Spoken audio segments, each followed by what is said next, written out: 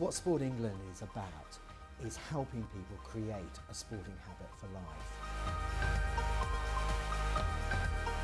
We've put, through active universities, £8 million into the sector to help them widen the offer. People just participating for fun, for their health, maybe to build friendship groups at universities, and that's what we've been investing into.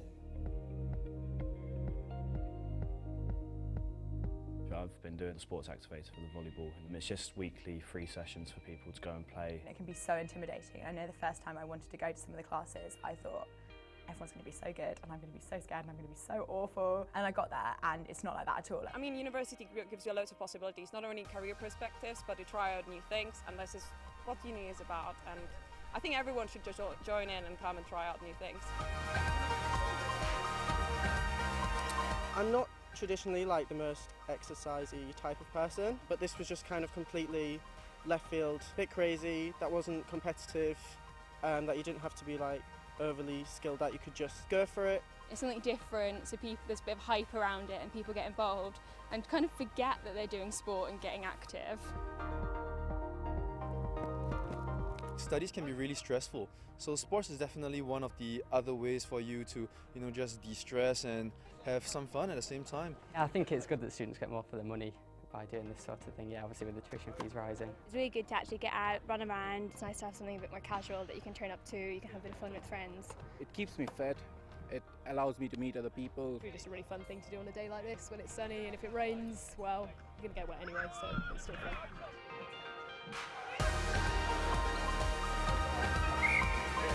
I've never met half of these people before, and I think getting to meet different people is really good for me and just widening my social circle. People are in the library for 12, 14 hours a day, and just to get out, get an hour, 2 hours of exercise is really beneficial. Come for the full university experience. So it's nice to be able to do stuff outside of library work or outside of uni work. You can just come and join the people, you don't have to be a professional athlete. A lot of people coming in because all the activities are passing the word around, come play, it's great fun. There's many students here that would never have been coached in sport. I think it's really great to deliver a professional coaching experience. It's always good to let your hair down and mess around at the end of the day. It's become part of my life now, so to not do it is kind of unthinkable.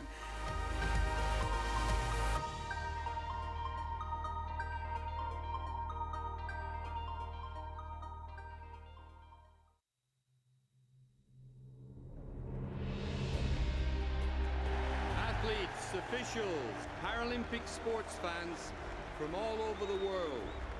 Dobry wieczór. Dobro pozdrowić Wysochi. Jade Etherington into the silver. Spectacular medal for Great Britain. I can't believe it's silver. It's crazy. Marie Bochet has done it again. Gold medal number 4. Fantastic curling from Great Britain. It's gold for Annie Schaffelhuber of Germany. Ben Sneesbit surely is the future of British Paralympic sit skiing. What a spectacular Paralympic winter debut. She's come to these 11th Paralympic Games for experience. Millie Knight, sensational. McKeever is the toast of the Canadian Paralympic team. Hayley Nielsen, fantastic stuff from the Great Britain scoot, just perfect. This is Jade Etherington. Every time this young lady takes to the piste, she has picked off a medal. Oh, Jade Etherington into the silver. Mick Brennan, 3 competitions, 3 excellent results. Pachushkov must now surely go down as one of the sport's all-time greats. What a sensational fight back. Great Britain have got their bronze medal. 2 successful runs, 2 good competitions. James Whitley, mission accomplished. Tony, she's had some frustrating times throughout these Paralympic Winter Games. I'm glad she's closing it on a high note. Chance for the States, and it's there! The United States take gold. Kelly Gallagher sets the pace for Great Britain, and it's gold for Kelly Gallagher. The first ever Paralympic winter gold for Great Britain. What a wonderful week for Paralympics GB.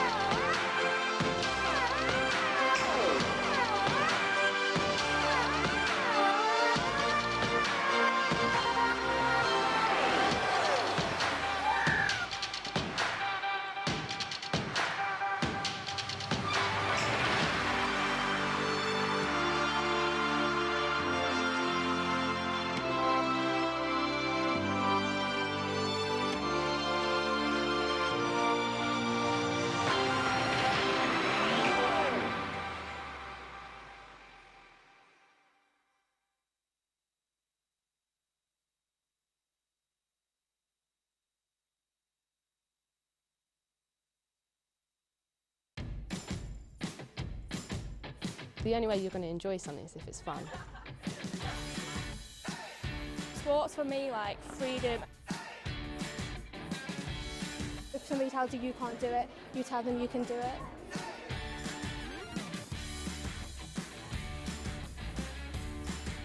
It's about getting involved and getting other people involved, so just being a leader. When Girls Active was kind of explained to me, I thought it was an excellent idea.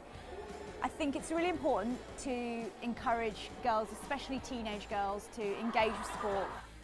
PE might not necessarily satisfy their needs or requirements. This is a great opportunity to really give the girls themselves a voice. I like sport, but I'm not a sporty person. But you don't have to be sporty to be good at sport. So I said I was going to give it a go, and I've came here and I've enjoyed it so far.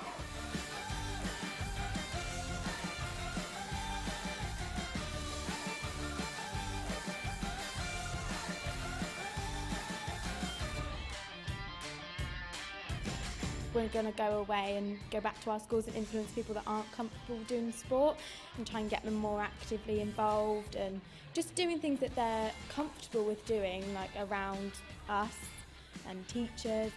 It needs to be more creative in a way. Like, I think most girls don't get active in sport because it's the same thing over and over again. Like here, it's shown me that we do need to like change it and get more girls active.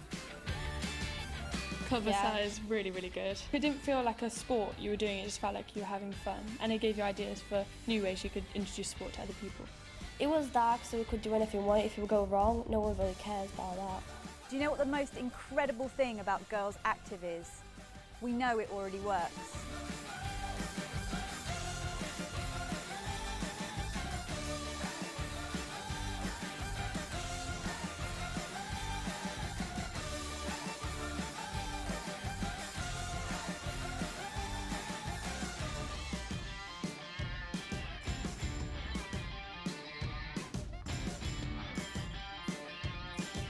This is like a big opportunity for me to then inspire and get younger girls active to then follow their dreams and get the career that they want to have. And having girls that have an influence on their peer group can really deliver a very powerful message, more so than maybe a teacher or a tutor could. Engaging these girls, giving them an opinion, a voice, encouraging them to develop their own system is really incredible and, you know, quite innovative.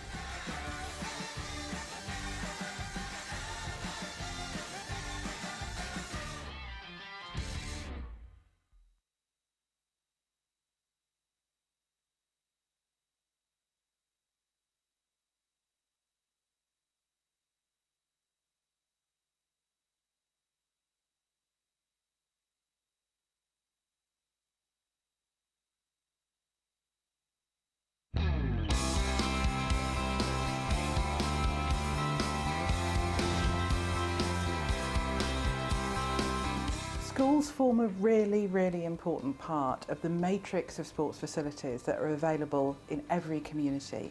So around 40% of places that people can play sport will be found on school sites. Use Our School is a new web resource to support schools in opening their facilities for community use. It provides tools and guidance for those starting out or wanting to improve what they currently offer. The resource has been developed in partnership with schools across the country, sharing their knowledge and experience. We know that this offers a real win-win for ourselves and for the community. This isn't about profit, it's about opportunity. It's about establishing this school at the very heart of the community. Well, basically we were a club without a home. We'd been priced out of our previous home, and kindly you came to our rescue basically. I think we've come an extremely long way from no income whatsoever for the lettings to actually, hopefully by the end of this year, £40,000, and I can only see that growing. We're a public asset, schools are public assets. We need to make sure that our facilities are available for use for as often as and for as long as they can be. And what we want are the right people coming on site, doing the right things. One of the things that's been really important for us in Birmingham is to make sure that we've got a joined up approach, that we don't have a leisure centre opening right next door to a school that is going to offer a very similar offer, or two neighbouring schools putting together community use. In terms of the benefits that our sports provision has to my college, well, I'm really proud of the activities that go on a daily basis. It's so much more than just a school. And in fact, although we're not technically a sports college, it actually feels like a sports college at times. There is so much going on, and it really is all about lifelong learning and healthy bodies, healthy minds. My advice for community projects of this nature would be to take every opportunity that is presented to you.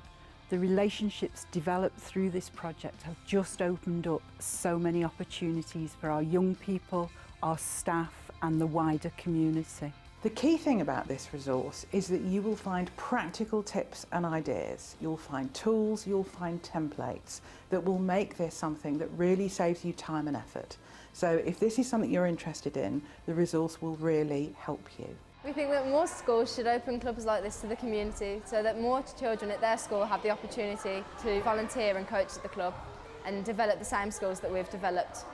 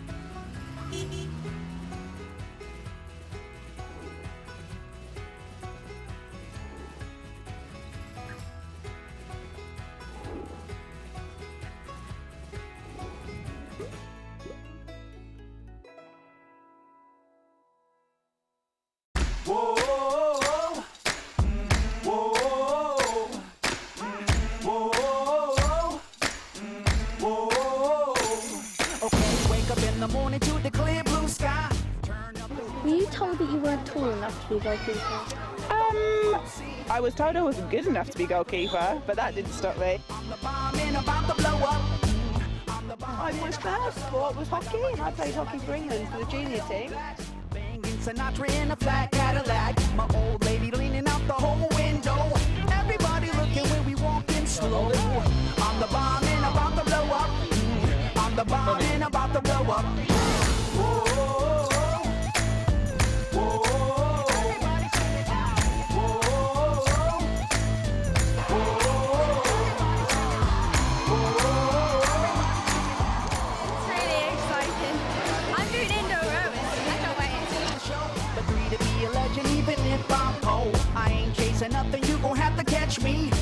you wanna taste, you gon' have to pay a fee.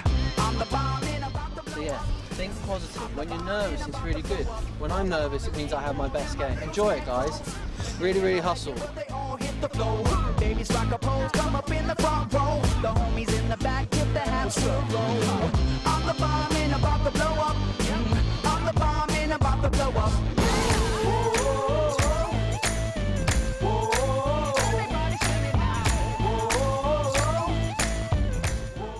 No, because like she's really like down the best to earth. goalkeeper in England. Enters there. Taken.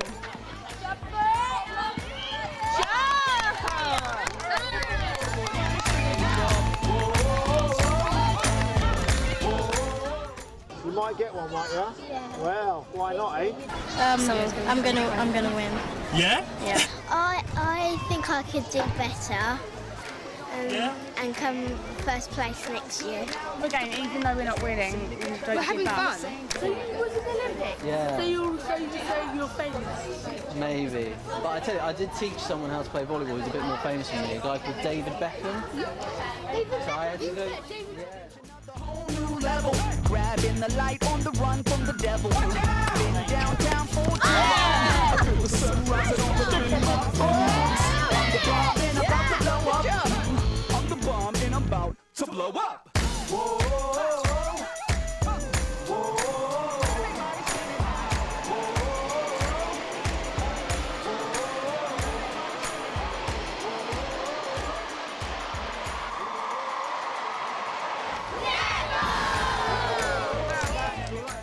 She's taught us about what she usually does to improve, so it's going to help us.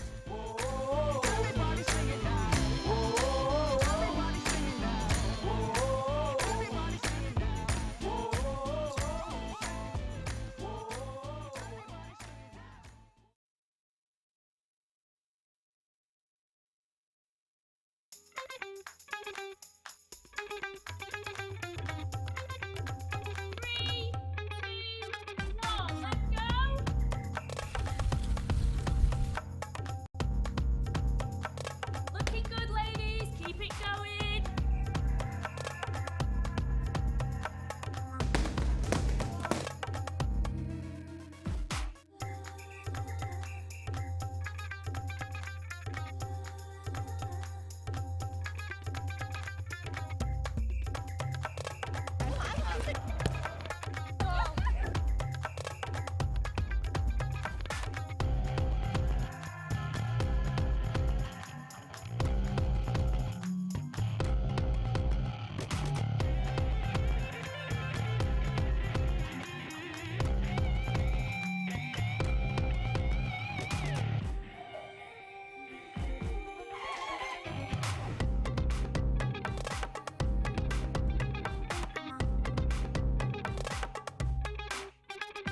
Last few seconds to go.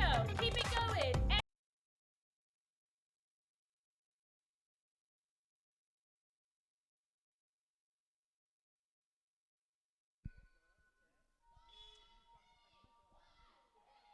Ladies and gentlemen, welcome to finals day here at the Sainsbury School Games 2015. It's wheelchair basketball, and what a tournament we've had so far. We're going to kick off the day nice and early with a 5th and 6th place playoff between Northern Ireland and Scotland here at the Manchester Regional Arena. Of course, you can keep up to date with all the action on Twitter and send us your good luck messages for a shout out here in the arena using the hashtag SSGWCBasketball. So great game here to kick us all off this morning on finals day. It's all come down to this, a climax end of the tournament. This should be a good game. Two very evenly matched teams, some key players to watch out for. One of my favourites of the tournaments, Marshall of Northern Ireland, key player for them. But Scotland with David the Beast Beattie and Manson in a defensive zone could be key for Scotland in this game. Let's get us all underway then. Nice and early here at the Manchester Regional Arena. And of course the Sainsbury School Games. The Sainsbury School Games acting as that first major tournament that these young athletes will take part in. Of course these young people could easily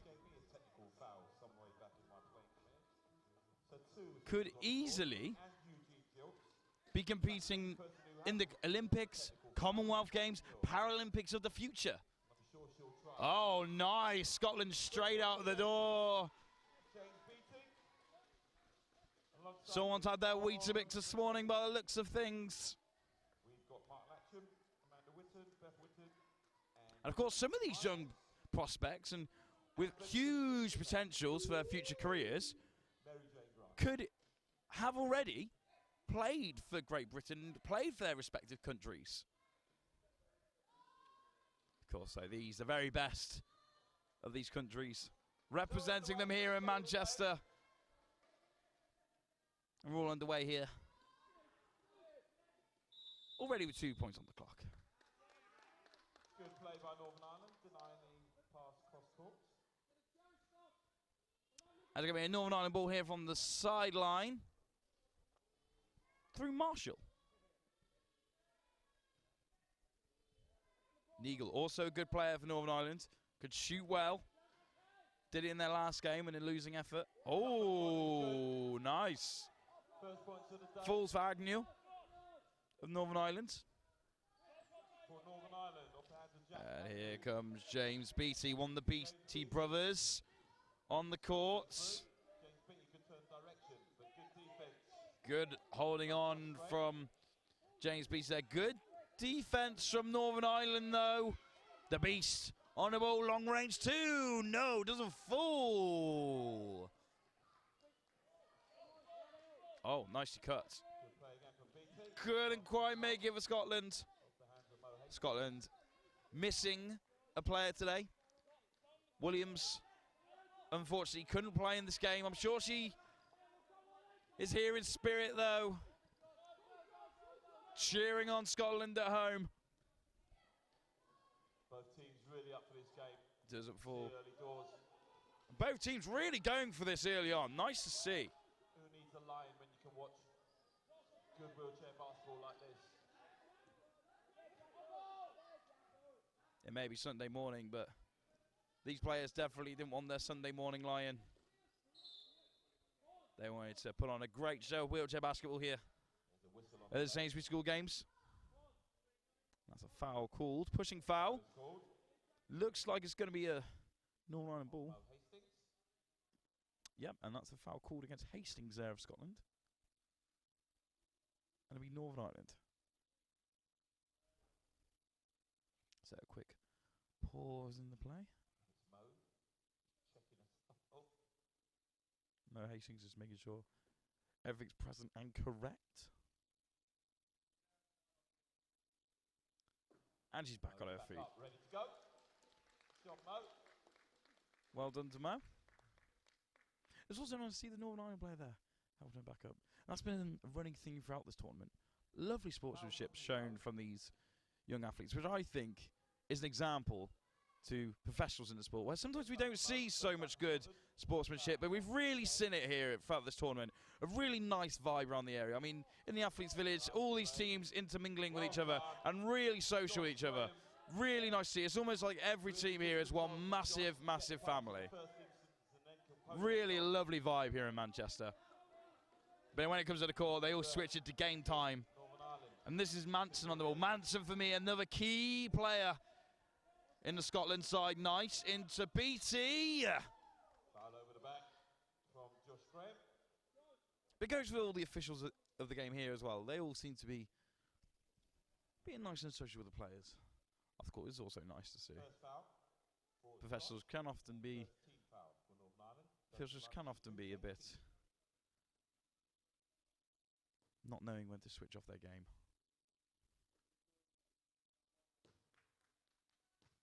But it's nice to see everyone enjoying each other's company here at the Sainsbury Games in Manchester. And one more to come for Scotland here. BT. No good. Ooh, Northern Ireland almost with the rebound there. BT. Nice. Mo. No.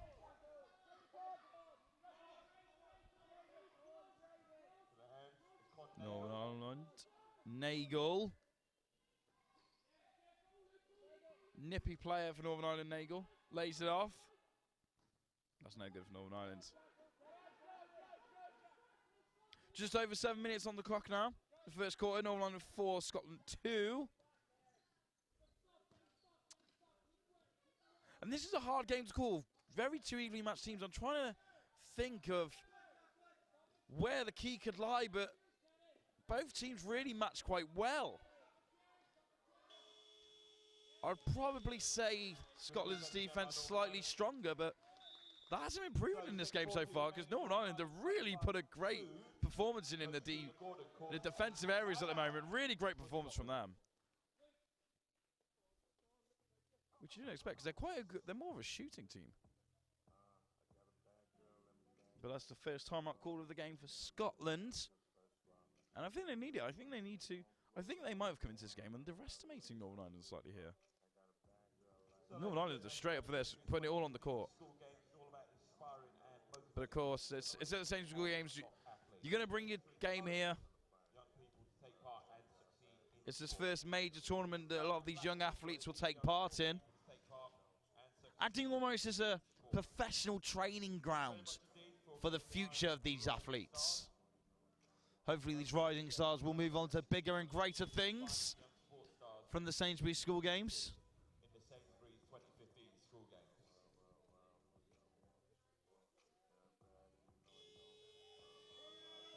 And the officials calling it in from the timeout. Once again, thank you for joining us on the live stream of the Sainsbury School Games. Of course, we've got live stream coverage of all the sports here over today, the final day of the Sainsbury School Games. Pick your choice of what sports you'd like to see, but well, of course, why would you leave wheelchair basketball? Here, nice and early. In the Manchester Regional Arena in the shadow of the Etihad. Most commonly known with Manchester City Football Club. Scotland ball from the rebound. Oh, this could be nice. A fast break for Scotland. In behind Northern Ireland, goes up for two. No, doesn't land. Picks up the rebound. She couldn't do it. Could do it third time round. And that is a foul called. And it'll be Scotland to go to the line for two through Mo Hastings.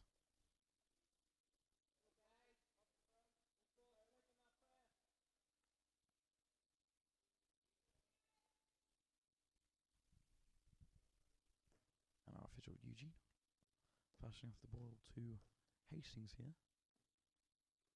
Oh, almost with the one. Nice direct approach there. Eugene to lay off the second to Hastings.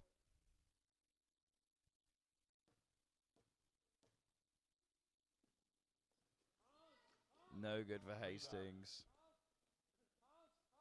But gets a rebound. Lovely play by Manson. Straight on it. And that's something that's been noticed about Manson throughout this competition. His reflexes to picking up those rebounds is so quick. It's great to see. Always reading the game one step ahead, Manson. Northern Ireland couldn't quite find the pass. And it's a Scotland ball from the sideline. Just over 5 minutes to go this first quarter. Passes the ball. Beattie, James Beattie, really getting a lot of the action today. Lays off, nice find to his brother of the Beattie boys. Number 7 and 8. And they really do have a great understanding of each other's play. The two brothers. Complement each other well. James and David Beattie. This is David Beattie, though, from the inline. Out to his brother James. Back to the beast, Beattie, as he's known by his teammates. Can't get the drop there. Northern Ireland on the fast break, but Manson, great defence work again. Brilliant all tournament long. Just clears up the backcourt. Oh, nice for the beast. David Beattie there. And Northern Ireland want to keep the ball away from him, knowing how well he can shoot. the main attacking presence of Scotland, and was really noticed in their last game out against South England in their losing effort. James Beattie was fouled out.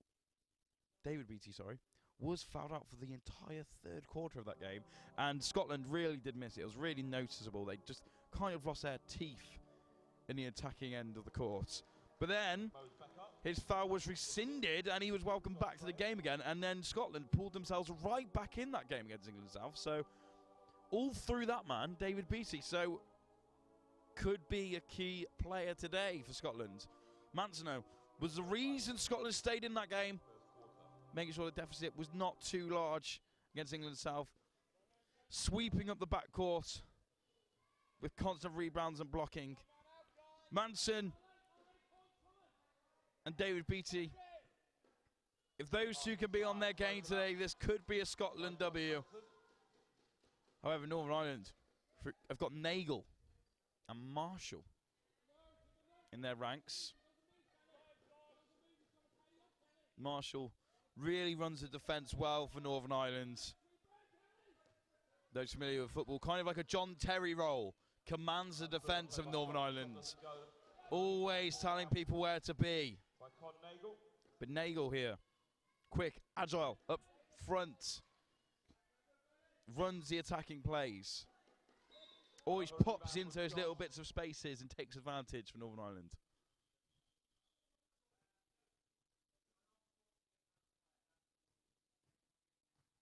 So just a warning there to the Scotland coach against Hastings there for going off court and round player.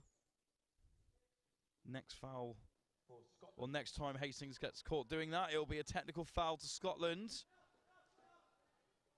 Hastings got to watch out for that. Nice pass, lace it off. What commitment to the pass, though, from James Beattie, and back up again for defence. Just that boy does not stop. But Northern Ireland, nice, finds Nagel. Ooh, that was beautifully worked, though, from Northern Ireland. Pick up their rebounds. Take two for Northern Ireland. Nice, Marshall. Another rebound. The fall in here comes Scotland up on their own. Can he catch him? No, and it's out of bounds. Josh Manson, though, for Scotland. Great rebounding from him. Of course, got double points yesterday, missed a double-double. 10 points and 22 rebounds for Manson. Really ran that defence well. And Hastings coming off the court for Scotland, replaced by Donnelly of Scotland.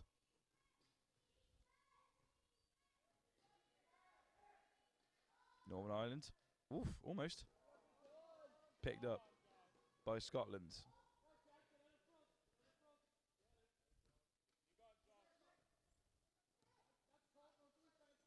David Beattie. Nice job from Marshall.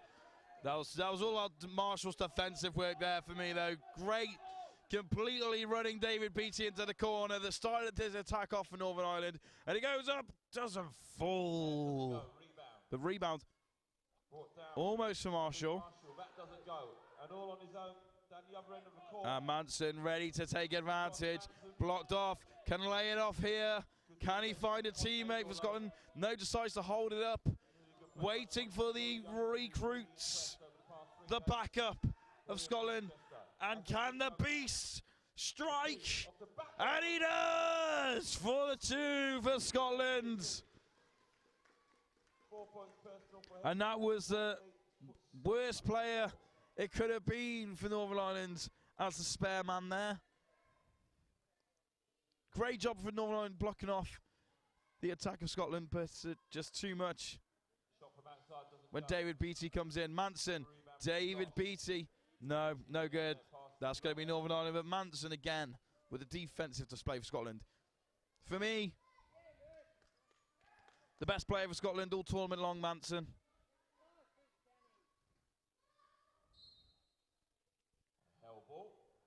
And that's a held ball. And possession arrow is towards Northern Ireland, so it'll be a Northern Ireland ball from the held ball. 49 remaining, 8 points to 4 in favour of Scotland. Northern Ireland from the inline. To Agnew. Agnew. Oof, that was unlucky. Manson. Nice vision. Beautiful vision to David Beattie. And David Beattie doesn't take advantage. Agnew straight away there. Oof. Scotland almost cut it out, but it ends up with Northern Ireland. So Murphy. Not quite. Rebounds.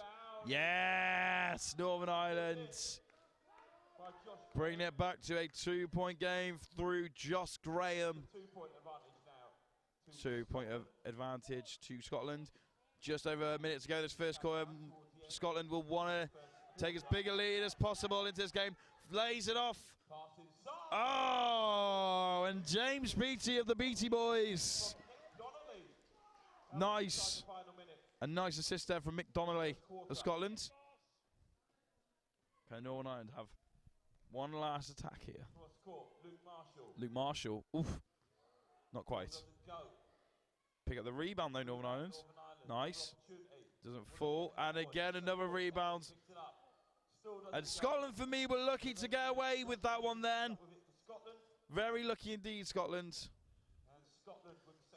Northern Ireland with 3 rebounds. When you give an opposition team that many rebounds, and Scotland lucky again there. Miscommunication in the pass. Mick Donnelly found it. Manson. No, very sloppy bit of play there from Manson. And Scotland there, very sloppy overall from them. Very uncharismatic. Had a really good first quarter. Just losing it a little bit there at the end. They need the quarter break just to regroup a little bit. Make sure that doesn't happen again for Scotland. Shoots. Seconds on the clock. And I think that's going to be it for the first quarter. At the end of the first, Northern Ireland 6, Scotland 10. Scotland, good performance from them. All about the defensive display for me from Manson, but got a little sloppy on the end with that last play. Northern Ireland just needs to take advantage of their chances more. At the end of the first, Northern Ireland 6, Scotland 10. Here at the Sainsbury School Games 2015.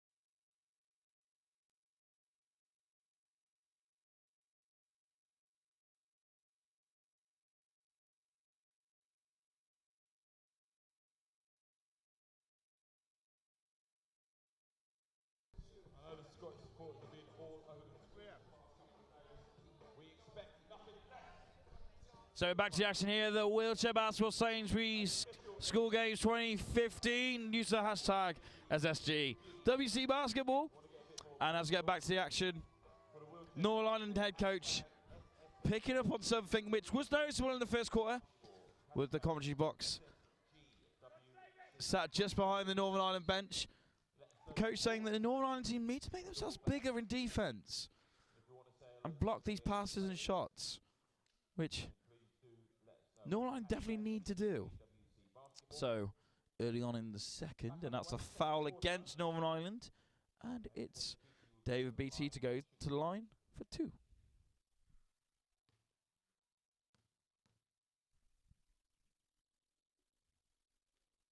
Doesn't land the first.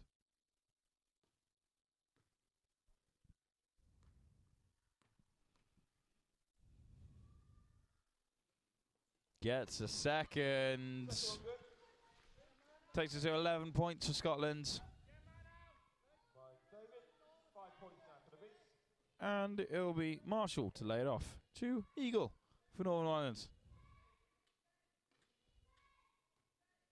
Northern Ireland, the smallest squad in the in terms of numbers of players in the competition. And you have to wonder,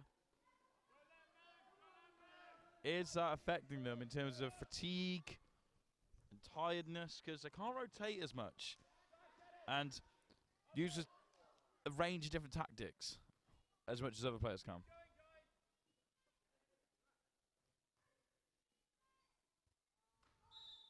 And referee finally calling for a stop in the play there.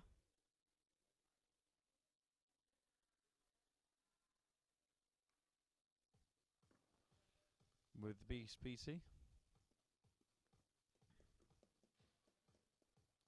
Back up again. Nicely done from David PT. And he is like a beast. He has a hunger for the basket. He'll be right back in the action again, right back in the thick of it. Not worried.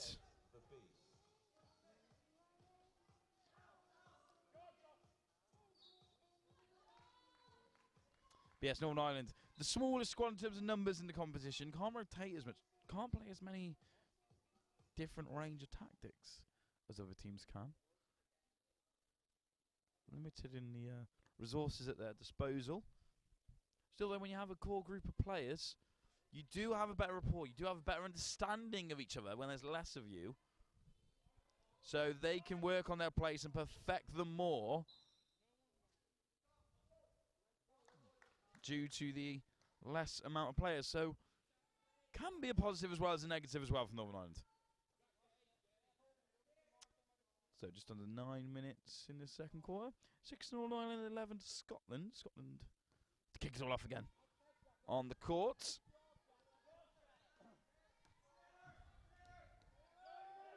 Nice. Davey really could have ran at the defence of Northern Ireland a bit more then. And it goes up for Northern Ireland. It doesn't fall for Murphy. Picks up the rebound. No good for Graham. And Manson wasn't going to get past him a third time. James Beattie. Really doing well, Northern Ireland, pushing Scotland into the corners here. Marshall had a bit of a quiet game for Northern Ireland so far. Shoots. Oh, the beast, Beattie. Feed the beast and he shall score for Scotland. The teeth of the Scotland attack. David Beattie now has 7 points. Taking his total to 7 in this game. David Beattie. See what Northern Ireland can do. Northern Ireland. Marshall.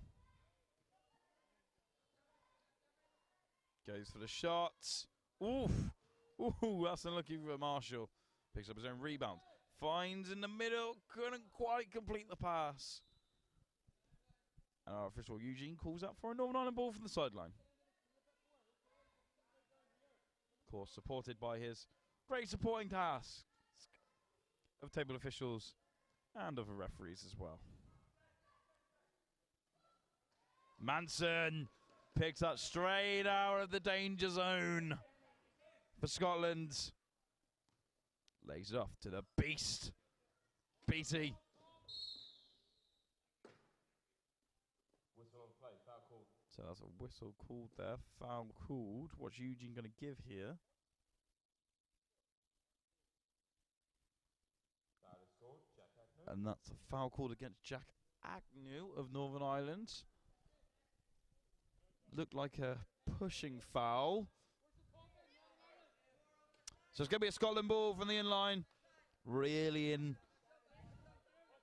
no man's land for Northern Ireland. David Beattie almost. Manson was right there, though, with the rebound, looking to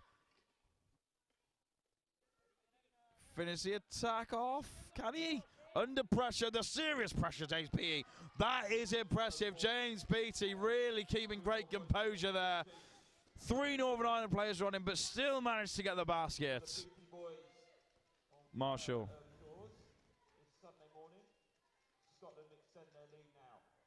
Nagel for Northern Ireland. Oh, Nagel! Starting to get himself going, getting himself onto the score sheet. First time this morning. In Worcester. And at the moment, Great Britain are beating France 39 points to 13. 39-13. And the news filtered through to the Manchester Regional Arena of the women's Team GB game happening at the moment, with Team GB winning 39 to France's 13 in the bronze game of the women's wheelchair basketball down in the European Championships in Worcester. Crowd liking that score. It's close down there against France. And the referee calling that back. Eugene not liking what he's seeing. And the foul is called. Wealth of experience, Eugene, in the wheelchair basketball game. And in general basketball here in the UK. Of course, officials at the highest level, these referees here in the Sainsbury School Games. That's because the Sainsbury School Games really is a serious tournament at this level. It's already the very best for these young athletes and potential stars of the future. Manson. Referee calls that back. That's a foul against Manson of Scotland. It's a Northern Ireland ball. And Northern Ireland stopping Manson going anywhere down the court, knowing that he is a key defensive man. This is going to be interesting for Northern Ireland. Can Nagel take full advantage of the missing Manson for 2? Oh, that's desperately unlucky for Northern Ireland. Great play, though, for Northern Ireland, keeping up the key defensive man in the attacking area of the court. Great idea for Northern Ireland.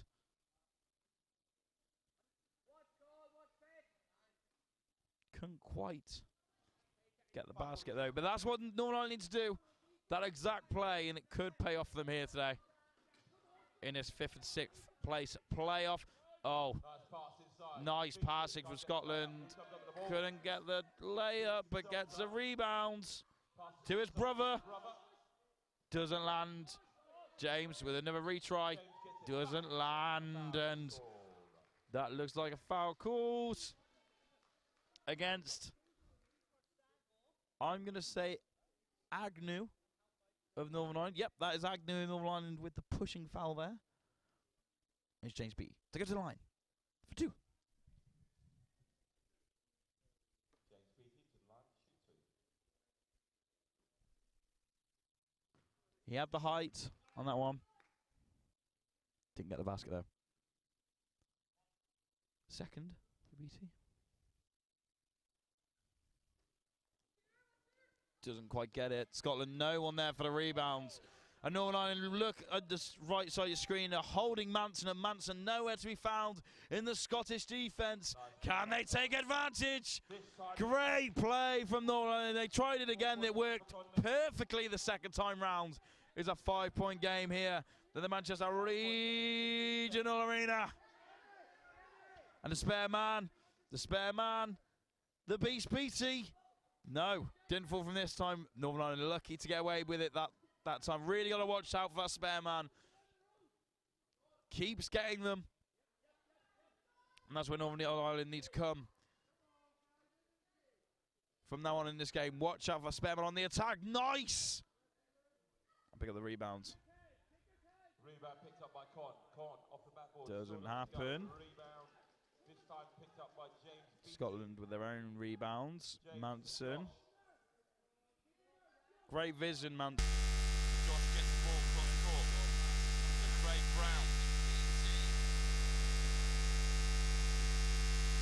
Davey looks to set himself.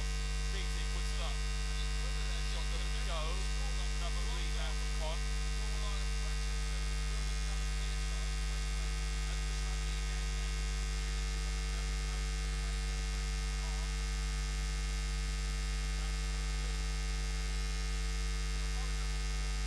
Another rebound by Con Nagel. Oh, and the points to Kenny. The Northern Ireland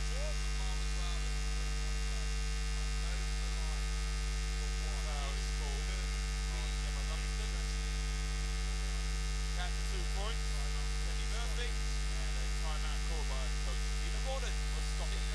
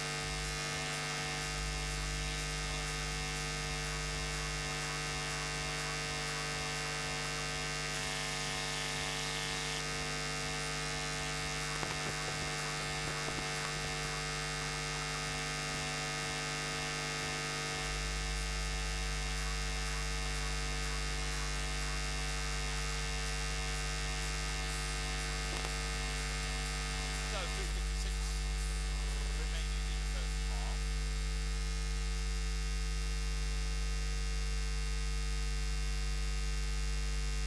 Kenny Murphy will take the line.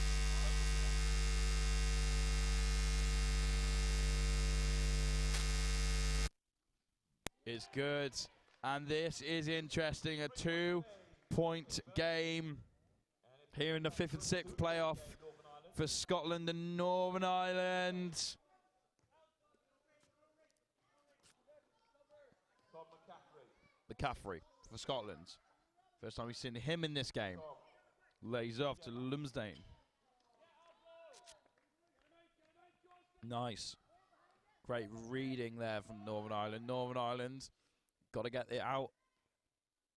Avoid the 8-second violation. Northern Ireland under pressure.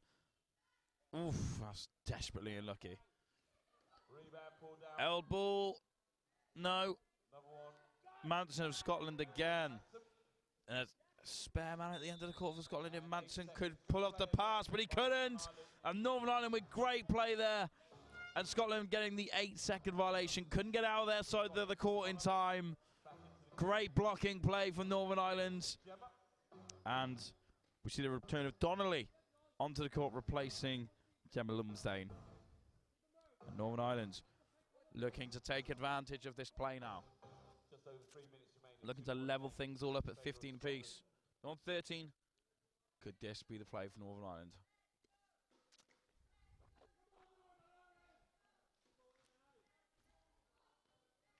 Con Nagel. Nagel. We know he could shoot from there. Doesn't decide to go for that time. Kenny. And in 3 seconds is the call. And that's a 3-second violation called. Of course, teams have Exactly where his chair was. can only be in that painted box for 3 seconds. Long out there. Avoids goaltending Josh. from a team. That's a foul called against. The violation called against Northern Ireland. Scotland, though, could take advantage of this play. Doesn't land for the Peace BC. That's a held ball. And a possession arrow. Points. In the way of Northern Ireland. Good hustle by them. It's a Northern Ireland ball. And there, look, the commanding marshal shouting to his soldiers in front of him to start running the play. Nagel goes up. Oh, Nagel levels it all up at 15 apiece here at the Sainsbury School Games 2015. Looking for big things from that young man in the future. Nagel, great shooting from him. As does this man, David Beattie. Lays off to his pro JBB. No. Northern Ireland.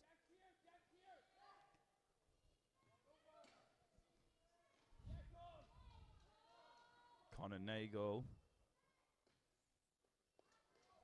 Doesn't fall. Nagel, as soon as he gets that space, that confidence to shoot, not often he misses, and he levels it all up for Northern Ireland. Just under 2 minutes ago, Connor Nagel, can he do it again? Can he get Ireland into the lead now, Northern Ireland? Marshall, great future for him in the game. Oh, that looked like the moment, and the coach, I've just seen, put his head in his hands for a second there, because he knew that was a diamond opportunity for Northern Ireland to take the lead. And it didn't fall. But this is going to be a Scotland ball from the inline from Manson.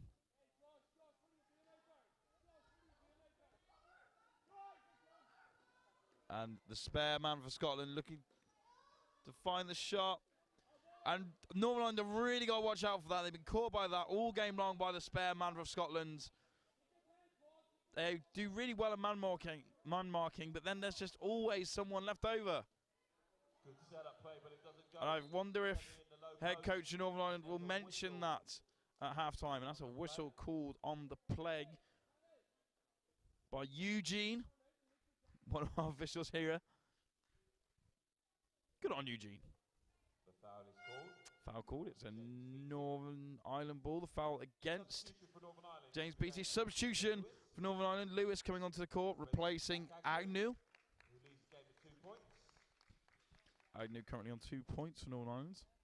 Headline ball to Northern Ireland. 1:13 remaining in the first half. Connor Nagel. Connor Nagel!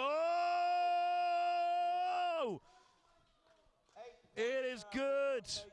8 points for Connor Nagel. He's pulled Northern Ireland right back in this one. And Northern Ireland lead for the first time in this game as we head into half-time. What a turnaround for Northern Ireland. Scotland, the beast. He's been a bit quiet in this second quarter. Is this the moment? No. And that's out of bounds from the inline. Northern Ireland really reading the Scottish play well in this second quarter. Young man of the moment, Con Nagel. Really had an answer for all the Scottish attacks. Really kept David Beattie out of the second quarter. Northern Ireland just needs to be more careful with the spare man for Scotland, because if more of those spare man shots have landed, I don't know if they'd be leading right now. But Northern Ireland, great attacking display, taking full advantage of their opportunities. Shoots. Doesn't land. And oh, no. Don't you hate it when that happens? Scotland. Don't worry, nobody saw that. David Beattie. David Beattie, the beast! And our official calls for the foul against Josh Graham of Northern Ireland. It's the beast Beattie to go to the line for two. Northern Ireland couldn't ask for a worse person to go to the line. The beast Beattie, the main attacking presence of Scotland, with his first of two. First one's good. Takes it to a 1 point game. Could have leveled it all up for Scotland. This second one, with just over 12 seconds on the clock.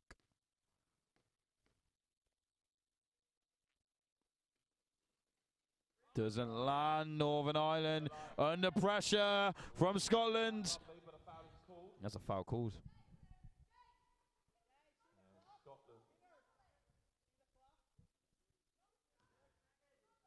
And that's a holding foul called against Scotland. Northern Ireland ball with just over 7 seconds to go. I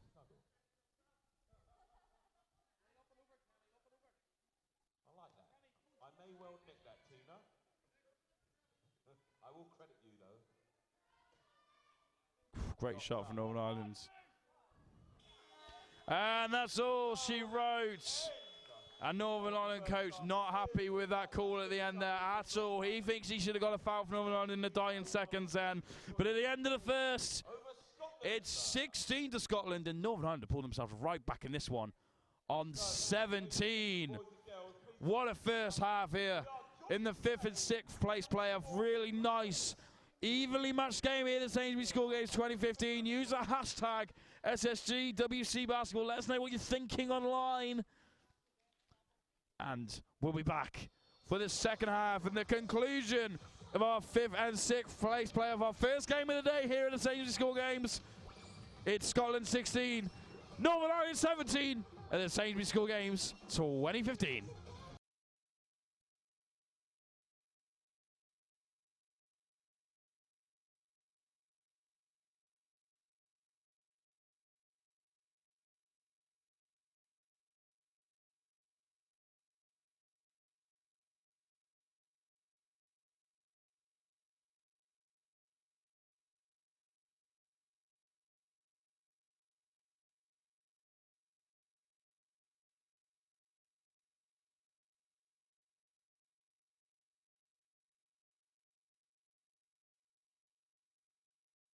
Whoa, whoa, whoa,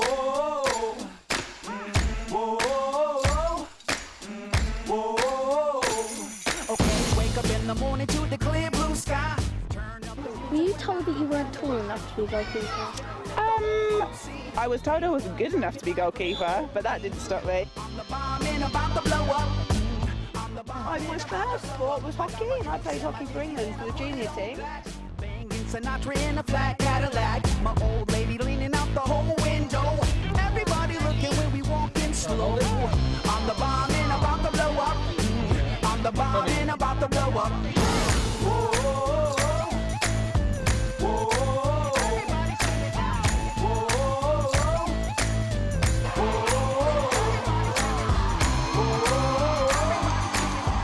It's really exciting. I'm doing indoor rowing. I can't wait. Agree to be a legend even if I'm cold. I ain't chasing nothing, you gon' have to catch me. And if you wanna taste, you gon' have to pay a fee. I'm the bomb and about to blow up. So yeah, think positive. When you're nervous, it's really good. When I'm nervous, it means I have my best game. Enjoy it, guys. Really, really hustle. They all hit the floor. Babies rock a pose, come up in the front row. The homies in the back give the half roll. I'm the bomb and about to blow up. I'm the bomb and about to blow up.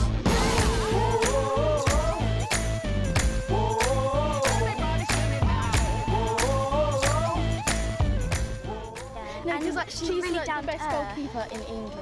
Answers there? Taken.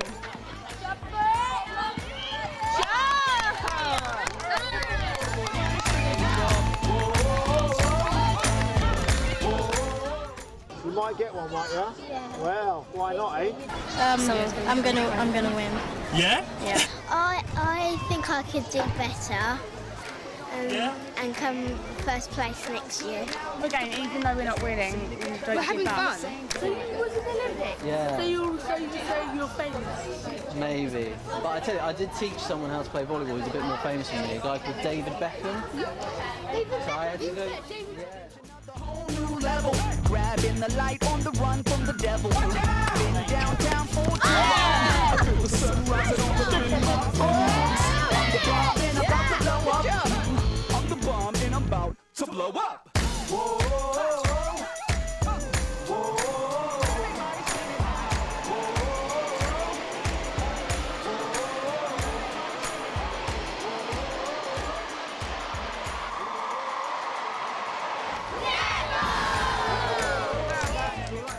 She's taught us about what she usually does to improve, so it's going to help us.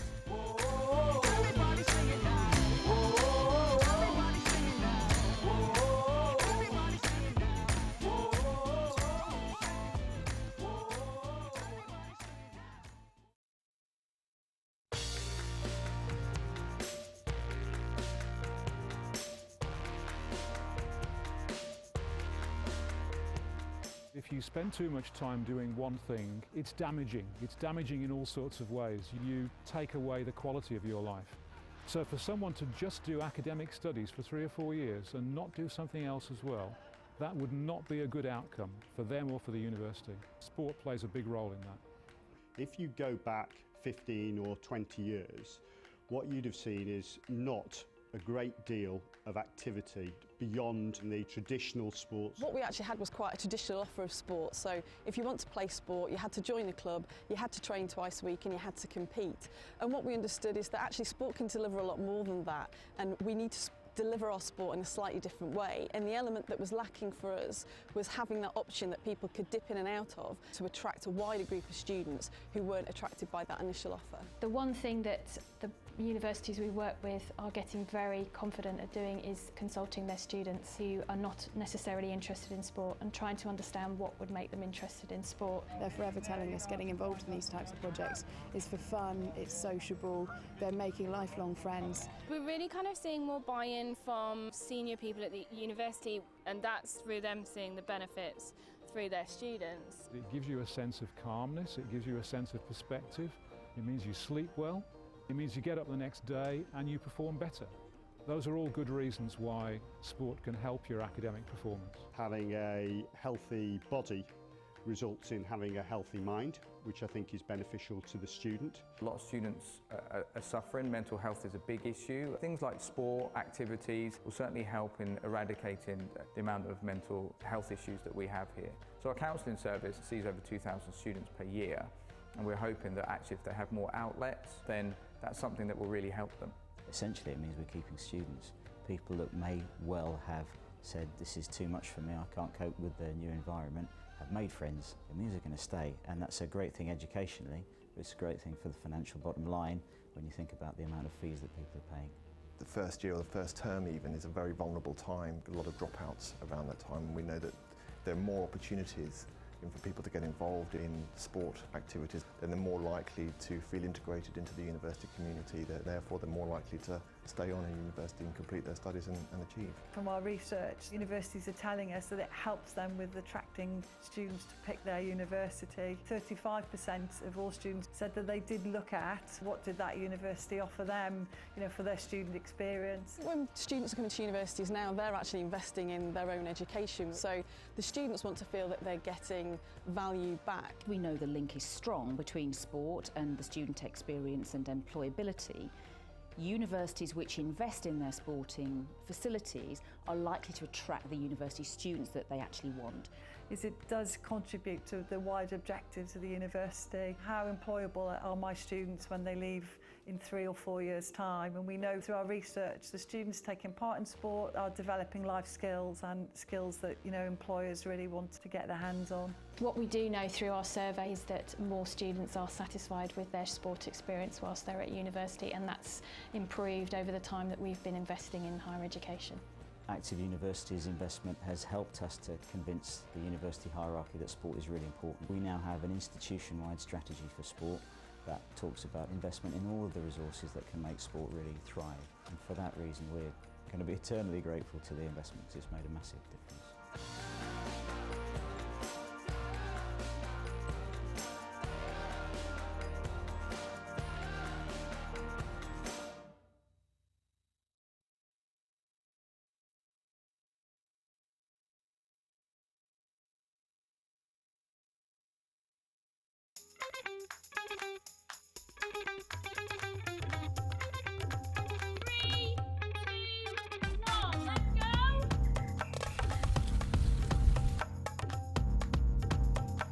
Looking good, ladies. Keep it going.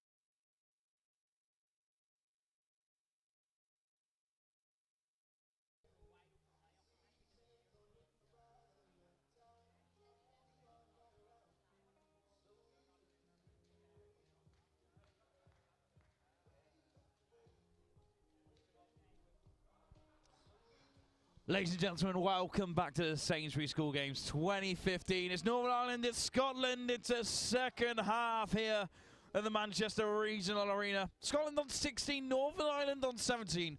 Northern Ireland pulling themselves right back into this one in that second quarter, going in leading at the break. Some great shout-outs we had from you at home at half-time for the players on court. Nice way from the Scotland team to the commentary box. And again, it goes back to what I was saying earlier. There's been such a great vibe about this competition. Everyone really getting on here. Also, a big shout-out at half-time for Team GB, currently playing in Worcester in the European Wheelchair Basketball Championships. Currently, the women are winning against France in a third-place playoff for the bronze medal.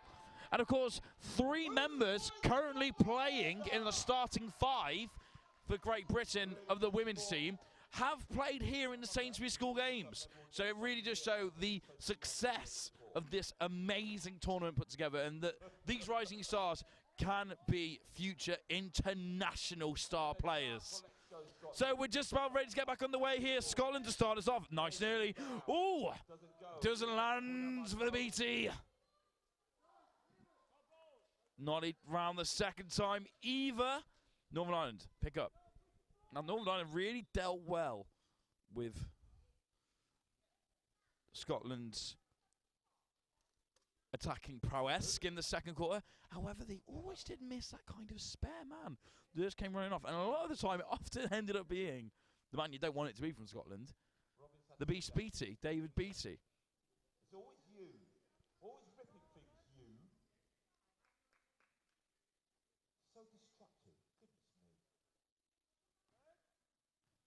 Northern Ireland possession. So it's a Northern Ireland possession from the sideline to get us back underway. And Northern Ireland really rose to the occasion in this playoff game. Once again, thank you for joining us on the live stream of Sainsbury School Games. Remember, you can check out all the other live sports happening as well throughout the competition. But of course, why would you want to leave the wheelchair basketball?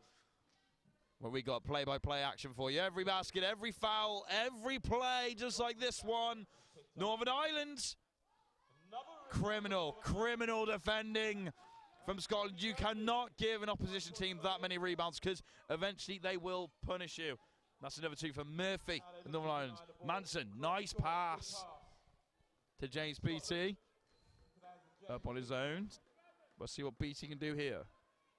Waits for his supporting castmates.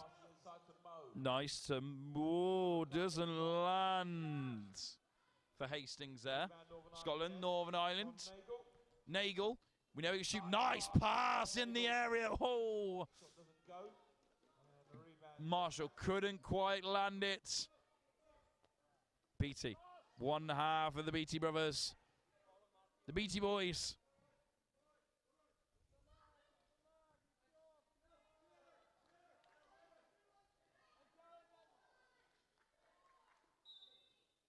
And it didn't happen. And that's a pushing foul against Kenny Murphy of Northern Ireland. It's going to be a Scotland ball. Of course, if you want to get involved with us here in the arena and you're watching from home, just use the hashtag SSGWC Basketball and we'll give you a nice shout out here in the arena if you have any supporting messages for the players on the court. We've already had some at halftime, and I'm sure we'll have many more to come. The players really appreciate it on the court. It's a nice little boost they need. And that's a whistle. The basket is no good. The whistle's called before the basket.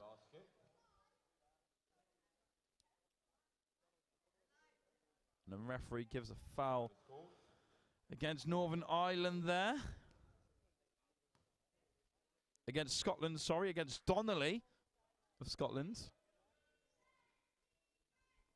Donnelly, good player for Scotland. Like his style.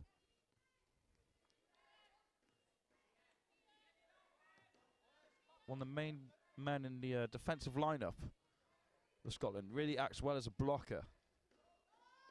Stops plays in their tracks, but he didn't manage to stop that one. The shot is good for Northern Ireland, and they take a 5-point lead.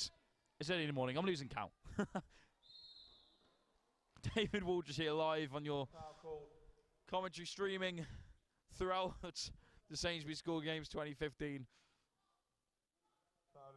And that's a foul called on Josh Graham of Northern Ireland. Scotland goes to line for 2. Really could do with getting these 2 now. And that's 4 fouls for Graham of Northern Ireland. Now that is interesting, especially when you've got a small squad like Northern Ireland. You really can't afford to have a player fouled out of the game. So 1 more for Josh Graham, and he will be fouled out, but he's being replaced on the court.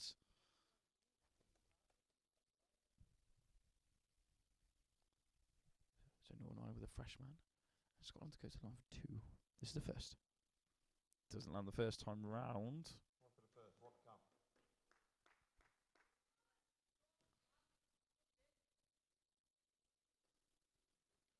Doesn't get the second.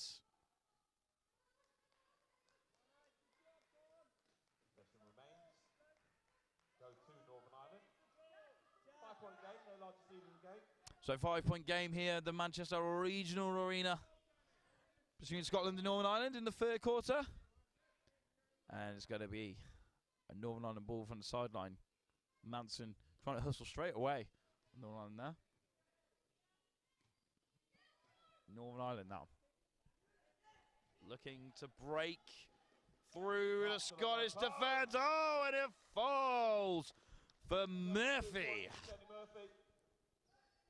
The Kenster Murphy of Northern Ireland. And with the assist going to Mr. Peter Lewis. Wow. And Northern Ireland now up by 7. This game has really been turned on its head here at the Manchester Regional Arena. Scotland are looking in trouble. They need something to happen now. It's not going to happen that time round. Agnew blocked off by Manson. Oh, but sneaks on through. And if Northern Ireland got another 2 there against Scotland, you'd have to start worrying for Scotland. But they got away with that. Mick Donnelly for Scotland. Building up the play slowly, but the referee calls for an off the ball instant against Kenny Murphy of Northern Ireland. And our referee official jokes it is an assassination foul, according to him. Bit of a cynical foul from Murphy.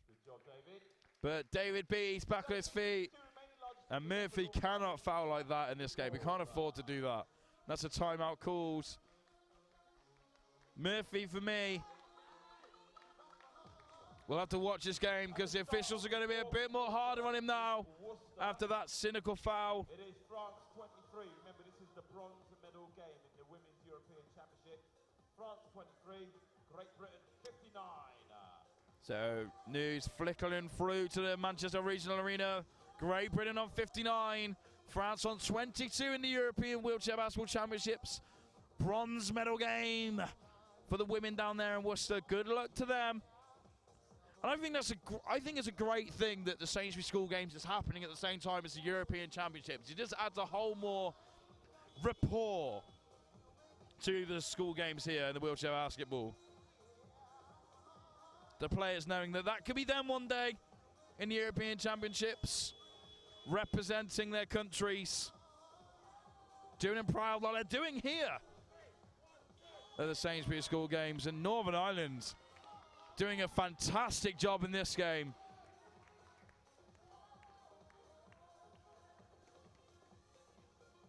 Especially against the favoured Scotland in this one. Northern Ireland doing incredible at the moment. Northern Ireland they know their tactics. They know their plays inside, out, and upside down.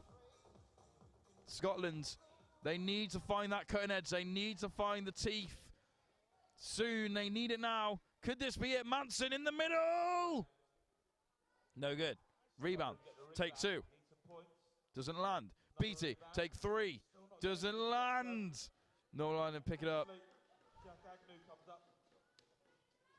Nagel really having a good game for Northern Ireland. Could this be another 2 for him? Coast to coast.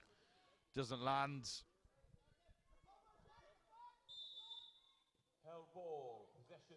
Held ball. And that's going to be a Northern Ireland ball. That's the way the possession arrow is pointing. And Scotland looking to build a tough defence here.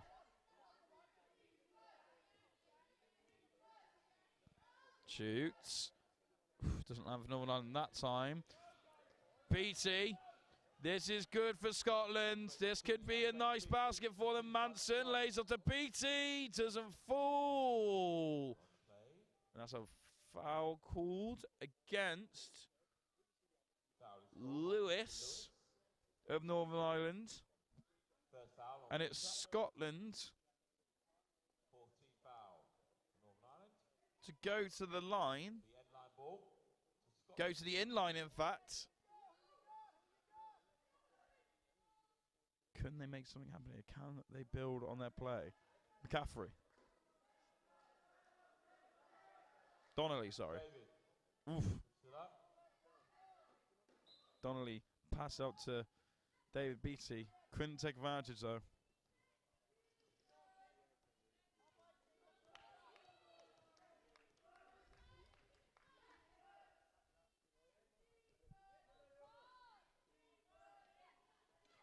Northern Ireland.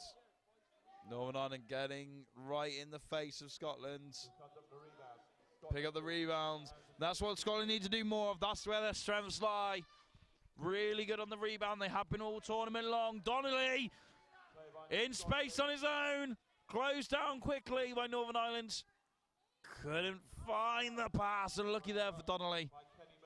Did well under pressure though.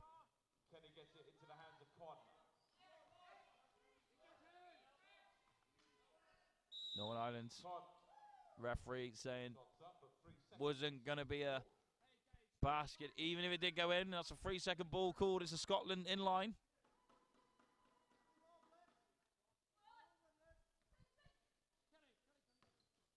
Manson to Donnelly. Donnelly got plenty of time to work out what he wants to do here.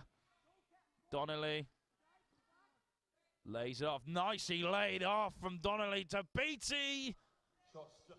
And some of these baskets need to drop for Scotland if they want to do something here. Nagel. Donnelly nicely blocked off from the paint. Nagel! And Scotland are in trouble now. It's a 9-point game. Scotland, they've got the talent in their ranks. They've got the ability. Can they get back into this one against Northern Ireland? Northern Ireland really doing a great job here, has to be said.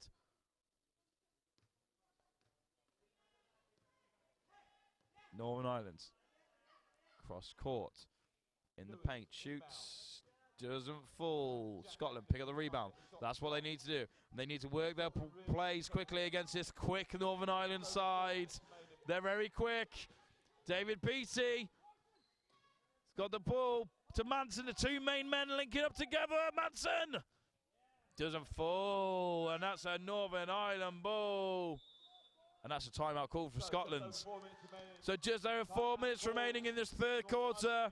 Scotland 16, Northern Ireland on 25.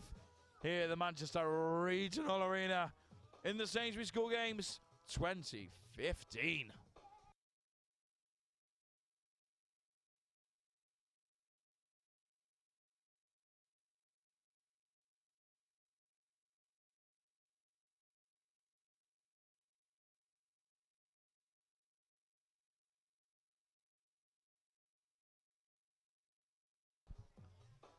So we're still in timeout here at the Sainsbury School Games 2015 in the 5th and 6th place playoff between Northern Ireland and Scotland.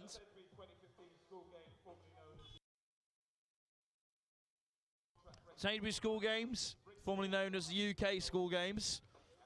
The first major tournament that a lot of these players will play in. but I'm certain not the last. Creating future athletes and future sporting stars here in Manchester. At the moment, it's Scotland, it's Northern Ireland. And Northern Ireland, you just sense that the belief is running through the veins of Northern Ireland now. Scotland need to find an answer to this Northern Ireland onslaught, and they need it now. They need some of these baskets to fall. Northern Ireland with the lead. They need to use the Scottish Bravehearts. Oh, and that's sloppy. That Scotland are lucky to get away with that. They really weren't woke up for that one.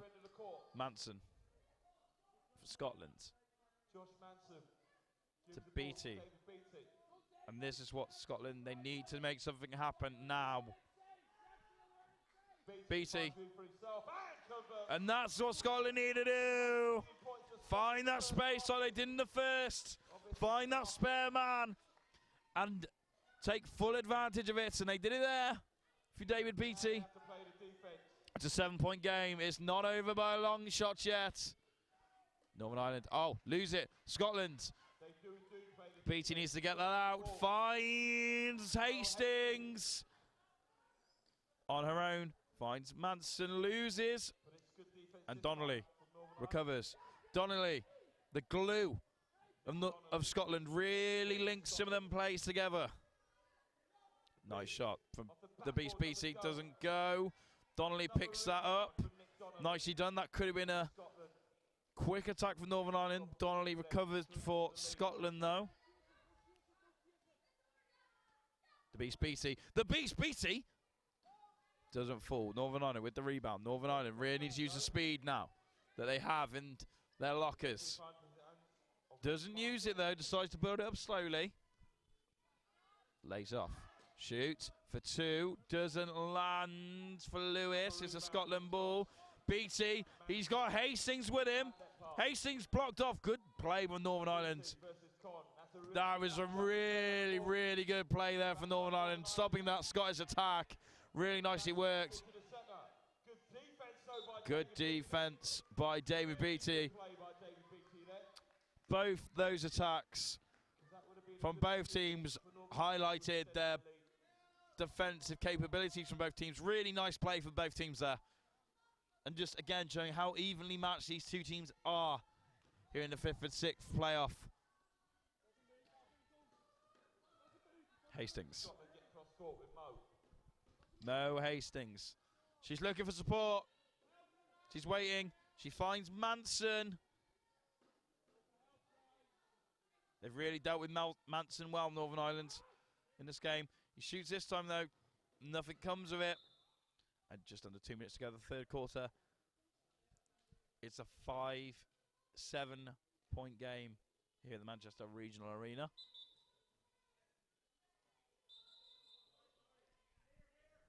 And the referee pulls that back.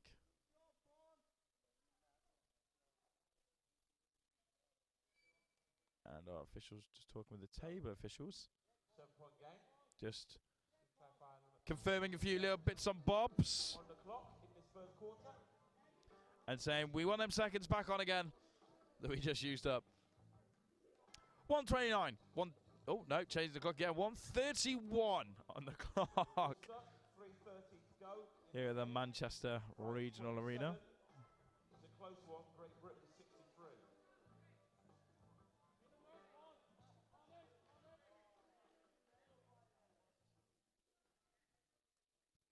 Northern Ireland. Through Lewis now. Lewis of Northern Ireland. Waits for his supporting castmates. Northern Ireland, oh, loses the pass there, recovers though. That was really lethal. They were in a danger area there against Scotland. Oh! Nagle, 2 more, taking him to the joint top scorer of the game. Conor Nagle, really bright future for that young man in the game. Good play again from Con.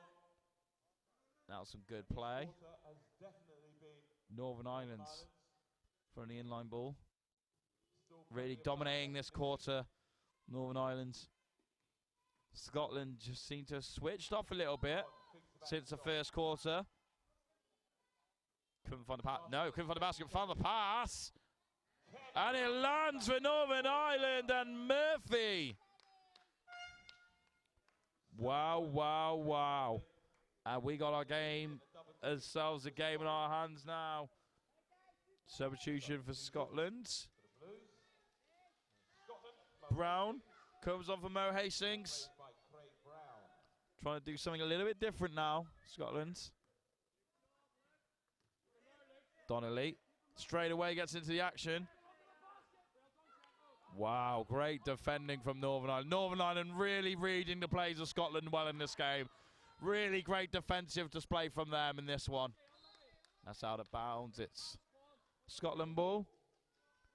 11-point game. Northern Ireland have done incredibly well to come from behind to lead here now by 11. Scotland just don't have any answers for them at the moment. Scotland need to find that attacking prowess. They need to use this man, David Beattie, on the ball now. They need to get him under the basket and get him scoring a few twos to bring themselves back in. And that's an 8-second violation called. They didn't get out of their half of the court in time. It's a Northern Ireland ball with 24 seconds on the clock of the third quarter. And that is enough time to drain down the shot clock. You have to wonder if Northern Ireland's going to just waste time here. No, it looks like they're going to go for it. Great play. Oof. Does it fall Manson? But that's the risk you take when you go for it.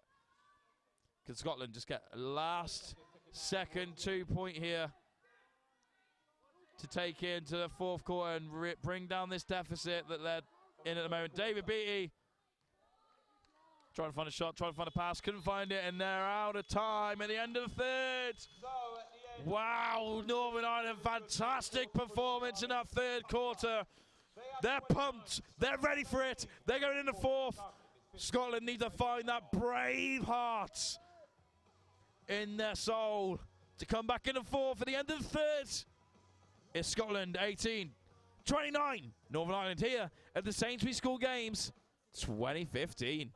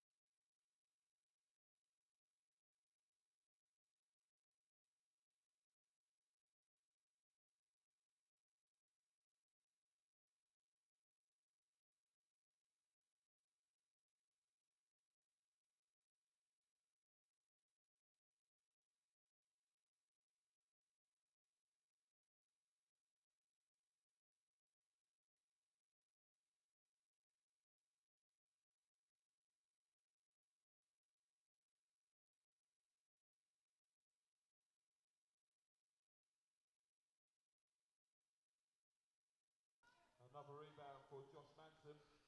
Now Scotland need to start Donnelly profiting from those. lays off to the beast that is the Beattie. Loses to Northern Ireland. Back come Northern Ireland. Long pass down court. Oof. Wow, Craig Brown. Laying it all on the line there.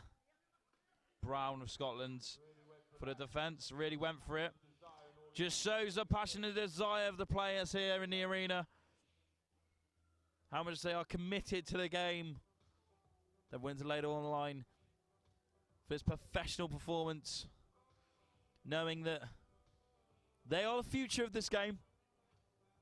Substitution for Scotland. Looks like Donnelly is going to be coming off.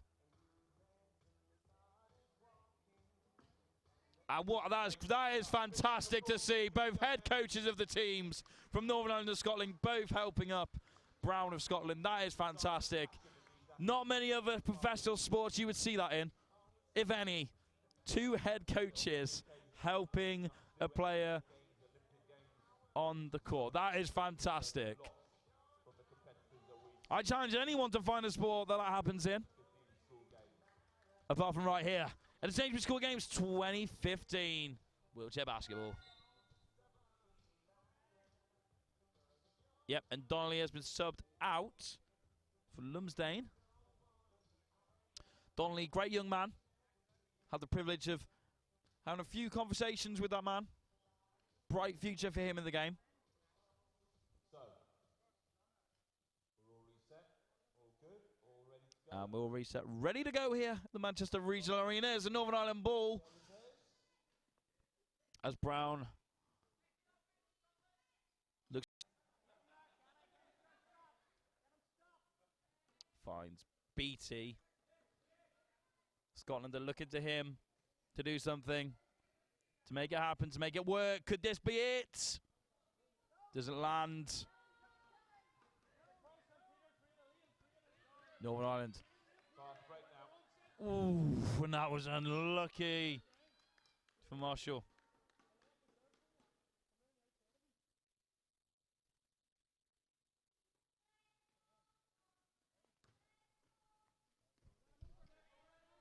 Scotland looking to make something happen. Oh, nice, kept out of his reach. But Northern Ireland come on top anyway. Go for the layup.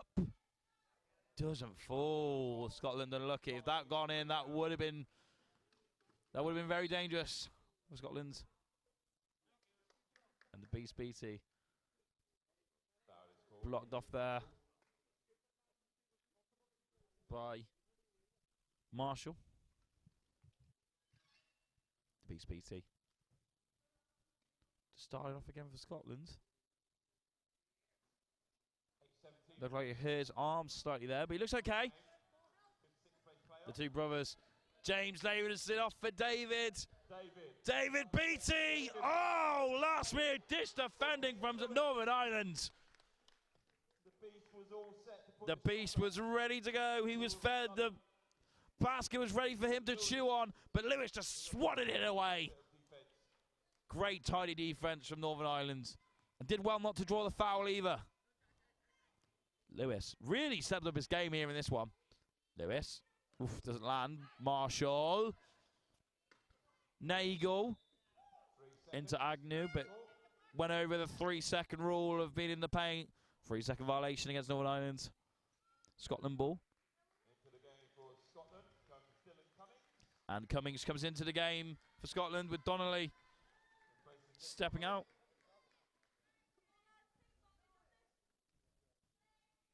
Really like Donnelly, really like his hustle. Big fan.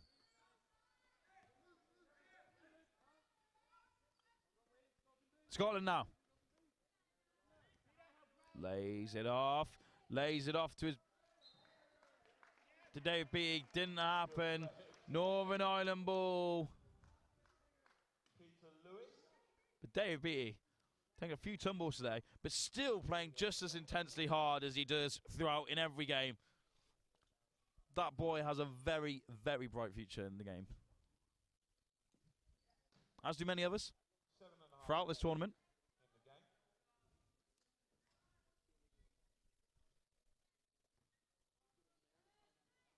Lewis.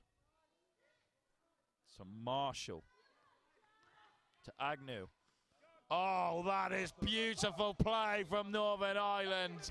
That was fantastic passing from Northern Ireland. We know they're going to do it. They're a good passing side with speed to match. And Scotland really struggling against Northern Ireland. Now on Northern Ireland have started again. The wheels in motion. So I've just been updated. They're really... 5 women and 2 male players who are playing in the European Championships up in Worcester who represented here at the same. So it's just filtering through. The news coming. They're in the European Championships in Worcester. There's actually 5 men from all different countries that have played here in the school games. But Agnew for Northern Ireland with another 2, and Northern Ireland are really looking good now. And Northern Ireland extend their lead.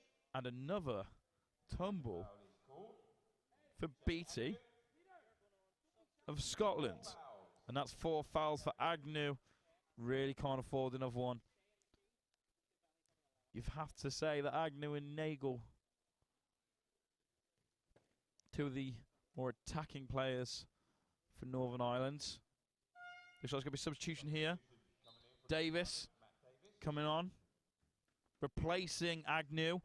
Good move by the coach there. Putting in a more defensive player, looking to not let Scotland get back into this one. Agnew. Good job from him. Attacking player. Big attacking player under the basket, but replaced by Davis, who is definitely more of a defensive big man. Doesn't land for Scotland with their rebounds. Doesn't go. Northern Ireland with the rebound. Here come the Northern Irish. In the white and green against the crystal blue of Scotland. First touch of the game for Davis. Nicely kept in. No. Beattie. Lays off to Manson. Manson.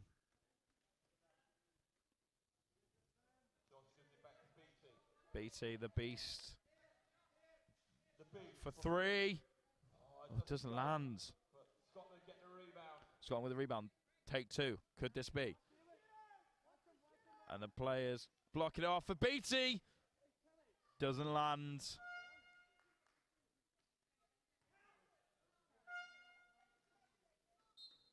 That's a substitution for Scotland. McCaffrey coming onto the court. Replacing Brown of Scotland. And gets a round of applause from the Scottish bench, Craig Brown. Northern Ireland, he's on in his own, and oh, doesn't fall. Oh, half the ball's in the basket then. Northern Ireland ball from the sideline. No, Scotland ball from the sideline. Following this one, it'll be South England taking on Wales for the bronze here at the Sainsbury School Games 2015. Here they were playing for 5th place and bragging rights, which for some of these young athletes is more important than a medal. Of course. All players knowing each other quite well at this level of the game. Oh, lovely cut out from Lewis. Lewis, fantastic game for him so far of the game. Scotland.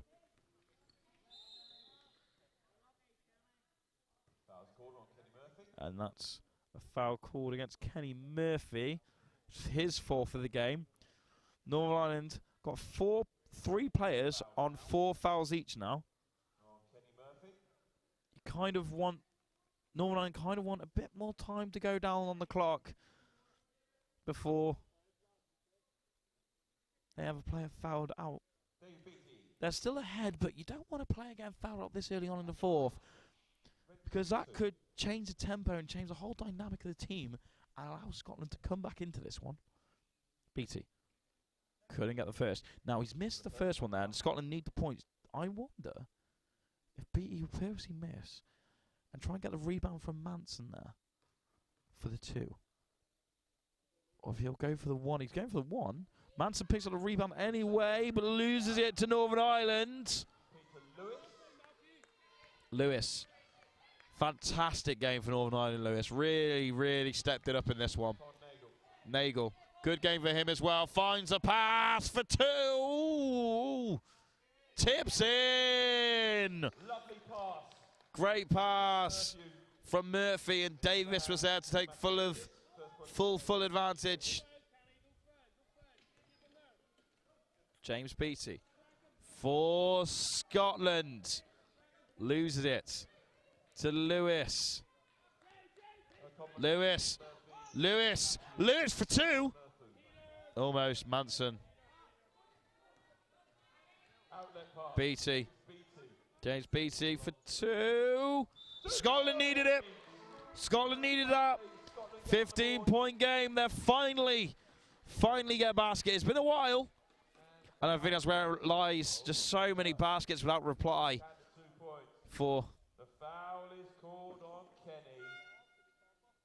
Scotland. But that is a foul called against Murphy. Well, I warned him. That's 5 fouls for Murphy. Murphy fouled out of the game for Northern Ireland. And that's a timeout called. When we come back from a timeout, it'll be a Scotland bonus point from the line with the opportunity to take it to 21. Murphy fouled out of the game, though, with just over 4 minutes on the clock for Northern Ireland. We have 2 other players from Northern Ireland on 4 fouls each as well. Northern Ireland can't really afford to have another player fouled out of this game. Not only because of the small squad, but because they are in the lead by 15 here, and they don't want to give an opportunity for Scotland to get back into this one. Murphy, a really big defensive player for Northern Ireland. But that's why he's on the foul count. Unselfishly giving personal fouls away for the team to stop baskets happening, which is paid off for Northern Ireland. That's why they're in this position. In the fourth, just over 4 minutes to go. 35 to Northern Ireland, 20 to Scotland. You have to ask what the coach of Scotland is going to do here. There's still plenty of time for Scotland. They're down, they're not out. But they need to really get their act together. They've been kind of sleeping giants throughout the third and throughout the fourth here as well. They need to get some action together. James Beattie's already got the 2. Going for a 3-point play.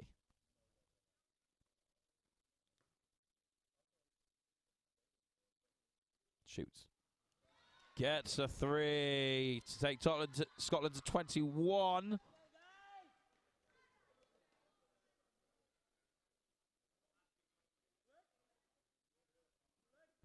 Northern Ireland to start from the in-line. Scotland need to stop these Northern Ireland attacks. But for me, the key of the game has been the reading of Scotland from Northern Ireland, really knowing where they're coming from, what their game plan is, what they're going to do, and have an answer for it every time. And Scotland just haven't took their chances when it's fallen to them. Hardly any of their baskets have been falling. It'd be really interesting to see the percentage of chances which have actually come to fruition for Scotland. Just luck's not been on their side this morning in this playoff game. That's a pushing foul called against number 8 of Northern Ireland. That's Luke Marshall's 3rd. And Gemma Lunson comes back onto the court for Scotland, replacing Cummings of Scotland. And it's James Beattie to go to the line to shoot 2.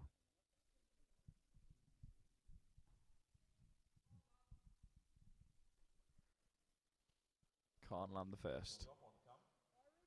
Got one more. Could take to Scotland on 22.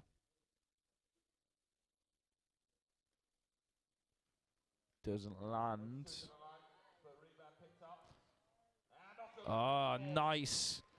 Now Scotland have got a chance. Northern Ireland are in foul trouble, meaning that any foul committed from Northern Ireland will automatically result in a free throw for Scotland.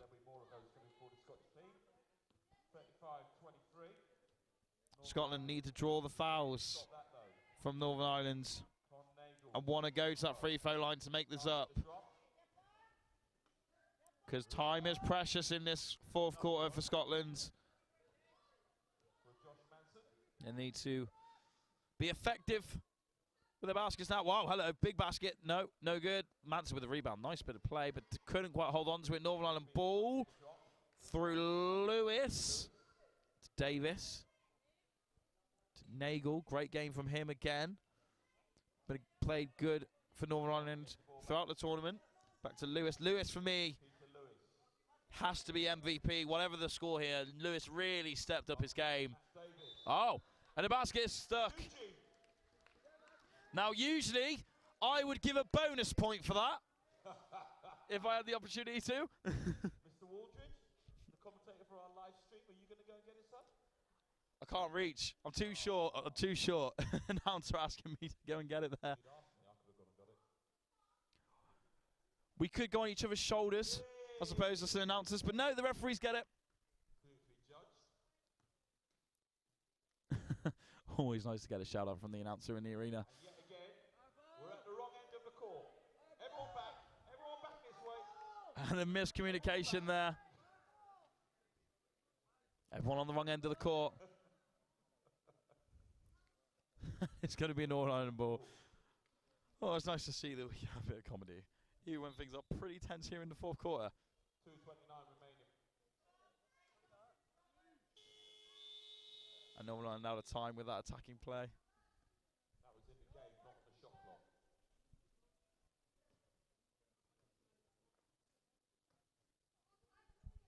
So it's a 12-point game, still plenty of time. Still plenty of time for Scotland. Ireland,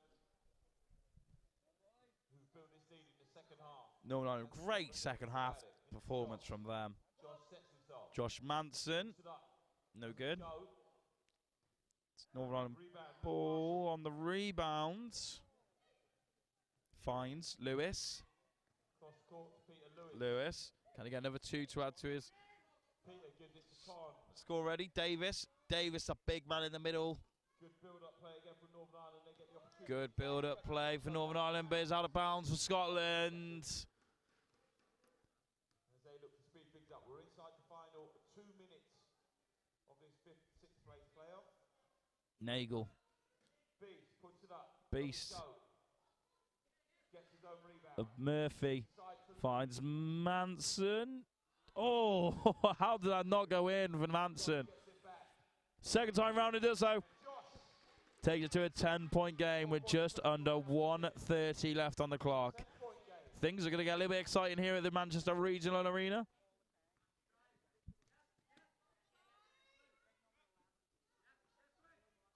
Lewis. To Marshall. Doesn't fall. Substitution. So that's a foul against Luke Marshall. That's another Northern Ireland player on 4 fouls now. So Luke Marshall, number 8 on 4 fouls. Substitution for Northern Ireland as well, with Graham coming off, also on 4 fouls. Replaced by Davis. BT shoots. Oh, that's unlucky. That's unlucky indeed for Scotland. Pick up their own rebound. David Beattie crosses it into the middle, finds his brother. Oof. Finally, Matt Davis comes down with it. Oh, nice. And Scotland, great hustle from them. Finds. Can he take advantage? No. But gets a foul and will go to the line for 2. Tom McCaffrey to go to the line for 2. And that's the second foul of the game for Peter Lewis. Northern Ireland really got to be careful with these fouls. Really don't want to let Scotland get back in this one.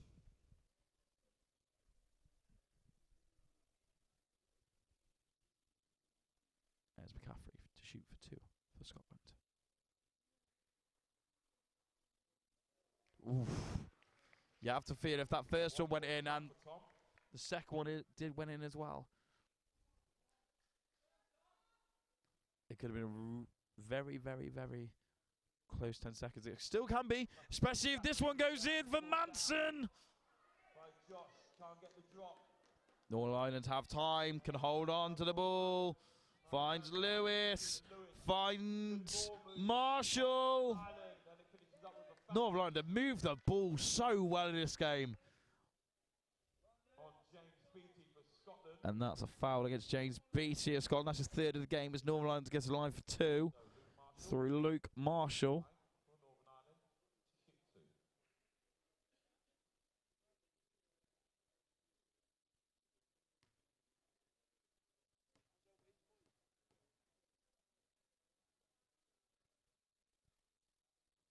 Couldn't land the first.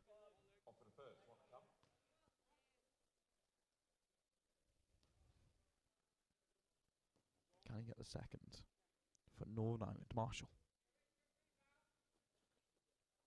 Doesn't land. Manson. Scotland on the attack now in the dying moments. Beattie closed down out of the game. Davis. Spare man Lewis. It's good for Agnew of Northern Ireland. And we're just about to come to the end of this one. Scotland couldn't get a basket at the end there. And at the end of this one, what a performance from Northern Ireland to pull themselves right back in this one. Congratulations to Northern Ireland, finishing the tournament in 5th. Scotland on 25, Northern Ireland on 37. And what a game it was. Fantastic first quarter for Scotland. Started to run away with it, and you had to ask, what was the game plan from Northern Ireland? They came back, they went back to the drawing board, re-evaluated the plan, and decided to do some great passing, some great link-up play, some great build-up play. And Scotland just could not find an answer. At the end of the first game of the day here on finals day in the wheelchair basketball at the Sainsbury School Games 2015, it finishes 37 Northern Ireland, 25 to Scotland.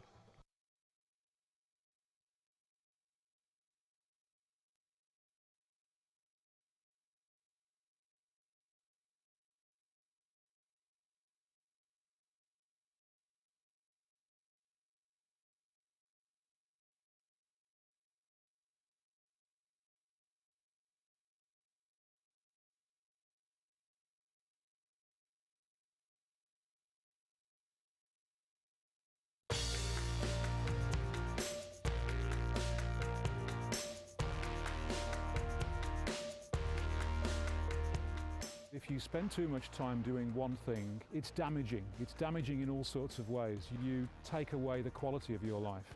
So for someone to just do academic studies for 3 or 4 years and not do something else as well, that would not be a good outcome for them or for the university. Sport plays a big role in that. If you go back 15 or 20 years, what you'd have seen is not a great deal of activity beyond the traditional sports. What we actually had was quite a traditional offer of sport. So if you want to play sport, you had to join a club, you had to train twice a week, and you had to compete. And what we understood is that actually sport can deliver a lot more than that, and we need to deliver our sport in a slightly different way. And the element that was lacking for us was having that option that people could dip in and out of to attract a wider group of students who weren't attracted by that initial offer. The one thing that the universities we work with are getting very confident at doing is consulting their students who are not necessarily interested in sport and trying to understand what would make them interested in sport. They're forever telling us getting involved in these types of projects is for fun, it's sociable, they're making lifelong friends. We're really kind of seeing more buy-in from senior people at the university, and that's through them seeing the benefits through their students. It gives you a sense of calmness, it gives you a sense of perspective, it means you sleep well, it means you get up the next day and you perform better. Those are all good reasons why sport can help your academic performance. Having a healthy body results in having a healthy mind, which I think is beneficial to the student. A lot of students are suffering. Mental health is a big issue. Things like sport, activities will certainly help in eradicating the amount of mental health issues that we have here. So our counselling service sees over 2,000 students per year, and we're hoping that actually if they have more outlets, then that's something that will really help them. Essentially, it means we're keeping students. People that may well have said, this is too much for me, I can't cope with the new environment, have made friends. It means they're going to stay, and that's a great thing educationally, but it's a great thing for the financial bottom line when you think about the amount of fees that people are paying. The first year or the first term even is a very vulnerable time, a lot of dropouts around that time, and we know that there are more opportunities for people to get involved in sport activities, then they're more likely to feel integrated into the university community. Therefore, they're more likely to stay on in university and complete their studies and achieve. From our research, universities are telling us that it helps them with attracting students to pick their university. 35% of all students said that they did look at what did that university offer them, for their student experience. When students are coming to universities now, they're actually investing in their own education. So the students want to feel that they're getting value back. We know the link is strong between sport and the student experience and employability. Universities which invest in their sporting facilities are likely to attract the university students that they actually want. It does contribute to the wider objectives of the university. How employable are my students when they leave in 3 or 4 years' time? And we know through our research the students taking part in sport are developing life skills and skills that employers really want to get their hands on. What we do know through our survey is that more students are satisfied with their sport experience whilst they're at university, and that's improved over the time that we've been investing in higher education. Active University's investment has helped us to convince the university hierarchy that sport is really important. We now have an institution-wide strategy for sport that talks about investment in all of the resources that can make sport really thrive. And for that reason, we're going to be eternally grateful to the investment because it's made a massive difference.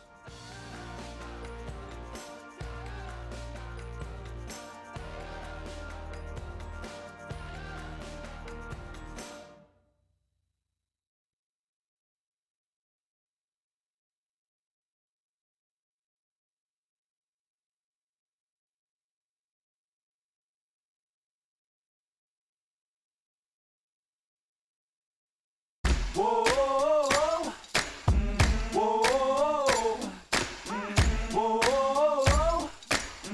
whoa. Okay, wake up in the morning to the clear blue sky. Were you told that you weren't tall enough to be goalkeeper? I was told I wasn't good enough to be goalkeeper, but that didn't stop me. My first sport was hockey, and I played hockey for England for the junior team. Sinatra in a flat Cadillac, my old lady leaning out the whole window. Everybody looking when we walking slow. I'm the bomb and about to blow up. I'm the bomb and about to blow up. Whoa, whoa,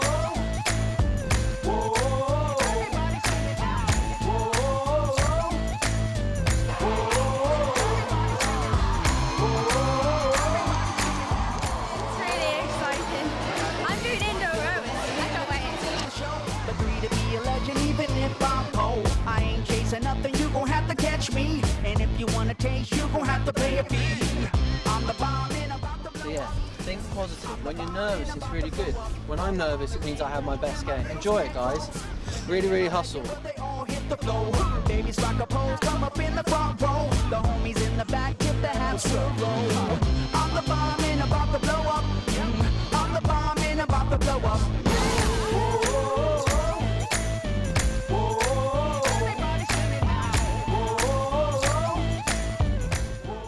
No, because she's really like the best goalkeeper in England. Answers there. Taken.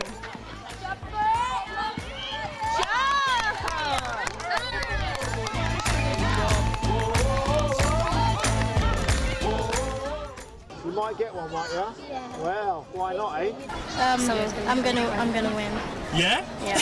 I think I could do better. And come first place next year. Again, even though we're not winning, we're having fun. So you was in the Olympics? Yeah. So you're famous? Maybe. But I tell you, I did teach someone how to play volleyball who's a bit more famous than me, a guy called David Beckham. So I had to go... New level, grabbing the light on the run from the devil. Been downtown for I feel the sunrise over the I'm the bomb and about to blow up. I'm the bomb and I'm about to blow up.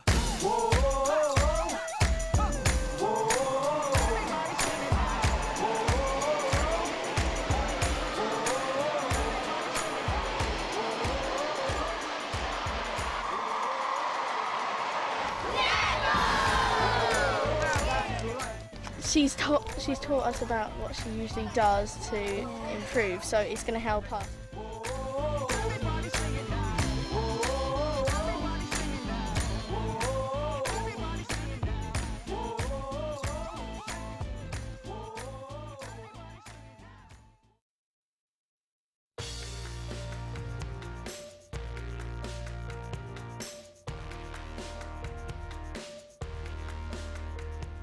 If you spend too much time doing one thing, it's damaging. It's damaging in all sorts of ways. You take away the quality of your life. So for someone to just do academic studies for 3 or 4 years and not do something else as well, that would not be a good outcome for them or for the university. Sport plays a big role in that. If you go back 15 or 20 years, what you'd have seen is not a great deal of activity beyond the traditional sports. What we actually had was quite a traditional offer of sport. So if you want to play sport, you had to join a club, you had to train twice a week and you had to compete. And what we understood is that actually sport can deliver a lot more than that, and we need to deliver our sport in a slightly different way. And the element that was lacking for us was having that option that people could dip in and out of to attract a wider group of students who weren't attracted by that initial offer. The one thing that the universities we work with are getting very confident at doing is consulting their students who are not necessarily interested in sport and trying to understand what would make them interested in sport. They're forever telling us getting involved in these types of projects is for fun, it's sociable, they're making lifelong friends. We're really kind of seeing more buy-in from senior people at the university, and that's through them seeing the benefits through their students. It gives you a sense of calmness, it gives you a sense of perspective, it means you sleep well, it means you get up the next day and you perform better. Those are all good reasons why sport can help your academic performance. Having a healthy body results in having a healthy mind, which I think is beneficial to the student. A lot of students are suffering. Mental health is a big issue. Things like sport, activities will certainly help in eradicating the amount of mental health issues that we have here. So our counselling service sees over 2,000 students per year, and we're hoping that actually if they have more outlets, then that's something that will really help them. Essentially it means we're keeping students.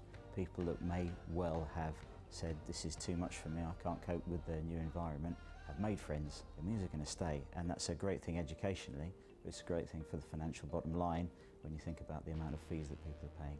The first year or the first term even is a very vulnerable time, a lot of dropouts around that time, and we know that there are more opportunities for people to get involved in sport activities, then they're more likely to feel integrated into the university community. Therefore, they're more likely to stay on in university and complete their studies and achieve. From our research, universities are telling us that it helps them with attracting students to pick their university. 35% of all students said that they did look at what did that university offer them, for their student experience. When students are coming to universities now, they're actually investing in their own education. So the students want to feel that they're getting value back. We know the link is strong between sport and the student experience and employability. Universities which invest in their sporting facilities are likely to attract the university students that they actually want. It does contribute to the wider objectives of the university. How employable are my students when they leave in 3 or 4 years' time? And we know through our research the students taking part in sport are developing life skills and skills that employers really want to get their hands on. What we do know through our survey is that more students are satisfied with their sport experience whilst they're at university, and that's improved over the time that we've been investing in higher education.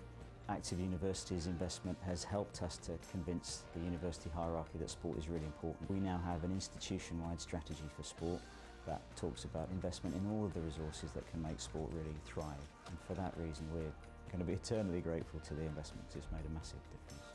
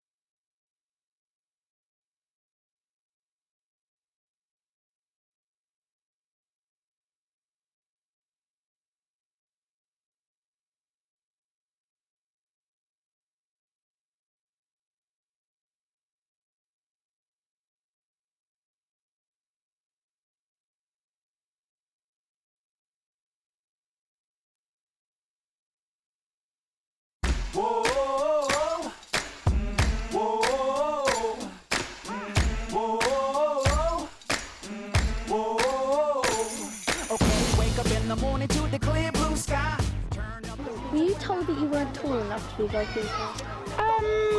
I was told I wasn't good enough to be goalkeeper, but that didn't stop me. My first sport was hockey, and I played hockey for England for the junior team. Sinatra in a flat Cadillac, my old lady leaning out the whole window. Everybody looking when we walking slow. I'm the bomb and about to blow up. I'm the bomb and about to blow up.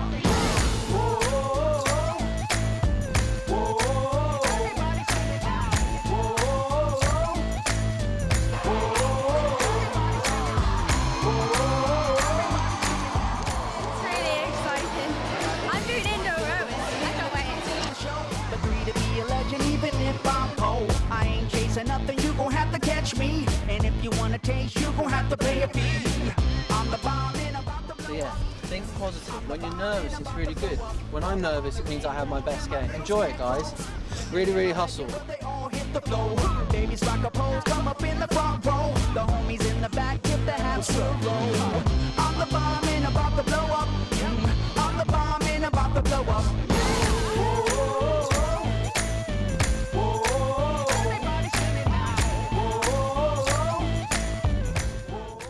Because like, she's really like the best goalkeeper in England. Answers there? Taken.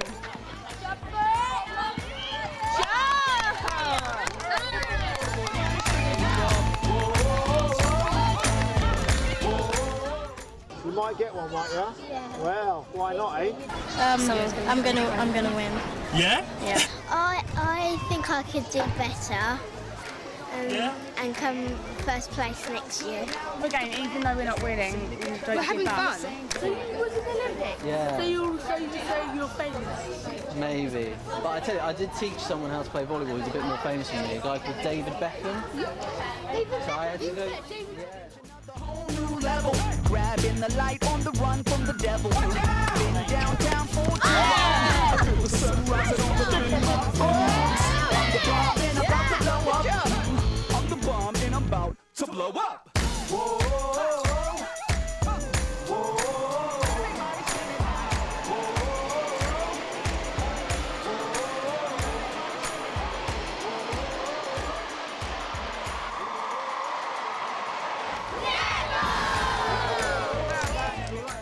She's taught us about what she usually does to improve, so it's going to help us.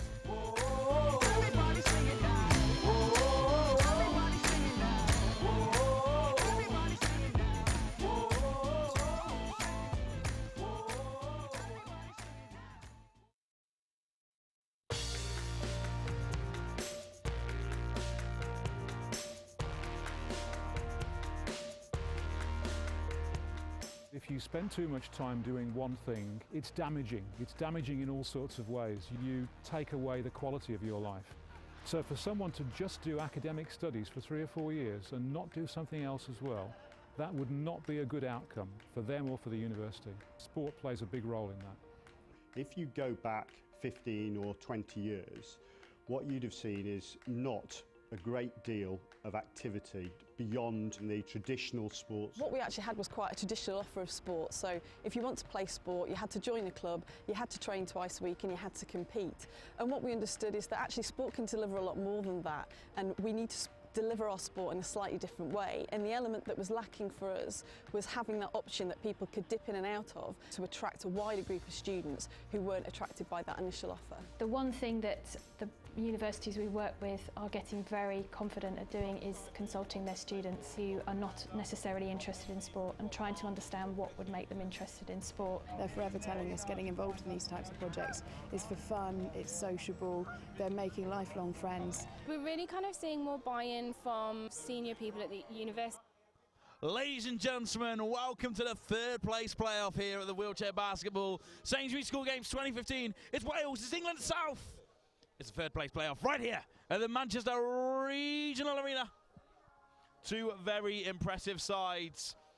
This one for me could be the game of the tournament.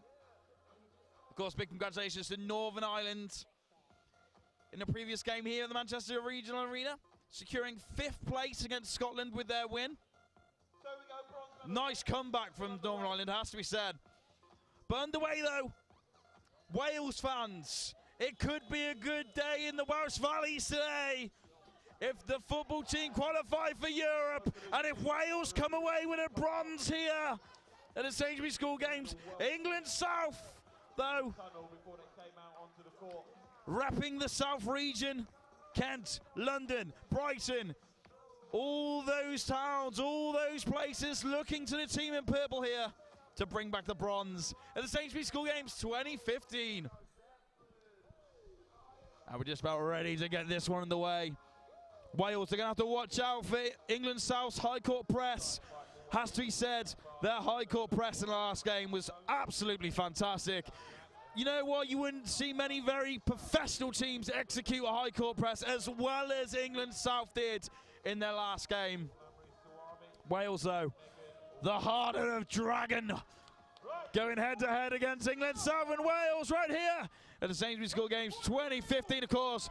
Let us know who you're backing. Let us know if you've got any support messages to the players on the court by tweeting us using the hashtag SSGWCBasketball. And once again, thank you for joining me, David Woolges, here on the live stream commentary of this game. And we've got it all coming up for you. Could potentially be a massive game here at the regional arena. Wales, great start for them so far at the moment. Wales, one of the most tactical, sound sides in the whole of the competition at the moment. Farrell kicking it all off for Wales with a 2.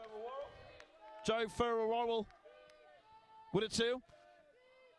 It's the speed of England South versus the tactical soundness of Wales. Interestingly, for England South, their top scorer of the competition, Jimmy Palmer, is not starting. Is the coach holding him back for later on when they know they're going to need him? Yesterday was raining down the threes for England South in their losing effort. They played fantastically well, but it just wasn't enough. But they're in the third place playoff. Much deserved as well. England South. Swami, this player had a good day yesterday as well. Fantastic last quarter. It turned into the Swami show at one point yesterday for England South. As Wales to start off on the side.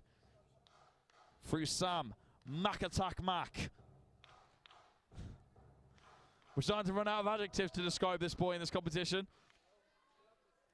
He's adopted more nicknames than a lot of other people. I want... More points for Wales.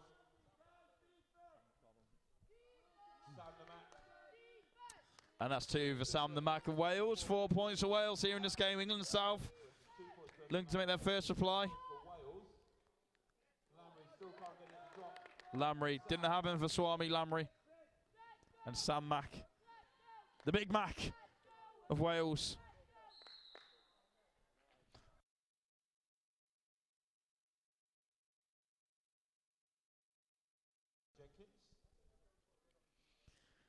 And that's a foul against Harry Jenkins. That's the first foul of the game.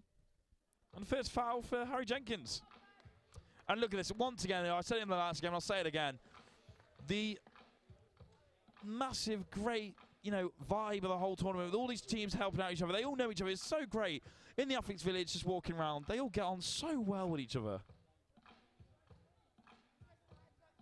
It's great to see, and they're all helping each other. And you know what? Let's hope that carries on throughout their professional careers as they, I'm sure, go on for great established professional careers in the wheelchair basketball game. Oh!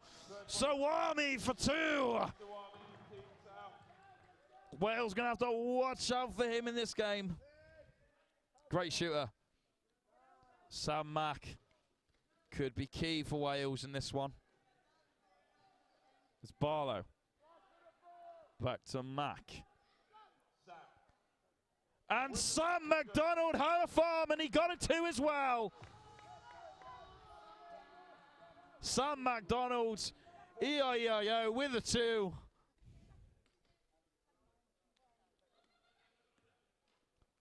I've got to talk well of Sam Mack. His mom is sat next to me in the near the commentary box.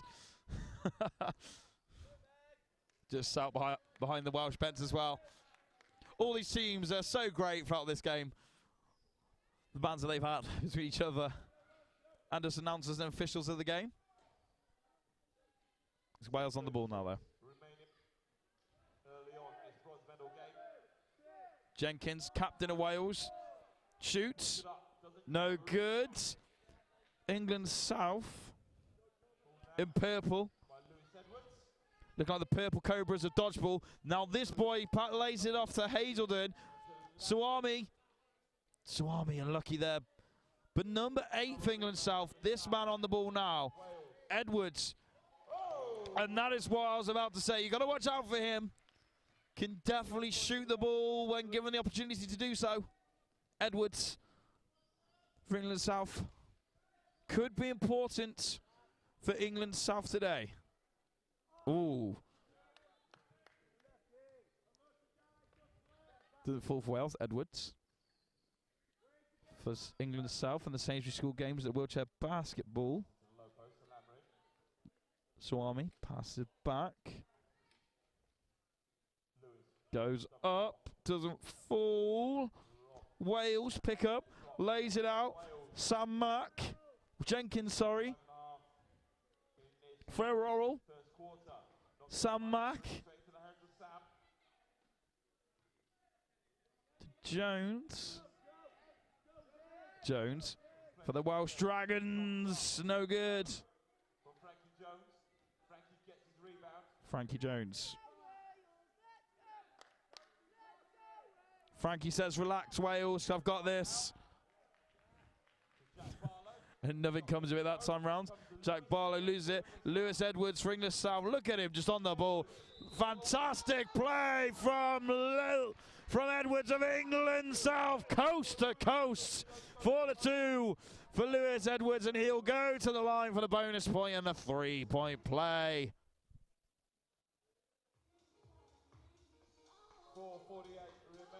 4:48 left on the clock. And we got ourselves a good game in our hands. Wales 6, England South 4.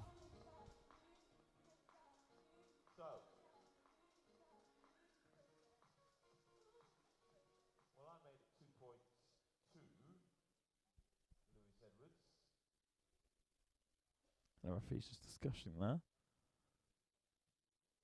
We made it 2 points to Lewis Edwards. But now they're rediscussing.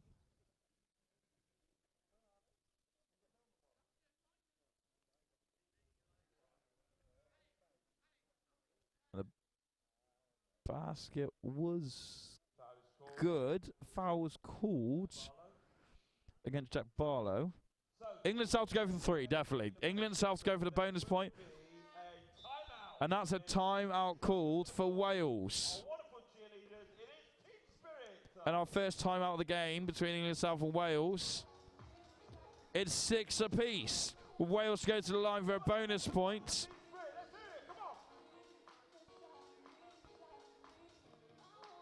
Impressive stuff here in the first quarter to start us off. There's got some great entertainment here at the regional arena. All the big guns have been put out for this one in our first finals day. Our first finals game of finals day. Bronze medal up for grabs between these two sides. England South in purple, Wales in white. And the two leaders have got the crowd dancing here in the Manchester Regional Arena in the shadow of the Etihad, most commonly known with Manchester City Football Club. Of course, this same venue once hold host to the Commonwealth Games, with the Sainsbury School Games acting as the first major tournament that these young athletes will play in. And they could go on to bigger and greater things. 5 players playing in the European Wheelchair Basketball Championships down in Worcester have played here before in the Sainsbury School Games. Just showing what can happen from playing at this level. As England South through Edwards to go to the line for 1.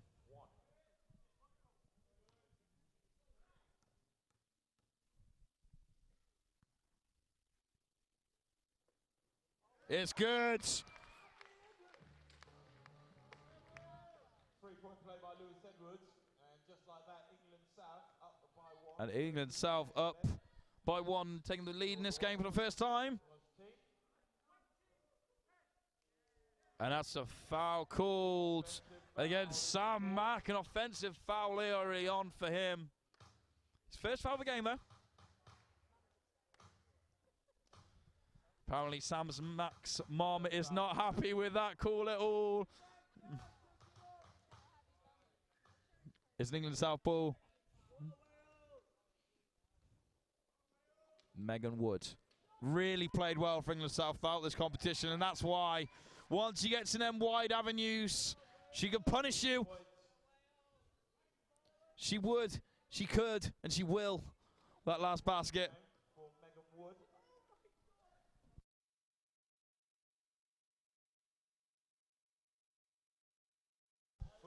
England South looking to punish again. Tom Tobin.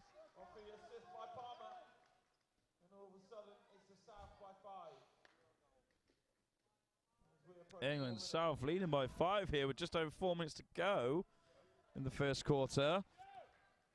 It's England South ball from the inline. And that man, Jimmy Palmer, is on the court for England South. Top scorer for England South in this competition. Can play amazingly well defensively, but could shoot long range as well. Makes him absolutely lethal for England South. Held ball was about to be called, but Sam Mack picks up. Lays it to Barlow. They've got to get across court in 8 seconds. They don't.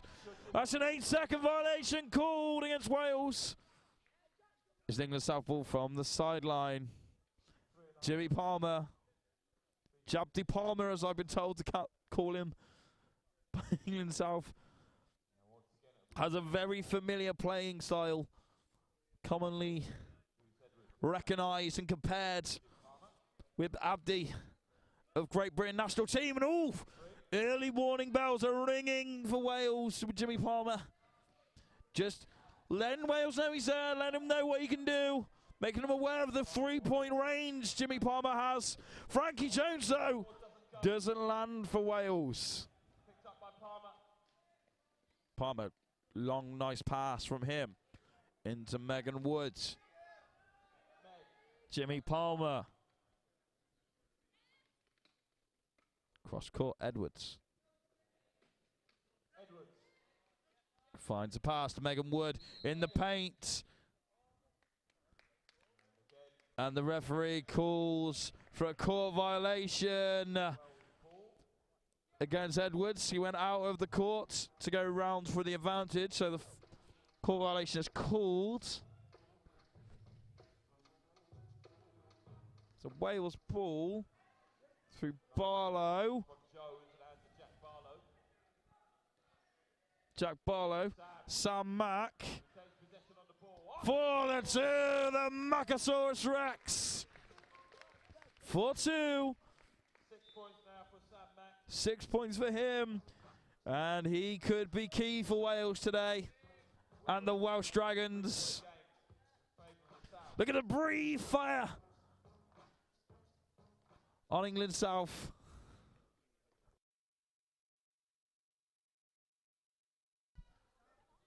England South. That's out of bounds as a Wales ball. Sam Mack to start it off. Just over 2 minutes on the clock left in this first quarter. For Rural. Edwards. After turned over from Tom Tobin. Edwards. Couldn't quite find the pass to the captain, Hazelden. And that's a Wales ball. It's a 2-point game here. The Manchester Regional Arena in the 3rd place playoff for the bronze medal. Barlow. For Wales, lays it into Jenkins. Captain of Wales lays it into Fororo for 2. 4 points now for Joe Firma-Worrell. And it's a 1-point game here at the Manchester Regional Arena. Jimmy Palmer on the ball for the South. Nice pass to Megan Woods. Loses it though. Turned over by Jones. Could this be another opportunity for Wales? Barlow. The outlet man lays it off to Jones. Frankie Jones to Sam Mack. He's got to shoot. Couldn't quite get on the buzzer. Turn over for an England South ball. And the dying seconds now of this first quarter. Jimmy Palmer might be looking to get a basket here. Lays off to Edwards. No good. Sam Mack picks up. Jones. Jones. Frankie. He doesn't go to Hollywood, but he goes to the basket. Frankie Jones of Hollywood. Of Wales. Of the basket. Gets 12 for Wales and a 1-point lead for Wales.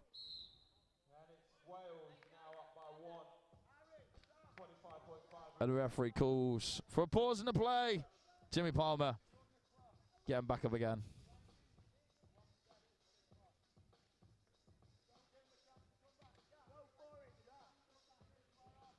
Mack ends up with Jones, ends up with Barlow. These two at the front really act well together.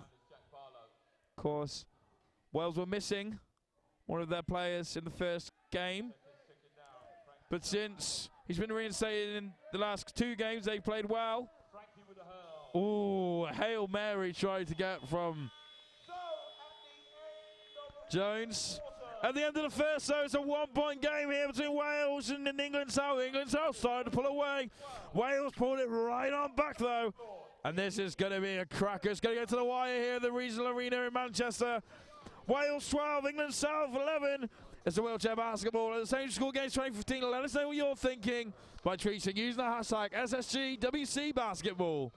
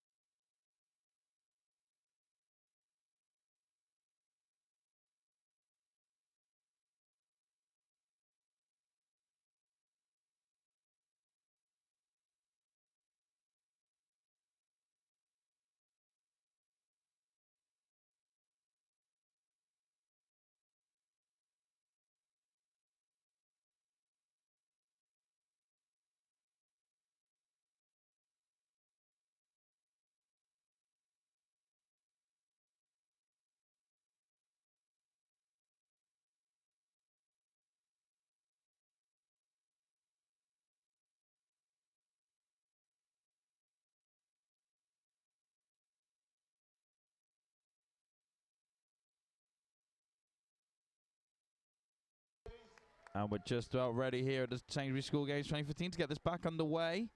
And the wheelchair basketball between England, South and Wales is the 3rd place playoff for bronze.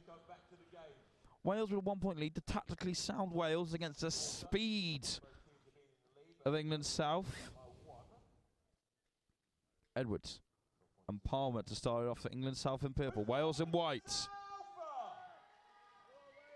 England, South got a strong support here in Manchester. So Wales, 2 highly supported sides, and that's 2 for Tom Tobin. 4 points for him now, Tom Tobin, in this game. Nicely cut out from Edwards, turned over, finds Tom Tobin for 2, and that's how quickly the scores are going to change this game for both these sides. England South now leading by 3. Sam Mack powering through the court of England South and their play there. Barlow, what's he got up his sleeve?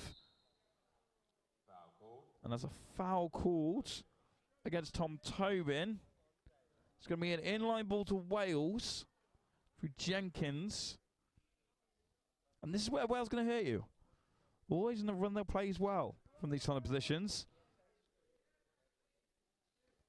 Arguably, tactically, one of the better sides in this competition. No, and the officials are calling that back. And it looks like Jones is going to go to the line for 2. No, it's an inline ball. I was going to say, I thought it was definitely an inline ball. I don't know where they thought it was a free throw from. Sorry, Welsh fans. So inline ball. This could be just as lethal, though. Wales know what they're doing through. What a play. What a play from Wales there. And England South have got to be really careful giving away opportunities like that to Wales. And lucky not to take advantage there, Wales. Jimmy Palmer, the star man for England South. Been a little bit quiet early on in this game. I'm sure he'll come into the fold. And that's great blocking play by Jimmy Palmer. That's what he does all game long. And England South playing a really good high court press as they do. Last game they played fantastically well with the high court press. They're doing it again here. But Wales just flickering through for the attack now. For Oswald. Couldn't quite get it. Rebound from Tom Tobin, laid off to Jimmy Palmer. Really initiates that speed for England South, and that falls. 2 more to add to the grand total of Edwards, taking his points total to 7. And high court press, always really executed well by England South. A substitution for England South. With Suwami coming onto the court, along with Whale from England South, replacing Edwards.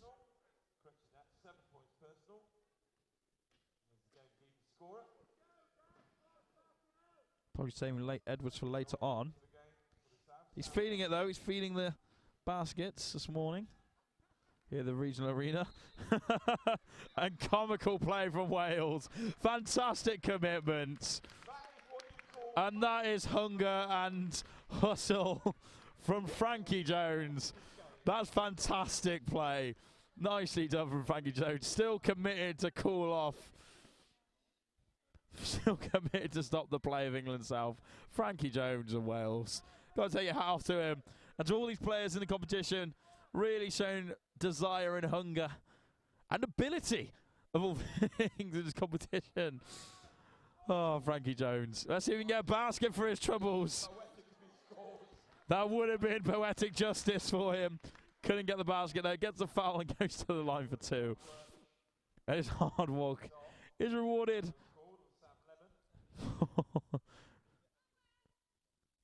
2 free throws on the line.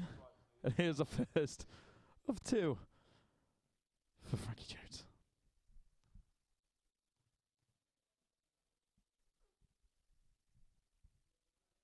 Oh, lucky with the first. The basket, just playing with him. Teasing him. Let's see if he can be effective with the second.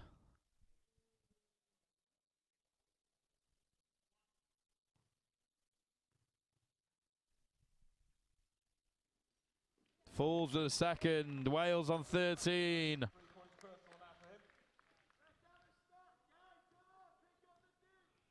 Jimmy Palmer. Wales really dealing with the long-range passing of Jimmy Palmer and the vision of Palmer really well in this game so far. Keeping him silent. That's what Wales want to do. Sam Mack sneaks in for the 2. A little bit too high. Wales almost with the rebound, but Jimmy Palmer ends up with it, and this is where you don't want Jimmy Palmer to be. Sneaking around the back of Wales. Couldn't get the 2, and it's out of bounds. It's a Wales ball from the inline. And that's how quickly turnovers can happen. That's how lethal England so far on the break. A second quicker, and that would have been a basket for England South. Sam Mack, though. Sam Mack lays it off. Beautifully done from Wales. Oh, that's unlucky. But that's where England South have got to be careful. Tactically switched on Wales. Always looking to make a play. Always know what to do.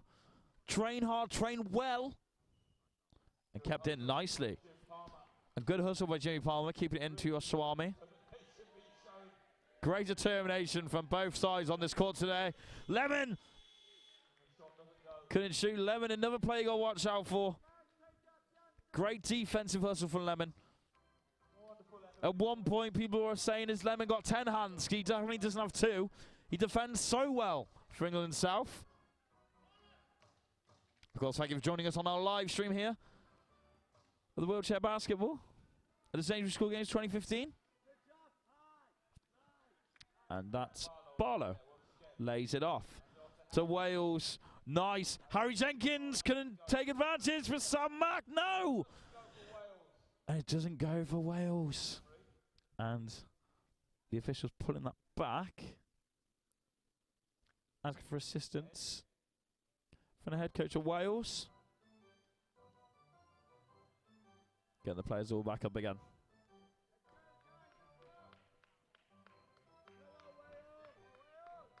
And we're just about to get ready back underway here in the Manchester Regional Arena.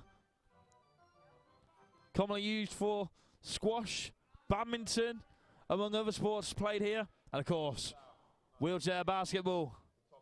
Tom Tobin. No good. Oh, nice kept in from Wales. But it's going to be a Wales ball anyway. From the line, probably better in that situation. Hard for Wales to break away against such a quick team, but they could do it this time through Frankie Jones. And Wales, what are they going to do here? I'm sure they've got a plan. Jones just looking for the opening, looking for someone to lay it off to. Unless he goes for a shot, finds Mack. Mack is inside and gets a 2. Beautiful play between Jones and Mack there. And it's Mack to go to the line for 1 because he was fouled on the way to the basket. With a foul against Jimmy Palmer of Wales. First of the game, I'm sure he'll have a few more. He's not afraid to get the foul count up. He knows what's expected of him. Unselfishly adding the fouls if it means stopping the basket. Didn't manage to stop the basket that time, but Sam Mack got the bonus point. Got the rebound there, which is just as important. Another rebound for Wales. Doesn't fall. England South get the rebound that time. They had to. Can't be affording to give away too many rebounds. Sam Mack, wow. What play. And that was all about Sam Mack. Sam Mack, brilliant stuff from him for Wales. Leveling it all up. Finished off from Jones. From Barlow, sorry, of Wales. Finishing it off. And it's 17 points here, a piece here with just over 5 minutes to go. What a game. Jimmy Palmer just a warning of his ability again. England South, that high court press coming into effect there for them. Lemon. Ooh, looking to punish, was there, didn't quite get it. And it's Barlow. Passes up. Finds Jones. Couldn't. Finds Jenkins. Finds Mack. And referee calls for a stop in the play. And Eugene is going to give a foul against Tom Tobin of England South. That's his second foul of the game, an unsportsmanlike foul. So Wales will go to the line for 2 here and get possession after this passage of play. Eugene, the official, of course. Official at all levels of the game. And we're lucky to have him here at the Sainsbury School Games 2015 with his expressive style of officiating. Eugene. Doesn't land for Wales, but Wales get possession as well.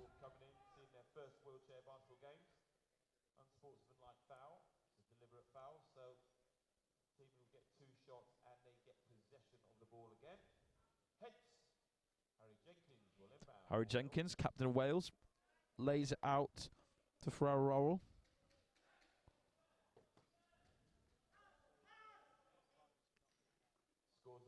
And with the Wales bench in front of me, but back to the action first. Edwards back on the court, looking to punish, and gets a 2. England South. He's having a fantastic game. He's feeling the basket. Everything he touches turns to basket. And just look at the Wales bench in front of me, and the not so secret weapon of Wales is warming up, and they're going to need her, because that's another 2 for England South. And Lemon. Sam Lemon with a 2.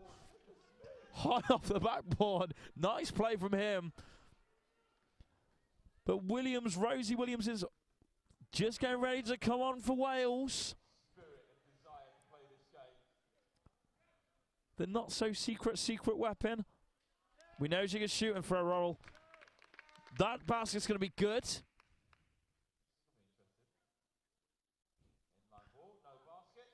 Oh, no basket called. No basket. The referee calls for the sub. Rosie Williams welcomed onto the court now. And the official calls no basket.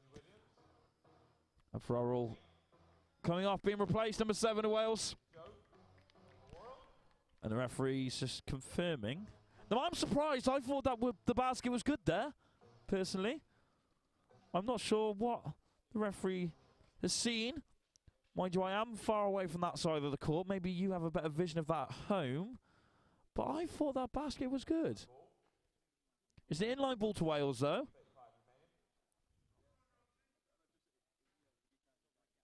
Sam Mack. Lays off to Jenkins. Jenkins!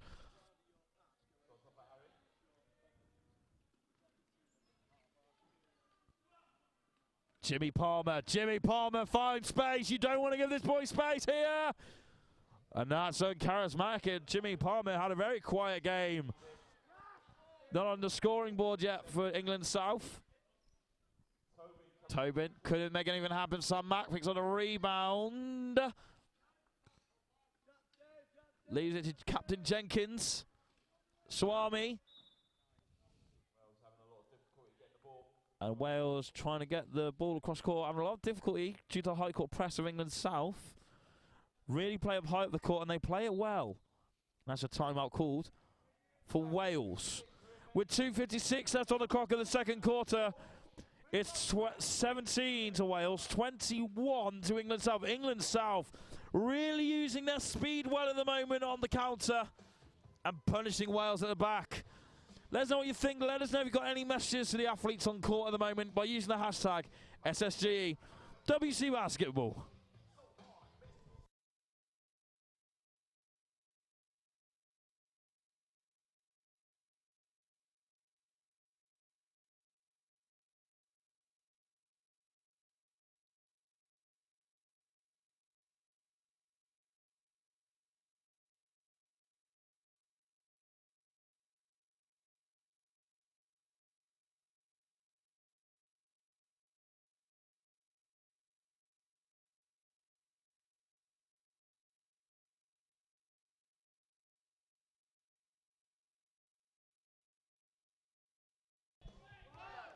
And we're just about ready to get back to the action under here at the Manchester Regional Arena. And England South doing a great smash and grab job at the moment. Lots of their baskets coming off the original attacks of Wales and just killing them with the speed.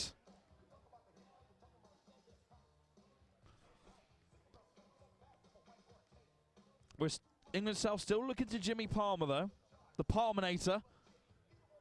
They're waiting for something to come from him, but they're playing well already. 2:50 remaining. In the first half, 4-point game in favour of England South. Wales trying to eat into that. Trying to get the shot to go. England South now. Back on the South. On the break. Through Tobin to Palmer. Palmer for 3. Oh, we know he can make them. He was making them all day yesterday. Another rebound for Lewis Edwards. And the Wales bench thumbs up behind in the commentary box saying, don't say that because he'll make them. Doesn't make that second one, though. It's gone out of bounds by Edwards with the rebound there. Wales ball through Sam Mack.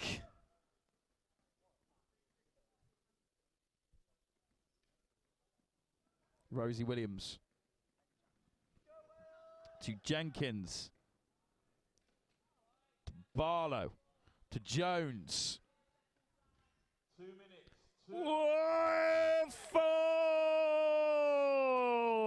Falls for Frankie Hollywood Jones. 2-point game once more. Edwards. Lewis Edwards couldn't make it happen, and that's an offensive foul called against Lewis Edwards.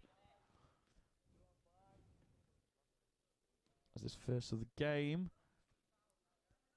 And that's a 5th foul of the quarter for England South, which means, due to foul trouble, that any foul committed by England South now will automatically result in free throws for Wales. Wales could really use advantage of this now. That's gone out of bounds. And an England South ball.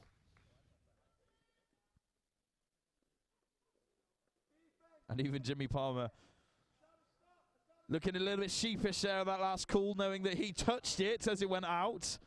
But he's not going to argue. Oh! Ho, ho! Whoa! Easy peasy, lemon squeezy for Sawami. And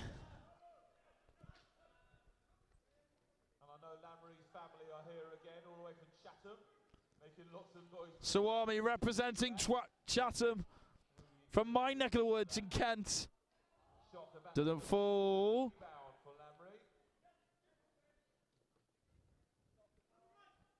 But being originally from Worcester as well. I'm pretty near Wales as well. Perfect neutral. Sawami. Sawami! He's looking to turn the Sawami show back on again like he did yesterday. Substitutions for England South. Hazelden coming on against Wood as well. Hazelden and Wood coming onto the court, replacing Lemon and Tom Tobin. Sam Lemon, good game for him so far. I really hope he drinks lemonade during this break. Palmer, it'd be such a waste if he didn't. Jimmy Palmer, offensive foul called.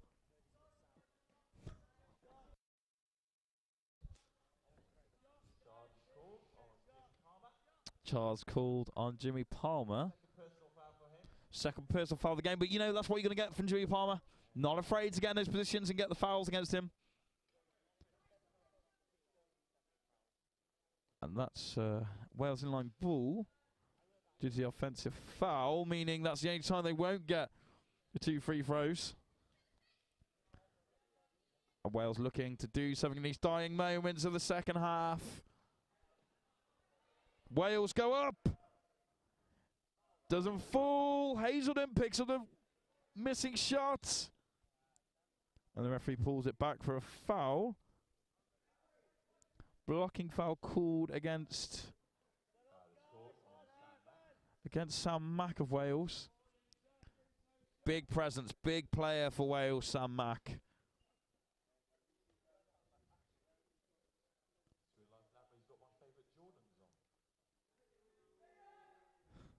And Swami being referenced by our announcer here in the regional arena for wearing a pair of Michael Jordans. Styling and profiling Swami for England South. Jimmy Palmer, and he gets onto the board for the first time in the game on the buzzer with 2 for Jimmy Palmer, long range 2 from him. Gets on the board just before half-time. Is that a sign of things to come for Wales? So at the end of the first, Wales 19, England South 25. And it's all still to play for here in the bronze medal game. Don't go anywhere. We'll be back here at the Sainsbury School Games 2015. Come back and join us for the conclusion of Wales and England South.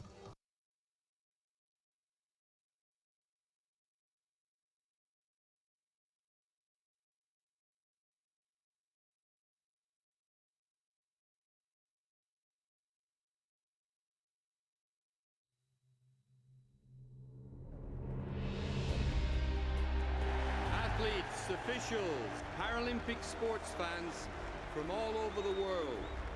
Dobry wieczór. Dobro pozdrowić Wysochi. Jade Etherington into the silver. Spectacular medal for Great Britain. I can't believe it's silver. It's crazy. Marie Bochet has done it again. Gold medal number 4. Fantastic curling from Great Britain. It's gold for Annie Schaffelhuber of Germany. Ben Sneesbit surely is the future of British Paralympic sit skiing. What a spectacular Paralympic winter debut. She's come to these 11th Paralympic Games for experience. Millie Knight, sensational. McKeever is the toast of the Canadian Paralympic team. Hayley Nielsen, fantastic stuff from the Great Britain scoot, just perfect. This is Jade Etherington. Every time this young lady takes to the piste, she has picked off a medal. Oh, Jade Etherington into the silver. Mick Brennan, 3 competitions, 3 excellent results. Pachushkov must now surely go down as one of the sport's all-time greats. What a sensational fight back. Great Britain have got their bronze medal. 2 successful runs, 2 good competitions. James Whitley, mission accomplished. Turney, she's had some frustrating times throughout these Paralympic Winter Games. I'm glad she's closing it on a high note. Chance for the States, and it's there! The United States take gold. Kelly Gallagher sets the pace for Great Britain, and it's gold for Kelly Gallagher. The first ever Paralympic winter gold for Great Britain. What a wonderful week for Paralympics GB.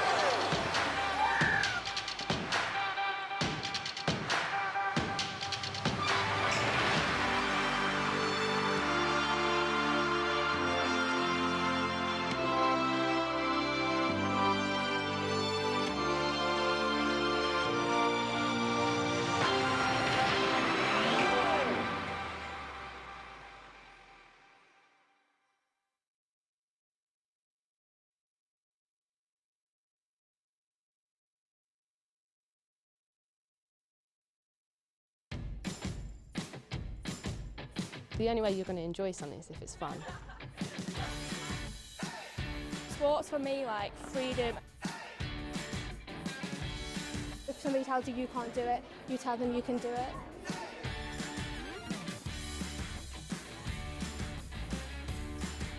It's about getting involved and getting other people involved, so just being a leader. When Girls Active was kind of explained to me, I thought it was an excellent idea. I think it's really important to encourage girls, especially teenage girls, to engage with sport. PE might not necessarily satisfy their needs or requirements. This is a great opportunity to really give the girls themselves a voice. I like sport, but I'm not a sporty person, but you don't have to be sporty to be good at sport. So I said I was going to give it a go, and I've came here and I've enjoyed it so far.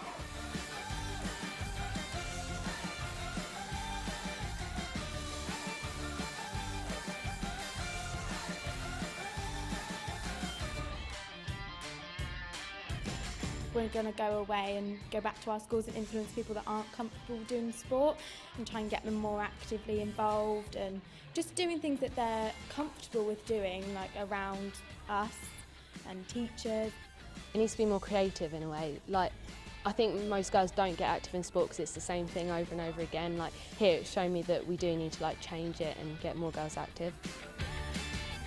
Club Sat is really, really good. It didn't feel like a sport you were doing, it just felt like you were having fun, and it gave you ideas for new ways you could introduce sport to other people. It was dark, so we could do anything we wanted. If we go wrong, no one really cares about that. Do you know what the most incredible thing about Girls Active is? We know it already works.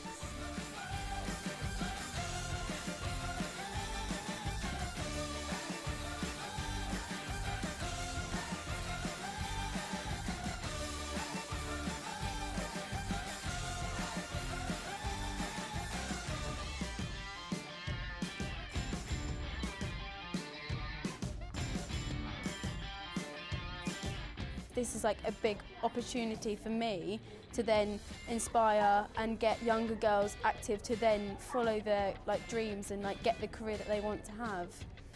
And having girls that have an influence on their peer group can really deliver a very powerful message, more so than maybe a teacher or a tutor could. Engaging these girls, giving them an opinion, a voice, encouraging them to develop their own system is really incredible and, you know, quite innovative.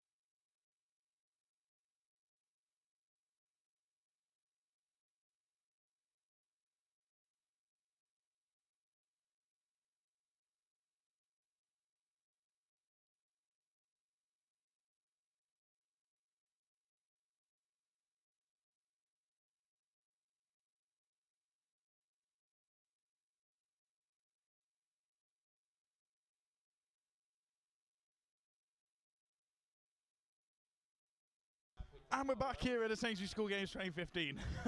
Wheelchair basketball. Slight time delay there.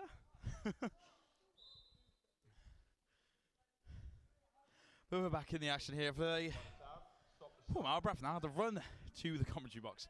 Back to the action now between Wales and England South for this bronze medal game. It's pretty close. Very two evenly matched teams. But it makes it all a great, better game for us to watch at home.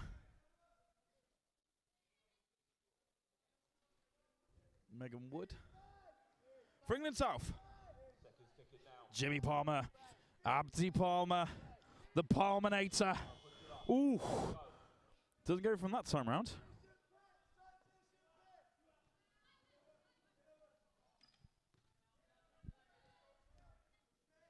Jenkins, captain of Wales.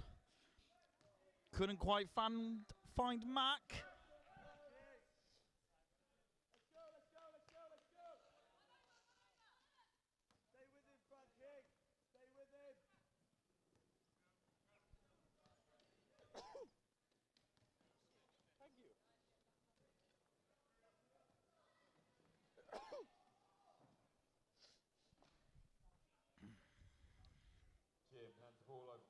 Hazelden to Jimmy Palmer.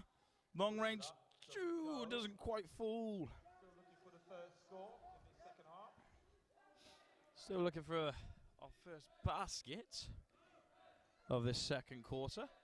Third quarter, sorry, in the second half. Farrell. Oh, Wales are back in this one. 2 more points, Joe Farrell. Joe Farrell for Wales. Jimmy Palmer. They're going to be looking to him, England South, the second half, to pull off a few big baskets for his team. So it's a 4-point game, just over 8 minutes, mainly in the third quarter. 4-point game. Close indeed between these two sides.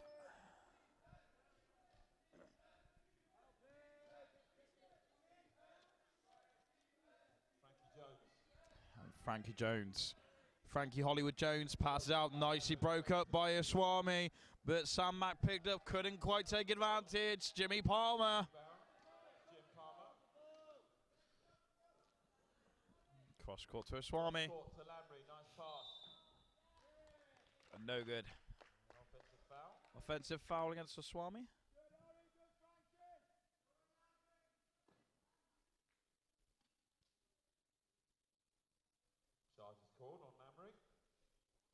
So charge called against Swami. Second foul on Namri. And that's his second foul of the game. Wales possession once more. Wales with the possession now. Frankie Hollywood Jones on the ball for Wales. Still Frankie. Looking for the opening. Shoots. Nice. Doesn't land.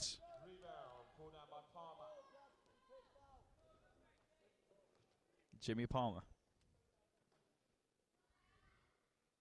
Swami. And Chatham. And Kent. Palmer. Ooh. He wants that three-pointer. He wants it. The only proven three-point shooter in this tournament.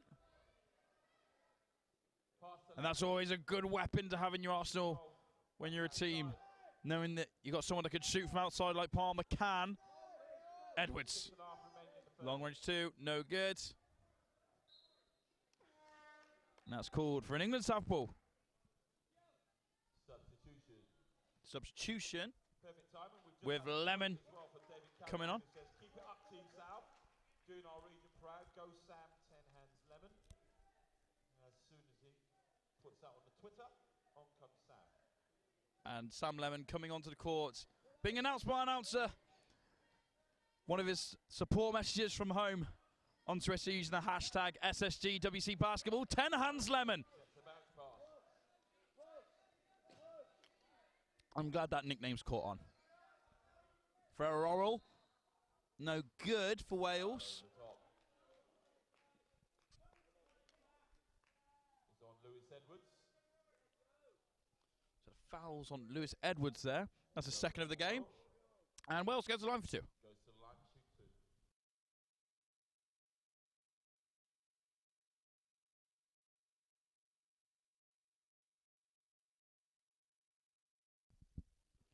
2. No good with the first.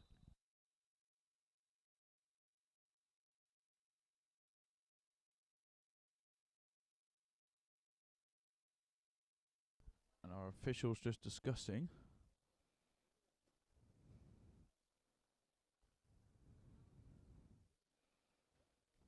They're just discussing whether to retake that first because of an England South player moving into the paint before they should have, before the shot was taken. Still Joe at the line. So, Wales. Off for the first. 1 to come. No good with the first. He retook that one. He's got one more.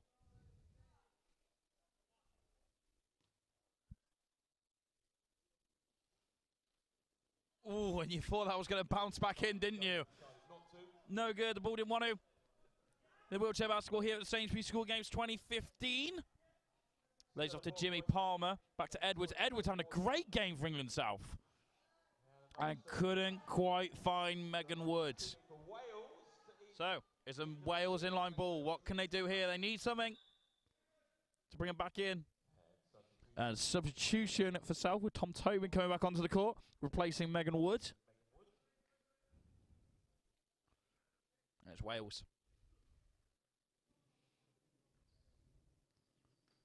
So back come Wales. They're on the attack. Oh, cut out by Sam Lemon. You can't keep your eyes off him. He'll punish you. He'll be picking out them passes, picking out those baskets, sneaking around the back when you least expect it. Sam 10 hands Lemon with a great cut out there. Sam Lemon, 17 years old, from Exeter. He has travelled I'm sure his family back in Exeter will be cheering on for Sam Lemon making his debut here in the Sainsbury School Games. Suami. Oof, almost. Wales finds Mack. Sam Mack calls the play, sets it to Jenkins. And this looks interesting for Wales. This really looks interesting. England South some great defensive play there though. And Wales missed the pass, and it's an England South ball. Turned over. in this third quarter as an example of that.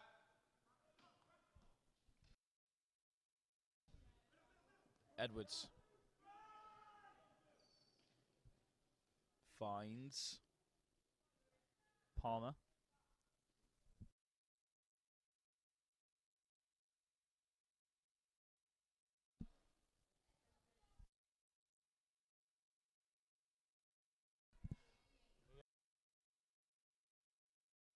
Into the hands of Sam. Sam Mack. Oh, and McDonald. Oh, Mack had a farm and he gets it too. Leading by example, getting Wales going once more. And that's a timeout called for the return of the Mack in this third quarter. Bringing it back to a 2-point game for Wales, and Wales got a bit of wiggle room now to get back in this one against England South. England South, though, really good performance in this game. But you just feel that England South have one more gear to go to. Jimmy Palmer, been a bit quiet in the game. We've seen flashes of Suami. Are Wales in trouble? We'll see. After this timeout, just over 4 minutes left on the clock. 23 Wales, England South 25.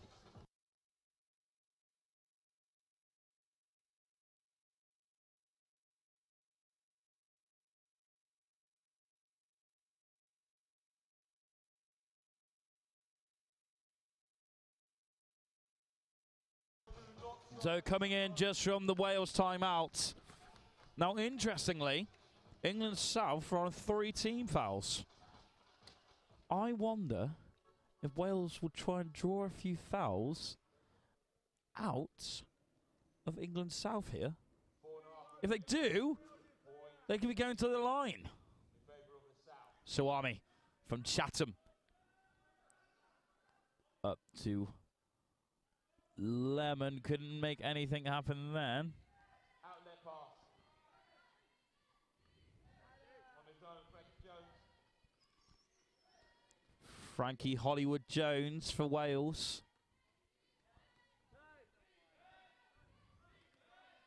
Still Frankie Hollywood Jones. For Orrell. He was running out of time. And that's a foul called against Tom Tobin of England South. Wales inline ball in the danger zone. England South need to deal with this. And Wales looking to work the play. They're really good from this kind of position. Shoots. Doesn't fall. No one there to pick up the rebound. Jimmy Palmer. England South, and the fast break again for England South. I'm good, man. I'm good.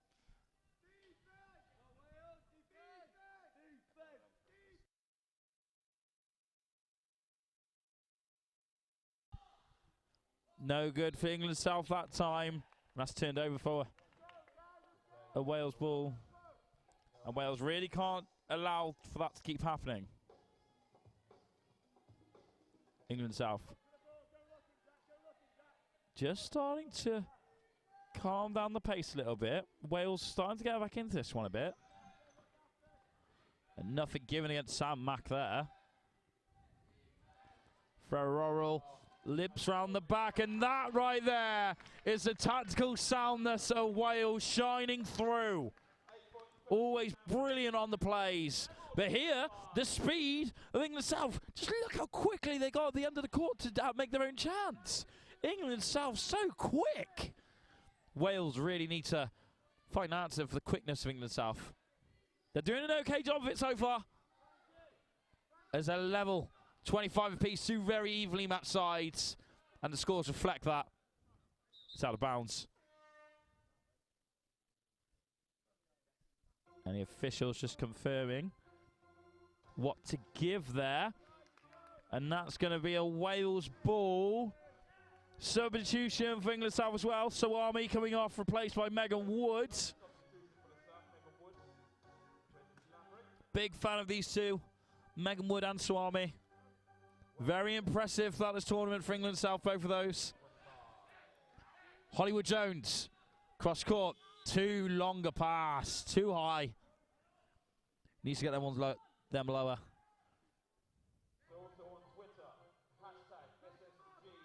Make sure to use the hashtag. Let us know if you got any messages for the athletes on the court this morning. Use the hashtag SSG WC Basketball.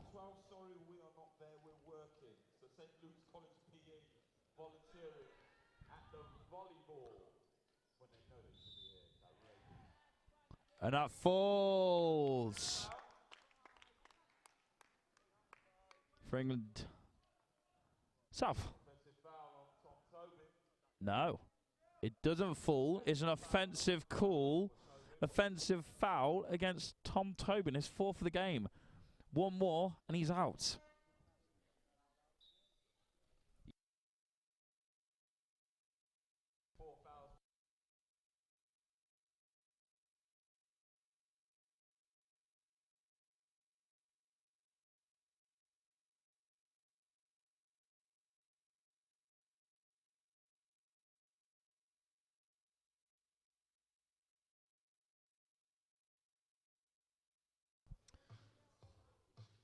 So it's England South ball from the inline. Big shout out from the families back at home supporting England South. Working today, unfortunately, apparently. Almost fell for Lemon.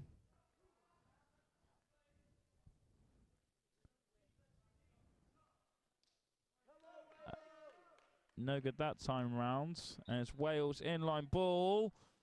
And that is a timeout called for England South. And 1:52 left on the clock in the third quarter. What a game we got on our hands here. Wales 25, England South 25.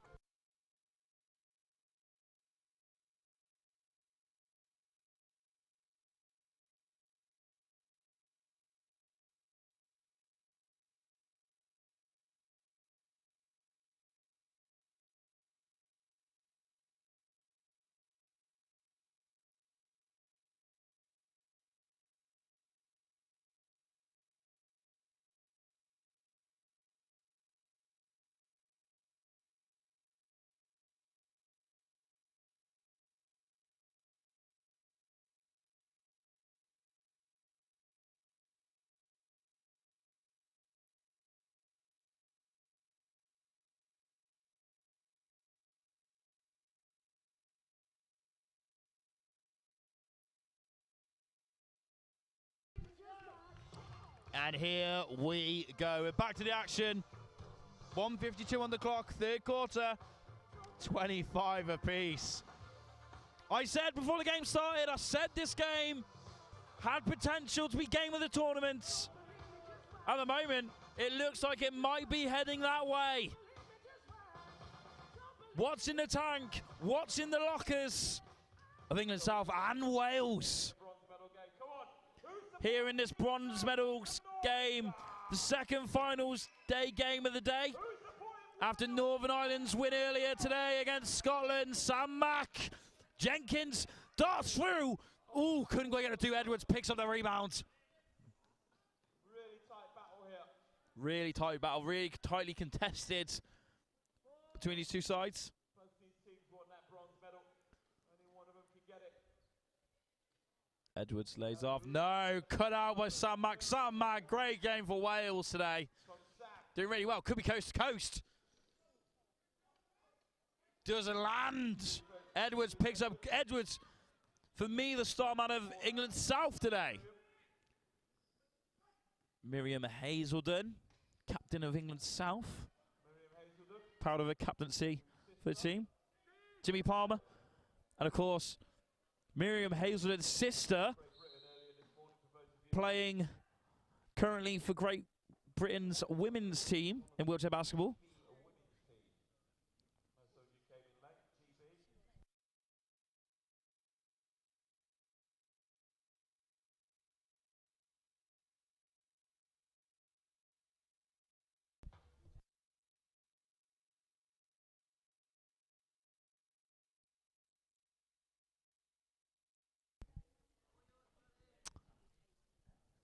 Sam Mack to go to the line.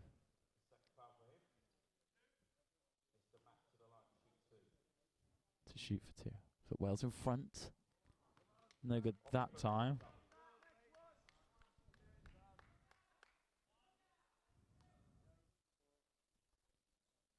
Mack. Falls from the Mack attack. Jimmy Palmer. Edwards. Wales were really far behind in this game and they're right back in it. Jimmy Palmer.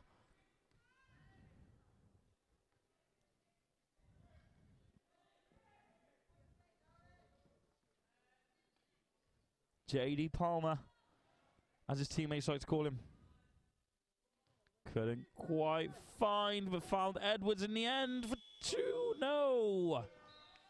And that's turned over for an England South ball. And Aswami coming on. Back in the game for Lemon. Lemon having a good game. Always a top performer for England South. Straight to Wales from the inline. Even with the high court press of England South. Finds. Barlow to Jones. Under pressure from Hazelden though. Jones on the buzzer. No good. Great pressure from Hazelden though. Of course, part of the high performance camp in National Wheelchair Basketball. Surely will join her sister in the GB team soon enough. Just a matter of time for Hazelden. But she's leading her team here, England South, in the finals game for bronze medal. And the third, it's Wales 26, England South 25. Let us know on Twitter what you're thinking using the hashtag SSGWC Basketball here at the Sainsbury School Games 2015.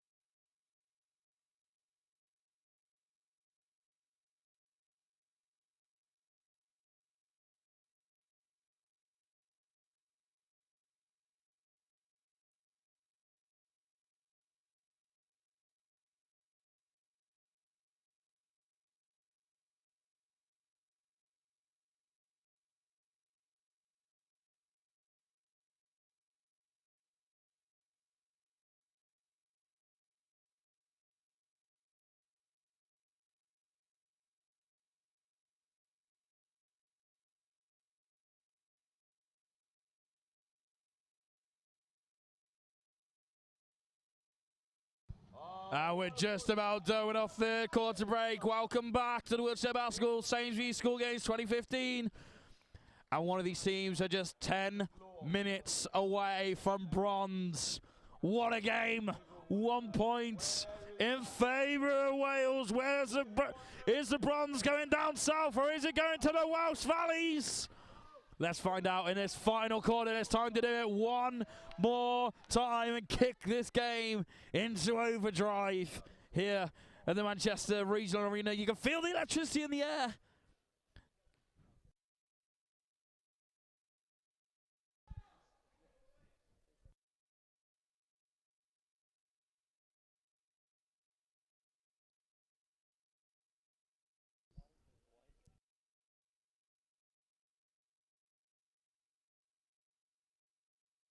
Jimmy Palmer.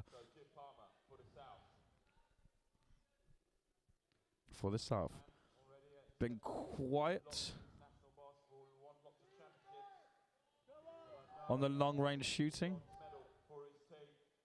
Oh, one of these big threes are going to land. And what a time it could be for one to land here in the final quarter.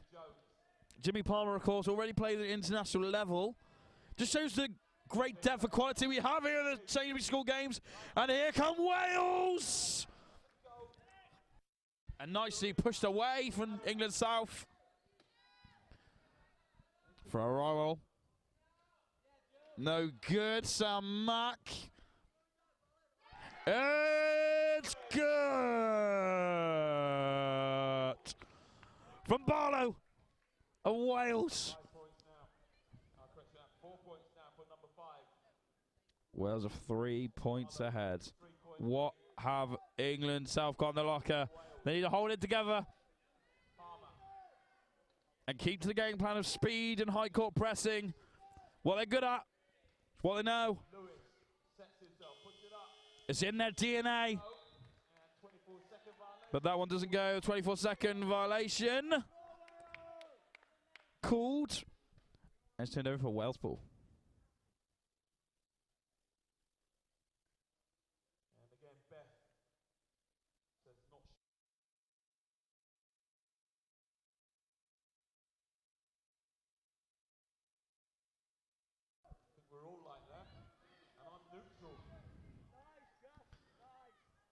Wales. Oof, doesn't land. Doesn't fall. Second time round for Barlow. England South on the break. Oh, it's exciting here at the Manchester Regional Arena. Goes up, goes down. No. Wales with a rebound. Fast break for Wales. Falls for Jack Barlow of Wales. And Wales take a 5-point lead, just under 8 minutes on the clock. Substitution. And it looks like England South. Timeouts called. And it looks like when we're back, Tom Tobin will be back on the court for England South with his 4 personal fouls. Big, bold move. But it has to be done. For England South, they're 5 points down. They need to get back in this one. It's doable. This game is about to get another level. Oh, it's nerve-wracking and I'm a neutral. Can't imagine what it's like for you at home. Whether you're back in England, South or Wales. What a game. Here in our 3rd place playoff on finals day in the wheelchair basketball at the Sainsbury School Games. Top scorer of the game from Wales, Mr. Sam Mack with 11 points.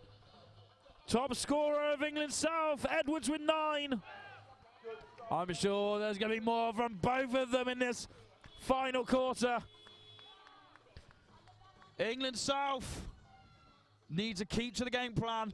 They need this man to start, who's starting off from Jimmy Palmer, to get some of those long-range shots off. And Megan Wood lays off to Jimmy Palmer.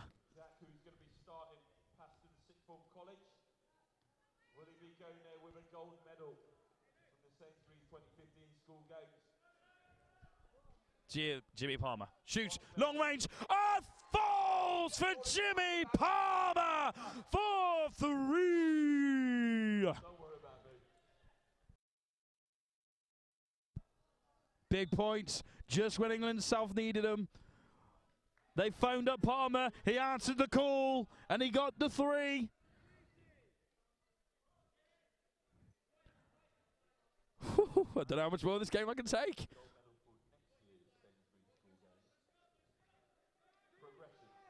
Swami, he can put in a few long range shots himself. Swami, and England South just like that, leveled it all up to 30 apiece. Whatever that coach said during the timeout, it's worked for England South. Wales rattles. Jenkins finds Mack. Mack, look at the lead by example for Wales. What a game! What a game! Sam Mack with a 2 when Wales needed it most.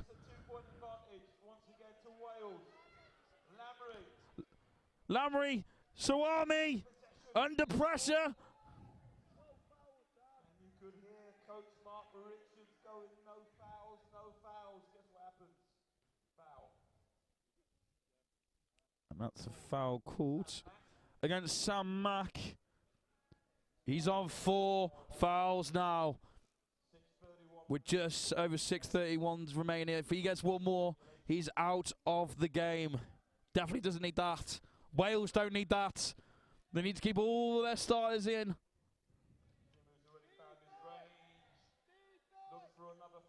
Whew. If that 3 landed then, we took England South in 1 point lead. Wales leading by 2 here. Oh, you can't take your eyes off the action here, the wheelchair basketball, the Sainsbury School game. An 8-second violation for Wales. That high court press of England South coming into effect in this final quarter. And it's tense, to say the least. And that is a timeout called for Wales. We have ourselves a game here. I said before the game started, I said again, I'll say it a 3rd time. This game is going to be the game of the tournament. Wales with a huge game yesterday against Scotland yesterday. Another huge game here. Wales certainly providing their end of the entertainment, but not without England South. That speed, that high court press. unmatchable in this tournament. Oh, it's tense. Woo! England, South and Wales giving us a gem of the game here at the Sainsbury School Games 2015. And it's not often that these young athletes are going to feel pressure like this in a cauldron of environments here at the Manchester Regional Arena. The roof is going to be raised in these final 6 minutes. You've got to tweet us at using the hashtag SSGWC Basketball. We got to know what you're thinking of this one. Can't take, if you can take your eyes off it to look at Twitter for a moment, you might miss something. Like this from Jimmy Palmer. Doesn't fall. If that went in, I think that might have been the longest shot of the tournament. Sam Mack couldn't find the pass. That high court press again working for England South. Is starting to work again. And they get the 8-second violation again. They're pushing Wales to the limit. Something tells me a 2 is coming in the way of England South here. Maybe.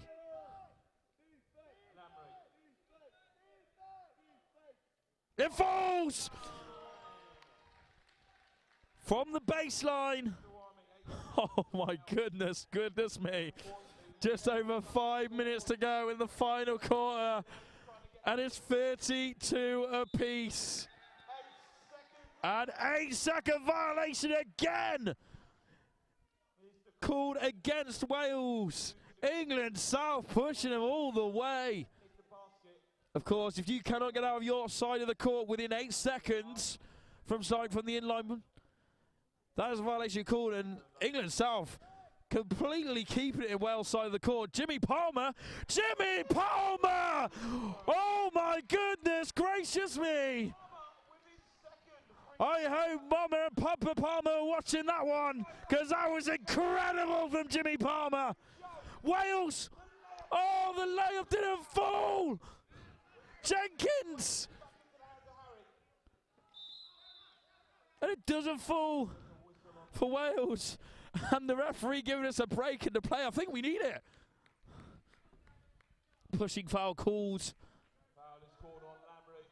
against Oswami Ramley. And it's Wales to go to the line for 2. Oh my word.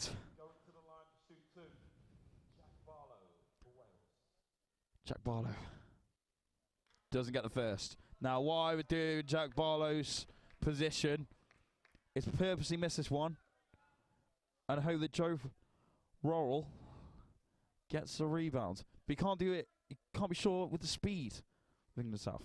That's what he does. Second shot for Jack Barlow. Goes for it. Falls!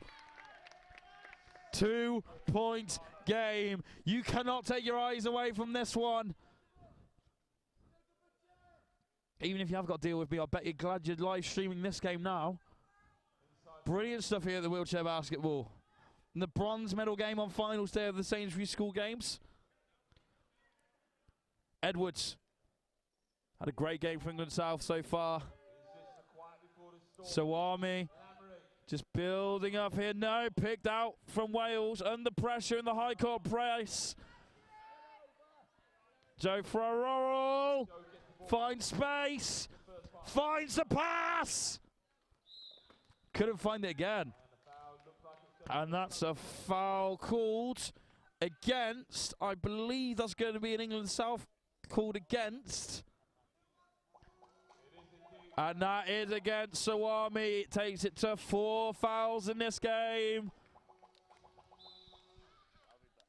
And that's a timeout called.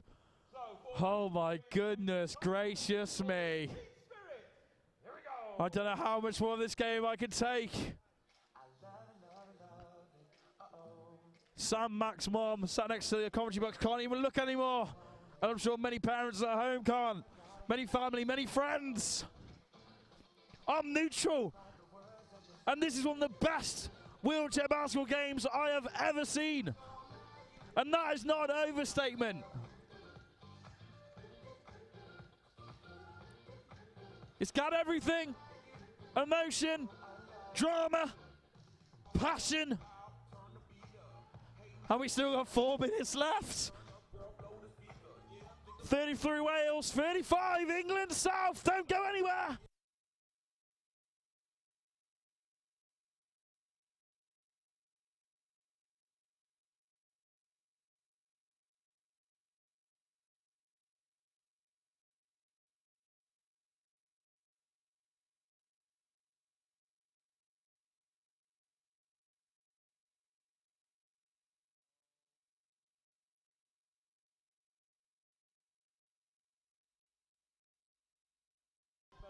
Oh my goodness me, we're right back at it now.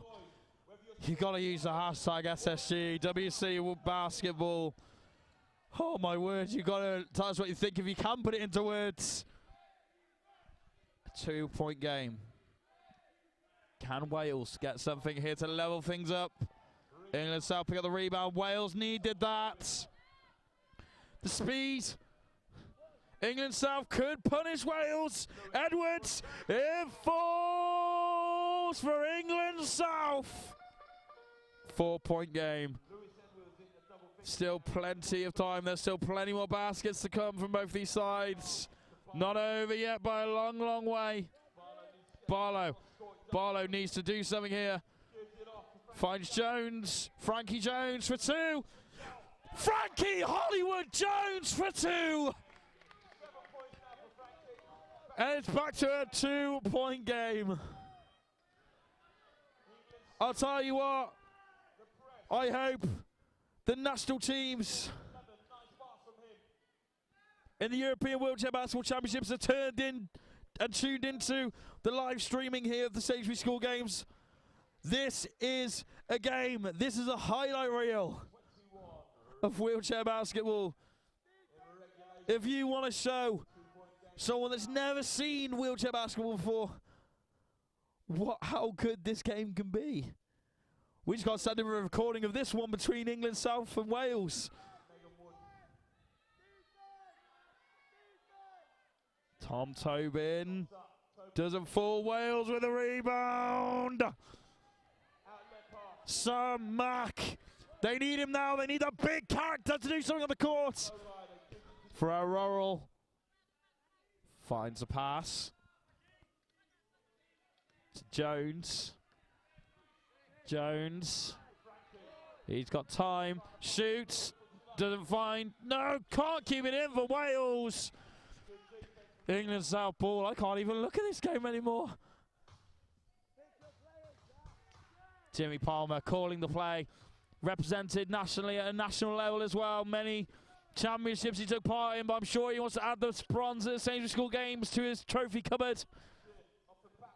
He's not going to do it with that basket though. Wales. That high court press of England South again, frustrating Wales. Nice! From Edwards. It's lost. England South. England South. Palmer. Japti Palmer. For England South. Doesn't fall. Wales pick up the rebounds. 2 minutes on the clock of this epic encounter between the Giants of Wales and the Titans of England South. Sam Mack up on his own for 2. Oh my goodness me! Oh my words! And that is a huge timeout called!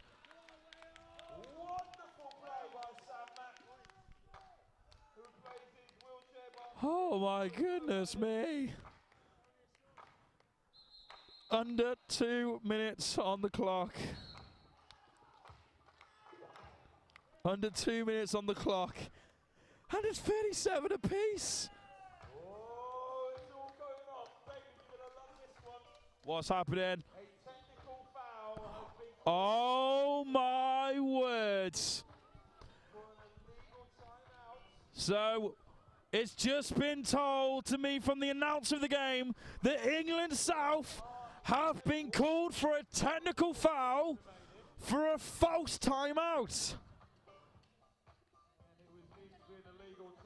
An illegal timeout from England South.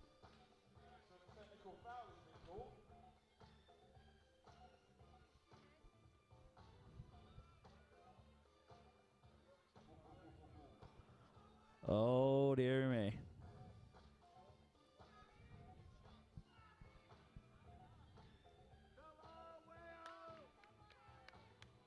Now, to me, So it'll be a one-shot and possession for Wales. that looked like a timeout, but it's not. That's a technical foul called.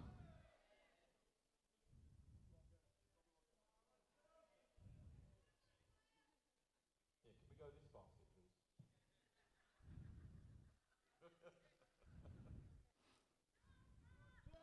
please? As Wales to go to the line. Sam Mack.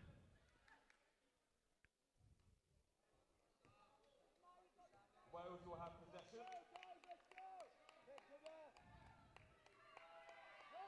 Twitter is going to be alive. Make sure to use the hashtag SSG WC Basketball. Let us know what you're thinking online. Oh my word. After a technical as well.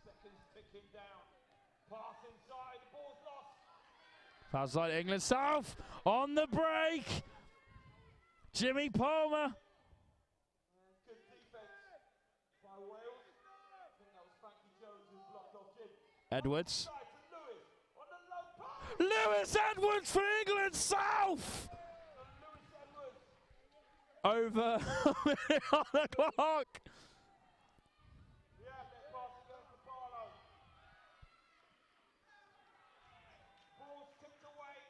Edwards.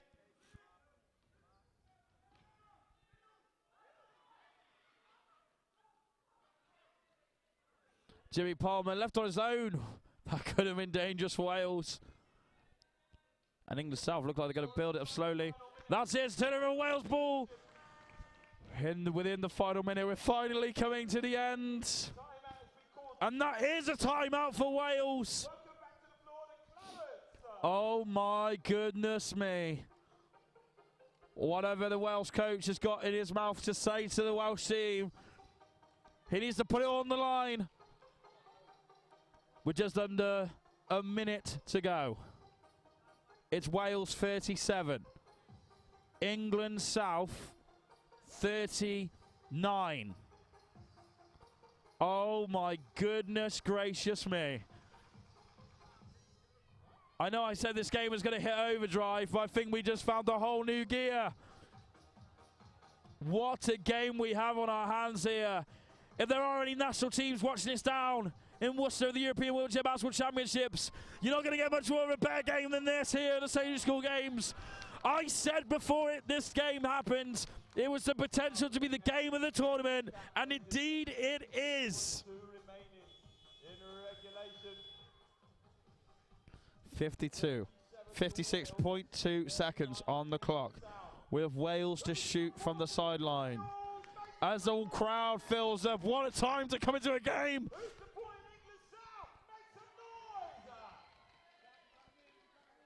Wales, Joe Ferrero-Royal. He's got to shoot under pressure. Looking to lay it off to someone. Time. Shoots. Does it go for Barlow? Megawood with a rebound. Just over 30 seconds on the clock. J.D. Palmer. What a way it could be to end this for England South if he could get a game and if he gets a shot now. But he's just looking to waste time. And it's turned over for Wales ball. The foul against Edwards. Good hustle from Sam, and even at this slow stage, both teams helping each other.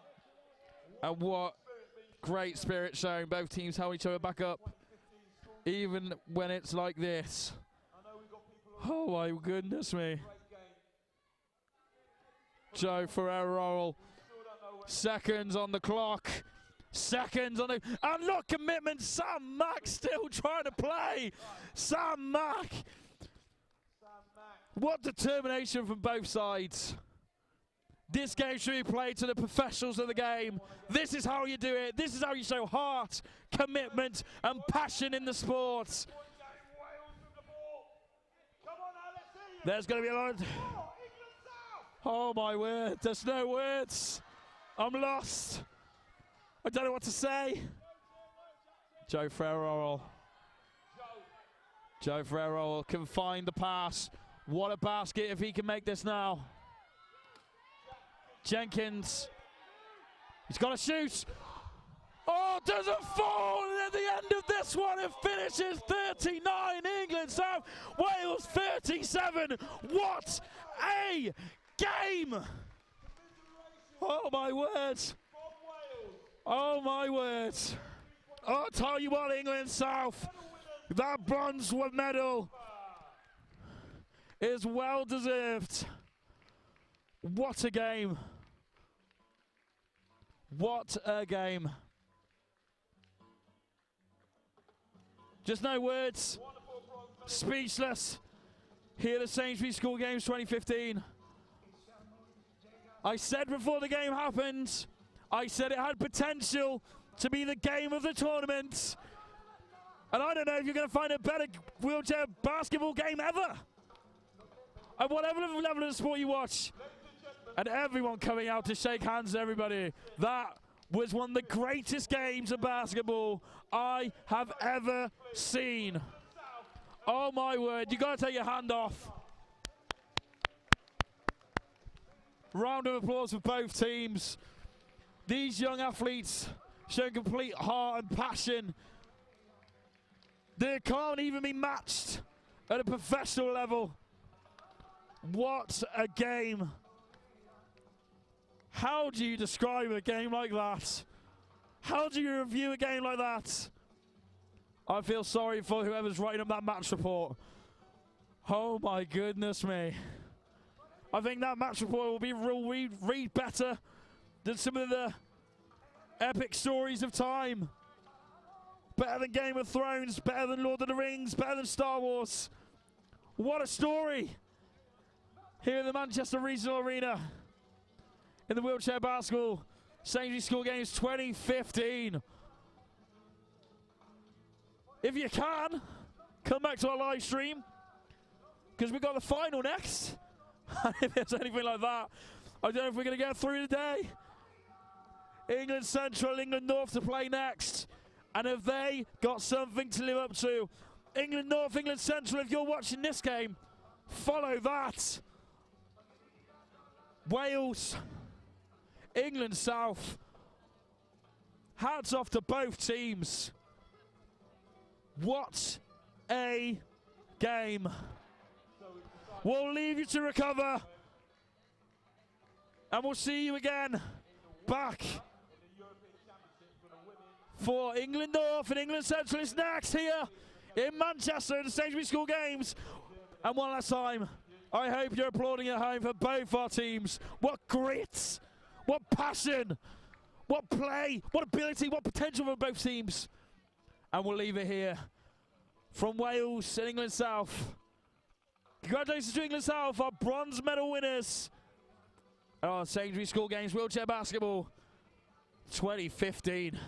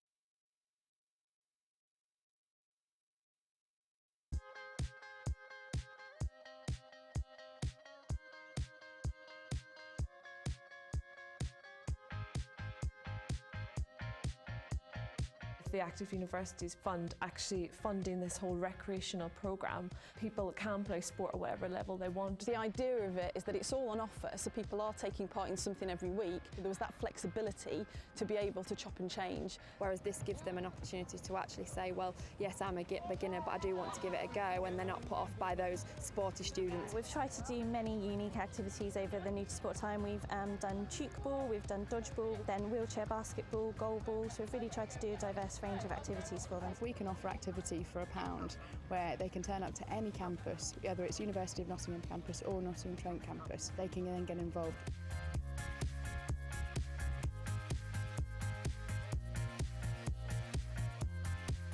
The funding that Sport England have provided has had dramatic impacts on the physical activity levels and participation rates within universities. Rather than there being an assumption that one size fits all, now we can start to say, okay, you want to play sport at a particular time, in a particular way, at a particular level of competition, and we can now facilitate that and put it on. So we have quite a gap in our sporting offer, so we don't really do much for our semi and non-sporty students. This gives us an opportunity from their investment strategy, so we're able to deliver programmes for that population.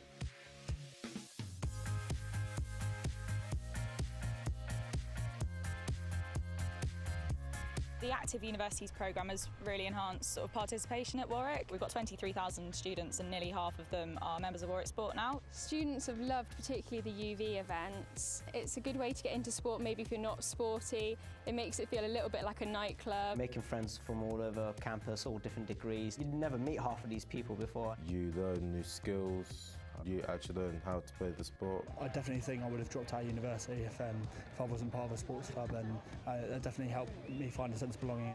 The difference in myself since I started doing exercise is ridiculous. I can get up earlier, I have so much more energy, I can concentrate more on my studies. It's something that I can't imagine my life without now.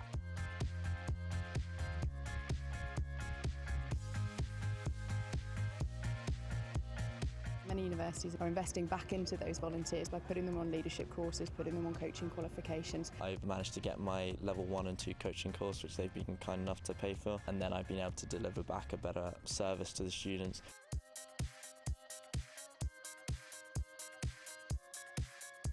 Taking part in sport, running sport, leading in sport, volunteering in it, actively contributes positively to students' employability. I think that they pick up the skills that make them ready for work.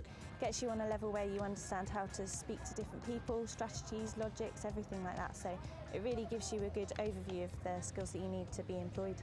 It really helps my CV because I need a lot of experience to go on the PGC, so it was really competitive. So it gave me that extra sort of additional, oh, I've also done this.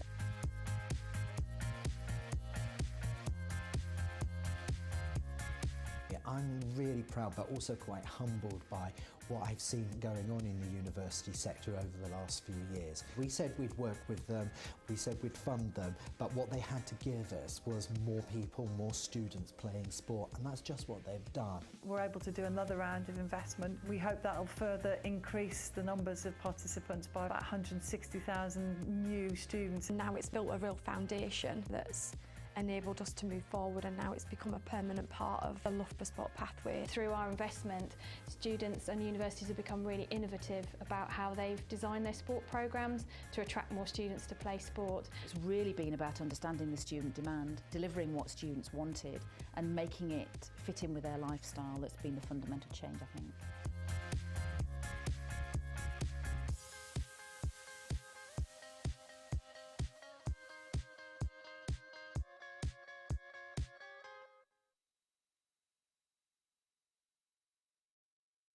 What Sport England is about is helping people create a sporting habit for life.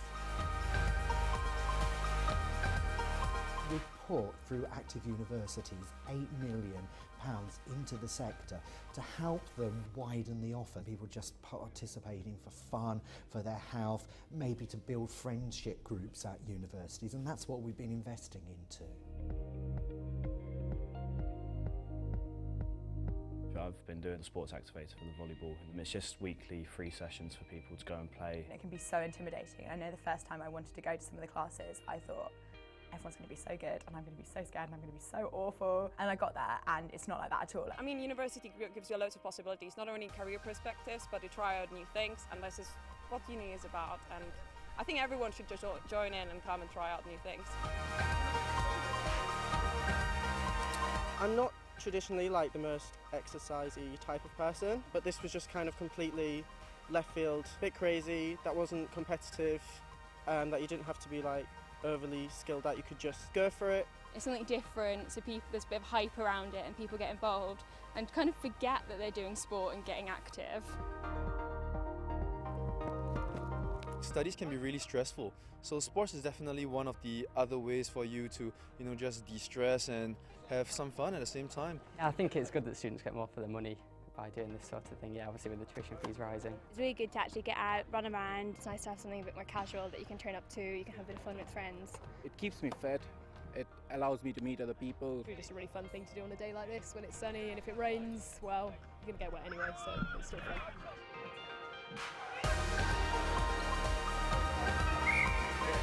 I've never met half of these people before, and I think getting to meet different people is really good for me and just widening my social circle. People are in the library for 12, 14 hours a day, and just to get out, get an hour, 2 hours of exercise is really beneficial. Coming for the full university experience. So it's nice to be able to do stuff outside of library work or outside of uni work. You can just come and join the people, you don't have to be a professional athlete. A lot of people coming in because all the activities are passing the word around, come play, it's great fun. There's many students here that would never have been coached in sport. I think it's really great to deliver a professional coaching experience. It's always good to let your hair down and mess around at the end of the day. It's become part of my life now, so to not do it is kind of unthinkable.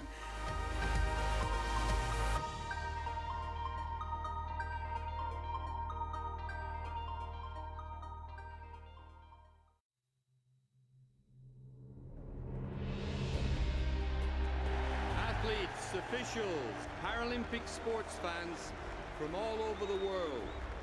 Dobry večer. Dobro pozdravovat Vysochi. Jade Etherington into the silver. Spectacular medal for Great Britain. I can't believe it's silver. It's crazy. Marie Bochet has done it again. Gold medal number 4. Fantastic coming from Great Britain. It's gold for Annie Schaffelhuber of Germany. Ben Sneesmith surely is the future of British Paralympic sit skiing. What a spectacular Paralympic winter debut. She's come to these 11th Paralympic Games for experience. Millie Knight, sensational. McKeever is the toast of the Canadian Paralympic team.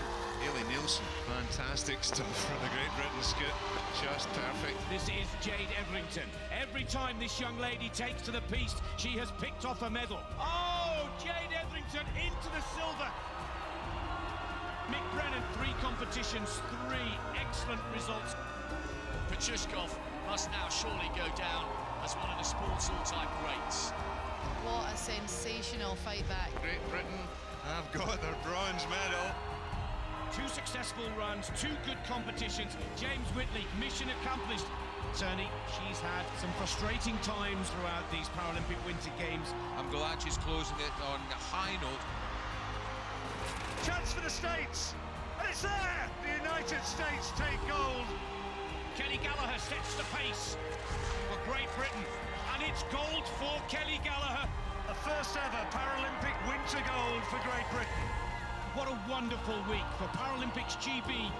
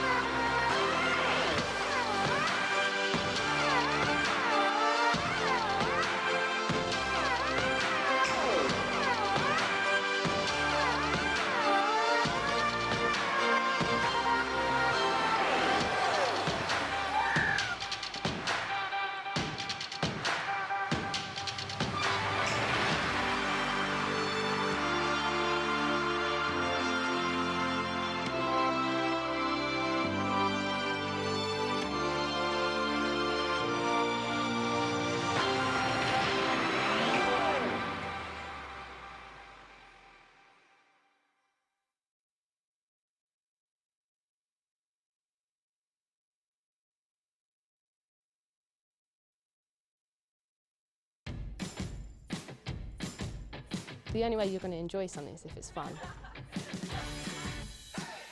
Sports for me, like freedom. If somebody tells you you can't do it, you tell them you can do it.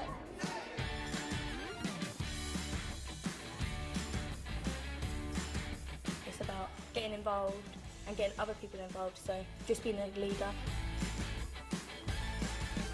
When Girls Active was kind of explained to me, I thought it was an excellent idea. I think it's really important to encourage girls, especially teenage girls, to engage with sport. PE might not necessarily satisfy their needs or requirements. This is a great opportunity to really give the girls themselves a voice. I like sport, but I'm not a sporty person, but you don't have to be sporty to be good at sport. So I said I was going to give it a go, and I've came here and I've enjoyed it so far.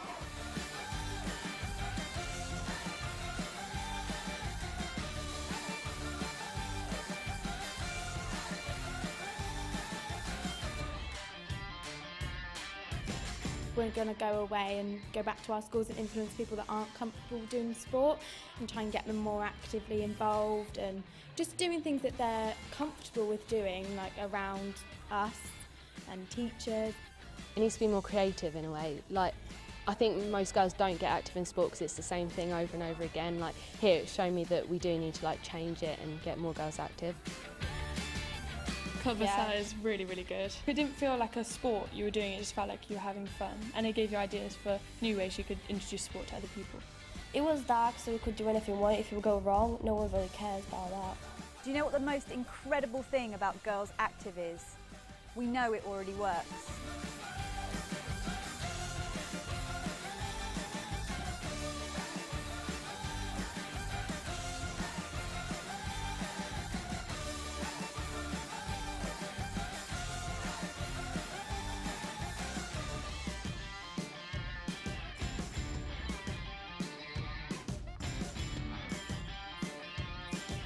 This is like a big opportunity for me to then inspire and get younger girls active to then follow their dreams and get the career that they want to have. Having girls that have an influence on their peer group can really deliver a very powerful message, more so than maybe a teacher or a tutor could. Engaging these girls, giving them an opinion, a voice, encouraging them to develop their own system is really incredible and, quite innovative.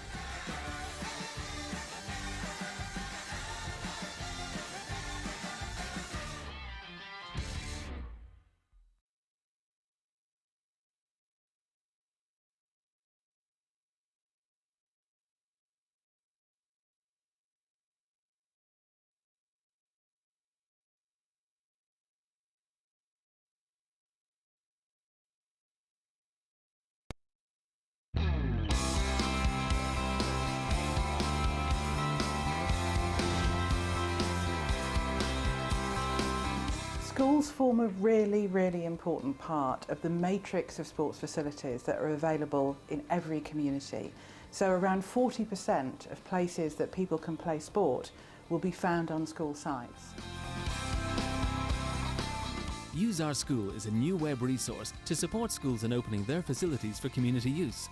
It provides tools and guidance for those starting out or wanting to improve what they currently offer. The resource has been developed in partnership with schools across the country, sharing their knowledge and experience. We know that this offers a real win-win for ourselves and for the community. This isn't about profit, it's about opportunity.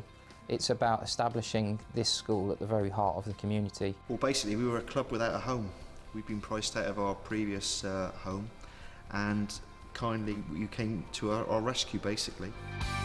I think we've come an extremely long way from no income whatsoever for the lettings to actually, hopefully by the end of this year, £40,000, and I can only see that growing. We're a public asset, schools are public assets.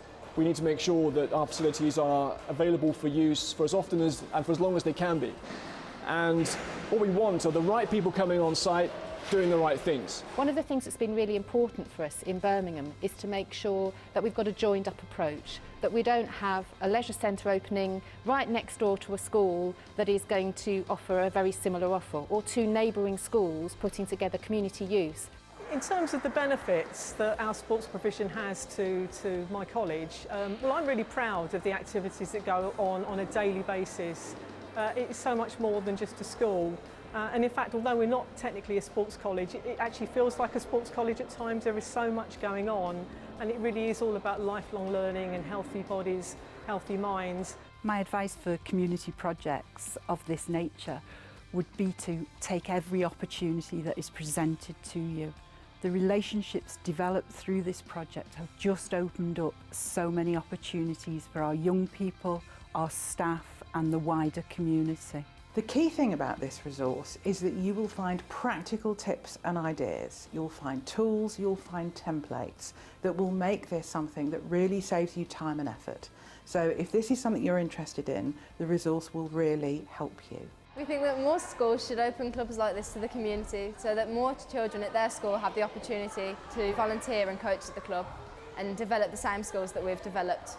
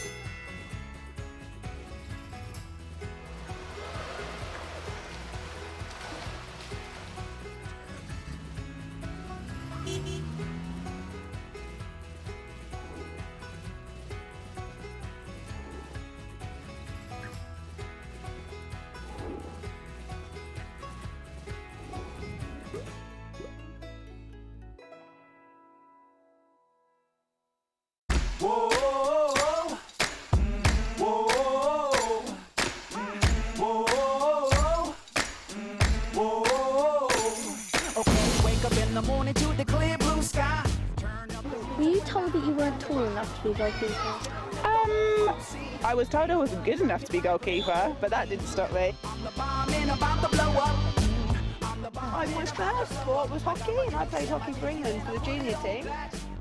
Sinatra in a flat Cadillac, my old lady leaning out the whole window. Everybody looking when we walking slow. I'm the bomb and about to blow up. I'm the bomb and about to blow up.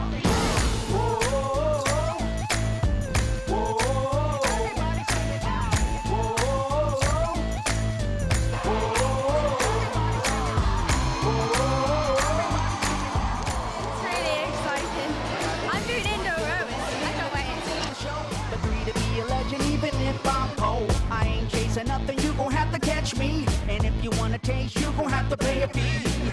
I'm the bomb and about to blow. So yeah, think positive. When you're nervous, it's really good. When I'm nervous, it means I have my best game. Enjoy it, guys. Really, really hustle. They all hit the floor. Babies rock a pose, come up in the front row. The homies in the back give the half slow roll. I'm the bomb and about to blow up. I'm the bomb and about to blow up.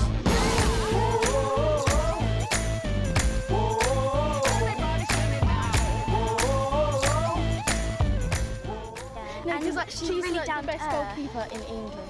Enter there. Taken.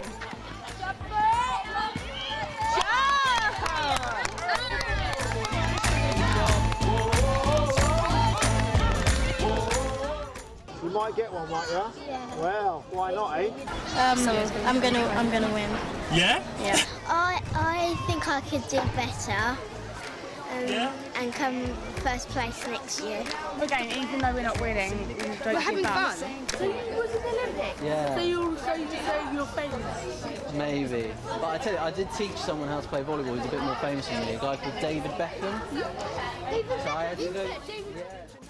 New level, grabbing the light on the run from the devil. Been downtown for I feel the sun rising on the beam. I'm the bomb and about to blow up. I'm the bomb and I'm about to blow up. Whoa.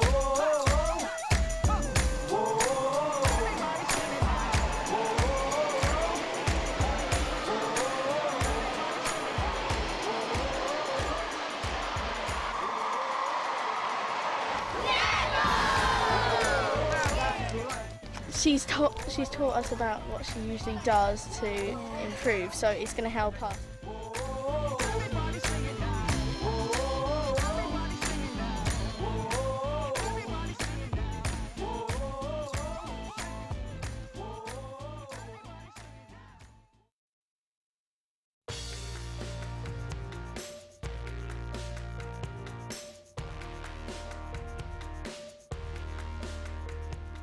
If you spend too much time doing one thing, it's damaging. It's damaging in all sorts of ways. You take away the quality of your life. So for someone to just do academic studies for 3 or 4 years and not do something else as well, that would not be a good outcome for them or for the university. Sport plays a big role in that. If you go back 15 or 20 years, what you'd have seen is not a great deal of activity beyond the traditional sports. What we actually had was quite a traditional offer of sport. So if you want to play sport, you had to join a club, you had to train twice a week and you had to compete. And what we understood is that actually sport can deliver a lot more than that, and we need to deliver our sport in a slightly different way. And the element that was lacking for us was having that option that people could dip in and out of to attract a wider group of students who weren't attracted by that initial offer. The one thing that the universities we work with are getting very confident at doing is consulting their students who are not necessarily interested in sport and trying to understand what would make them interested in sport. They're forever telling us getting involved in these types of projects is for fun, it's sociable, they're making lifelong friends. We're really kind of seeing more buy-in from senior people at the university, and that's through them seeing the benefits through their students. It gives you a sense of calmness, it gives you a sense of perspective, it means you sleep well, it means you get up the next day and you perform better. Those are all good reasons why sport can help your academic performance. Having a healthy body results in having a healthy mind, which I think is beneficial to the student. A lot of students are suffering. Mental health is a big issue. Things like sport, activities will certainly help in eradicating the amount of mental health issues that we have here. So our counselling service sees over 2,000 students per year, and we're hoping that actually if they have more outlets, then that's something that will really help them. Essentially it means we're keeping students, people that may well have said this is too much for me, I can't cope with the new environment, have made friends. It means they're going to stay, and that's a great thing educationally, but it's a great thing for the financial bottom line when you think about the amount of fees that people are paying. The first year or the first term even is a very vulnerable time, a lot of dropouts around that time, and we know that there are more opportunities for people to get involved in sport activities, then they're more likely to feel integrated into the university community, therefore they're more likely to stay on in university and complete their studies and achieve. From our research, universities are telling us that it helps them with attracting students to pick their university. 35% of all students said that they did look at what did that university offer them, for their student experience. When students are coming to universities now, they're actually investing in their own education. So the students want to feel that they're getting value back. We know the link is strong between sport and the student experience and employability. Universities which invest in their sporting facilities are likely to attract the university students that they actually want. It does contribute to the wider objectives of the university. How employable are my students when they leave in 3 or 4 years' time? And we know through our research the students taking part in sport are developing life skills and skills that employers really want to get their hands on. What we do know through our survey is that more students are satisfied with their sport experience whilst they're at university, and that's improved over the time that we've been investing in higher education. Active Universities investment has helped us to convince the university hierarchy that sport is really important. We now have an institution-wide strategy for sport that talks about investment in all of the resources that can make sport really thrive. And for that reason, we're going to be eternally grateful to the investment because it's made a massive difference.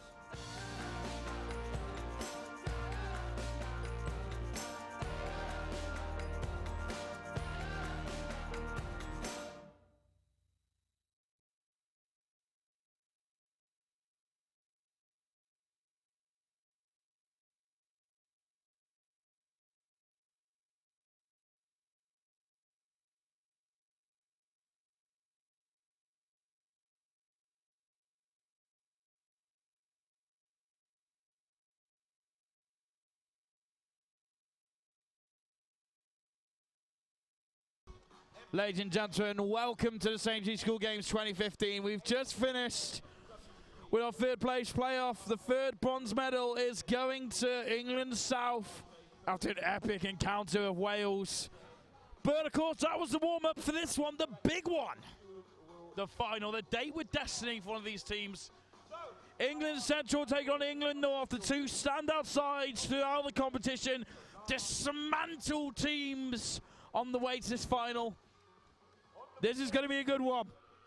It's England Central, England North here at the Sainsbury School Games final of the wheelchair basketball. It's gold, it's silver, it's head-to-head, it's spine-tingling action that you can't turn away from a second. Use our hashtag WSSGWC basketball. Keep up to date with all the action on Twitter, especially if you have a mention to one of the players on the court and you want to send you good luck messages. You can even send us a little cheeky selfie as well, and we'll give you an announcement right here in the Manchester Regional Arena. It's Sainsbury School Games 2015, of course. The first major tournament to really help set the scene of what a major tournament might be like for these future athletes, such as the Commonwealth Games, Olympics, Paralympics as well. And here we go. We're just about ready to get ahead with this one. And a big supported team, a crowd here, support both teams. It's going to be a loud one. It's going to be a good one.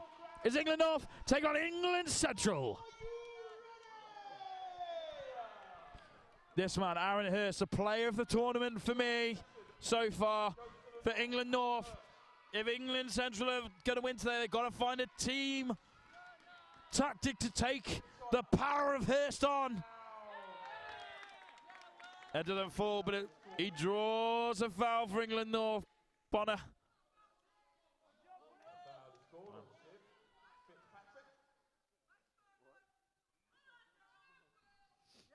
That's Will Bonner to go to the line for two.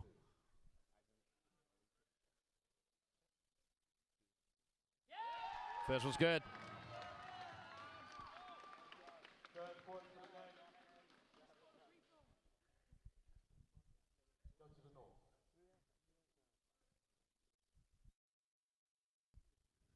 Second one doesn't fall. England Central with the rebound. Now England Central have a great starting five in terms of Fitzpatrick, of course, has played for Team GB before. He's capped, as they say. They've also got Robertson for me. When Robertson gets into them avenues just outside D, it can be a bit of a nuisance from the corners. England North will have to watch him. And then the big man Dunn. Now this for me It's going to be the battle of the game. Dunn, Hurst, England Central, England North, the two big men, the two biggest players in the competition, and really helped their teams. And Aaron Hurst there tried to get the rebound and the shot, couldn't pull it off.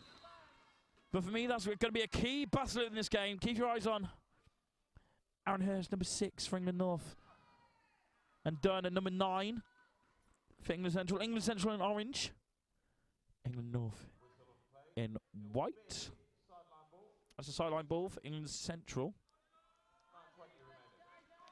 And of course, he's not on the court yet for England North, but Lee Fryer, I'll give you a shout when he's on the court. He is a key man for the North, the top point scorer overall so far in this competition. Big shot for England Central, doesn't fall for hassle, can prove to be a little bit of a hassle in the defensive areas of the opposition team. And this is Aaron Hurst.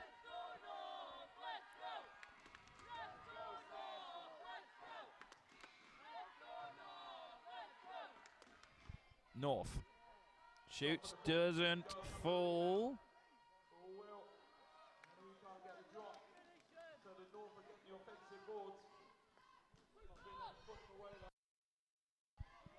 Robinson, one of the players of the team that doesn't get enough credit in my mind. Not afraid to do the dirty work, not afraid to do what needs to be done for the team. That's the England North rebound. It's a 1-point game with just under 2 minutes gone. It was always going to be close. Doesn't fall for England North. Dunn, the big man of England Central. Him and Fitzpatrick doing some wonderful link-up play throughout this competition. Along with him and Robinson. A lot of plays often come from him, Dunn.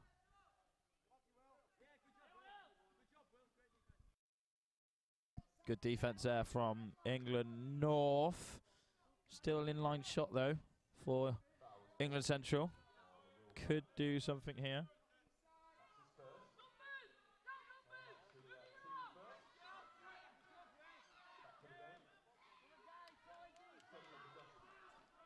Central doesn't fall. Dunn. Ah, looks good for Dunn. John Dunn has his first on the board. I'm sure he'll have many more in this game. Aaron Hurst has an array of headbands in his locker. Aaron Hurst doesn't quite fall for England North. John Dunn on his own in the centre of the court.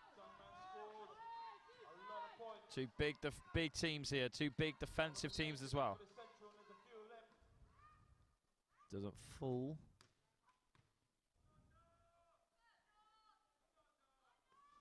Pushing foul called. And now it's an early doors timeout for England North. With it scores at 2-1. England Central's way with just over 7 minutes on the clock. Here at the Regional Arena in Manchester at the Sainsbury School Games 2015.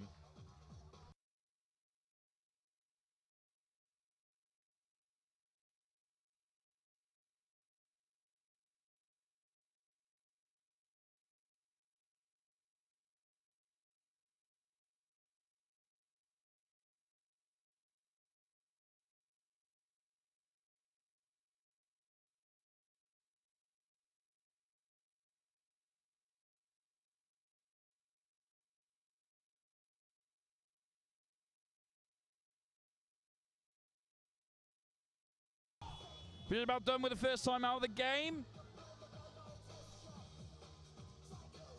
I'm going to get this one back underway. It's going to be a close one here. England North and England Central. England Central, the reigning champions. Are they going to go back to the central parts of England with their title back in their hands? Or is it going England North way this time round?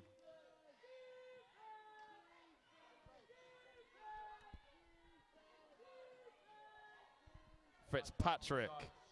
Oh, Shiv Fitzpatrick for England Central. pleasure of calling Shiv Fitzpatrick's name in the first ever Women's All-Star Wheelchair Basketball game. And here she is in the gold medal game. Doesn't quite fall. Central up by 3. Central. And the ball. Done. And a whistle. The referee doesn't know what he sees. She sees. And that's a foul called. And it's going to Aaron Hurst, his first of the game. It'd be dreadful for England North for him to be fouled out in this game. I'm sure the coach wouldn't like him to have a foul next to his name as early as this, but never mind. Especially for a big, powerful, physical player like Aaron Hurst.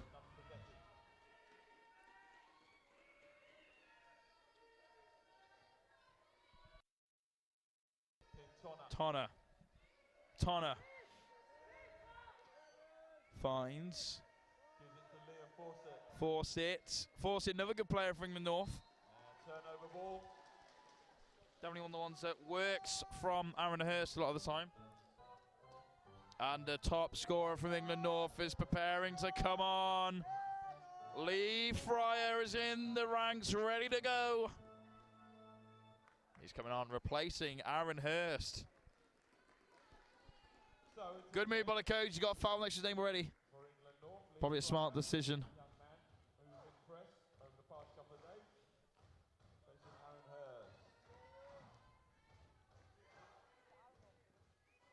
As England Central.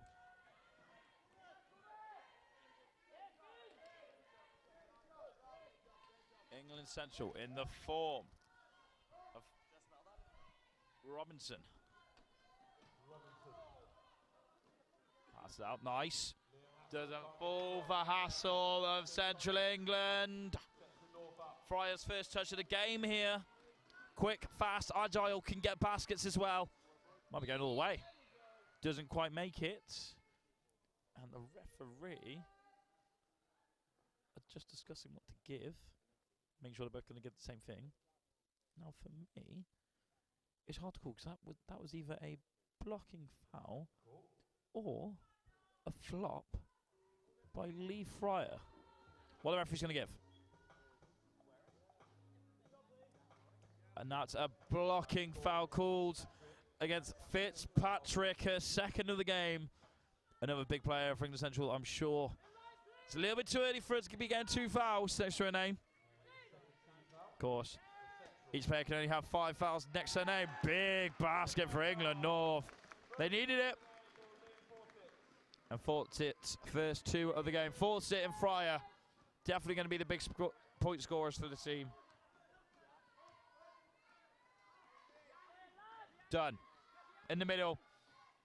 Not afraid to get down and dirty in the middle of the paint. And gets to 2 for England Central. Fryer. What's he got cooking up in the kitchen? Is he about to fry up a full English? No, lays it off. Looks like he's going to go for it. He does. Oof. Doesn't quite go this time round.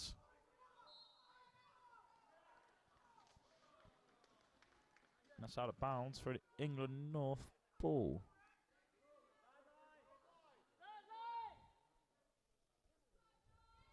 Fryer.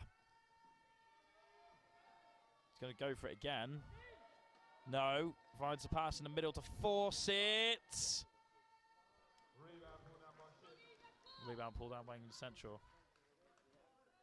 Foul called. Pushing foul called against Bonner of England North, second of the game. Great atmosphere here. Electric here in the Manchester Regional Arena. England Central. Finds a passer to the middle. Finds Robinson. This is the danger area for Robinson. As soon as you get him in that little pocket there, he loves to shoot and usually gets a basket for England Central. Fitzpatrick. Nice. For Fitzpatrick. Good play by her.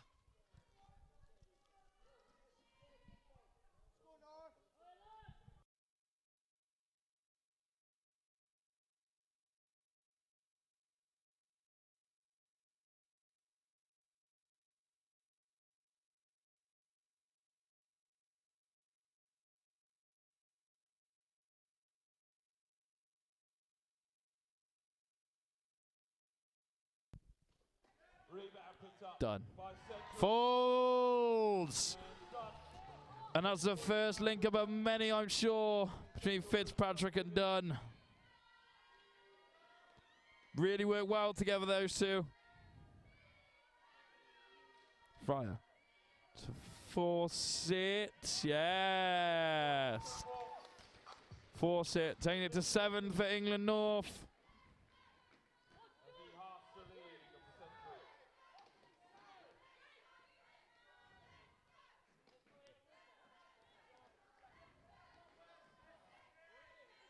Mitten.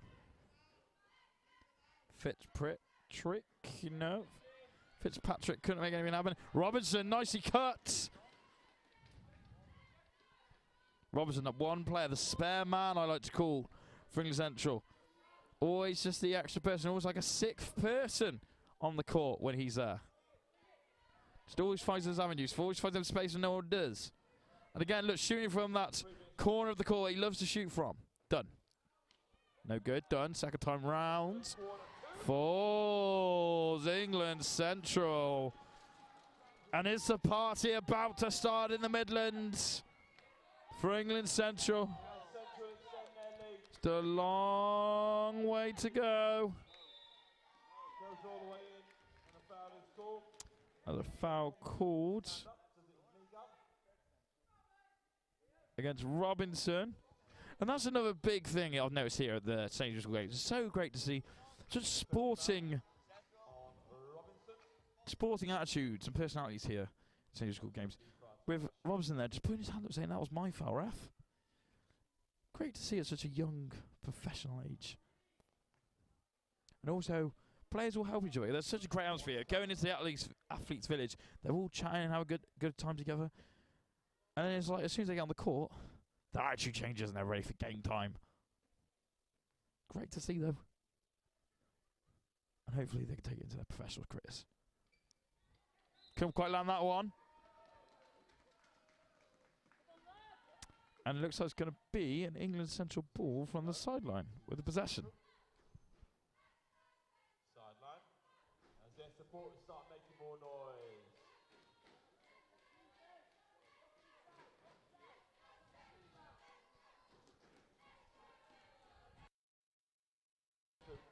Central. Hassel. Is a Hassel in the defensive zone. And you have to wonder if the coach is willing to put Aaron Hurst back on the court. England North could need him here. Force it. Fryer really needing that dominant presence in defense and attack. Nice. Oof, almost. England Central. Free done. Could lay it off here. Does to Robinson. No. Force it. Finds a pass to Mitten. To Bonner. Whistle called there. Stop of the play. Going to be England North ball.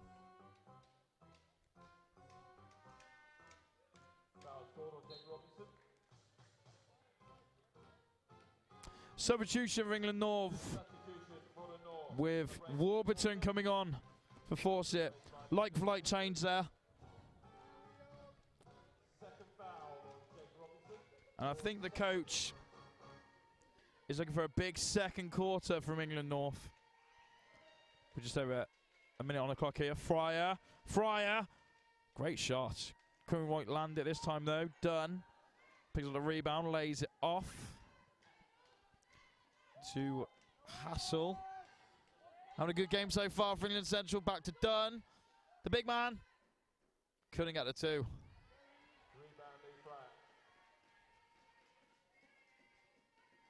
Fryer under pressure. Whips round. Goes up under pressure. Nice.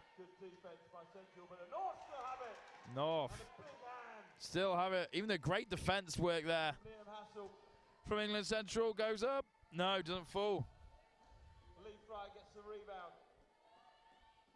Puts it up. Nope, not that time either. Hassel with the rebound.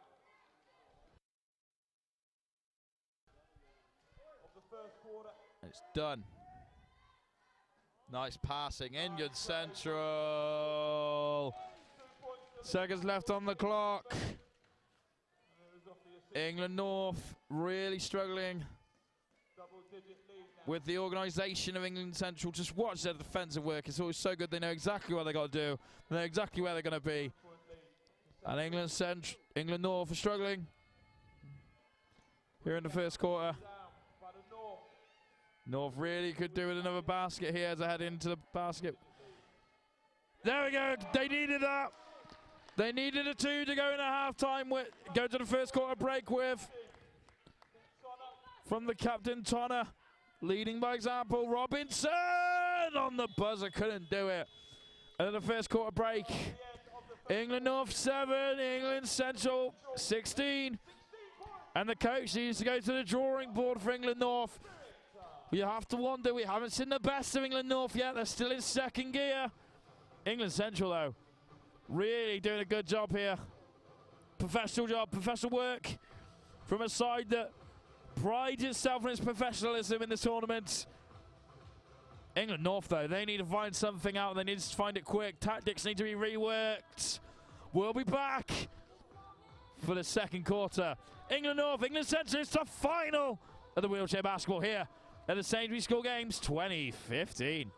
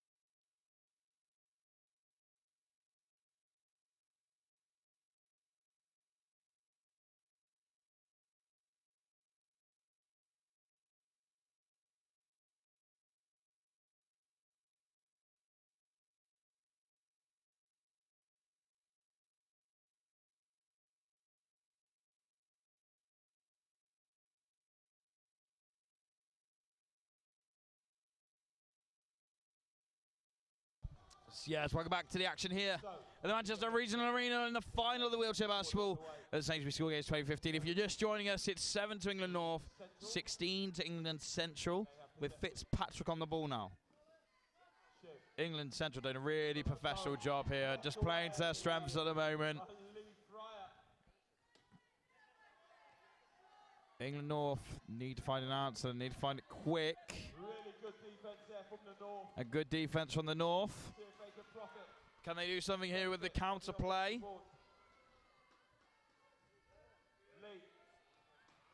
Lee Fryer.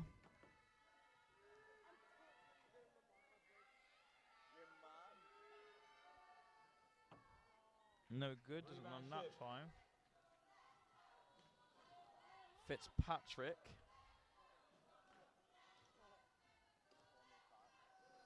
Fitzpatrick, of course, represented Great Britain already, as well as being an established commentator.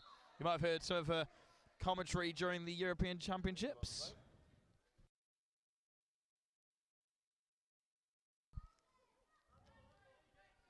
That's a foul called.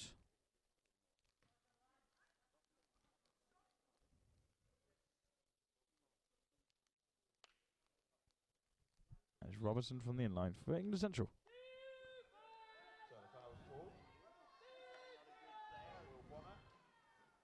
Doesn't fall.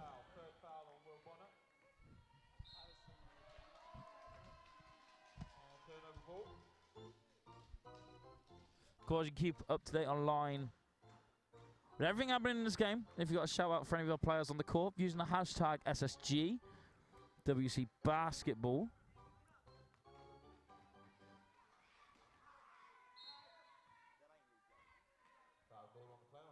And that's a foul called on Lee Fryer.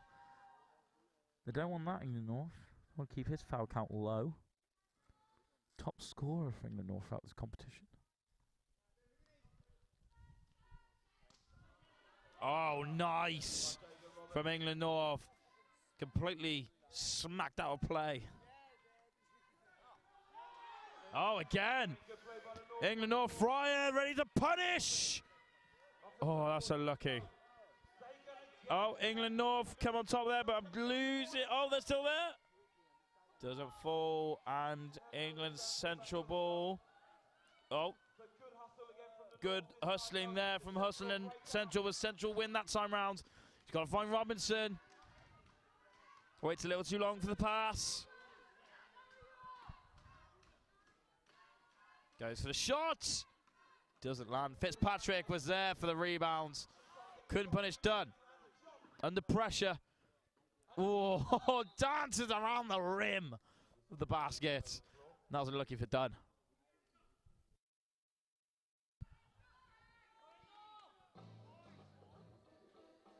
That's an inline ball for Central.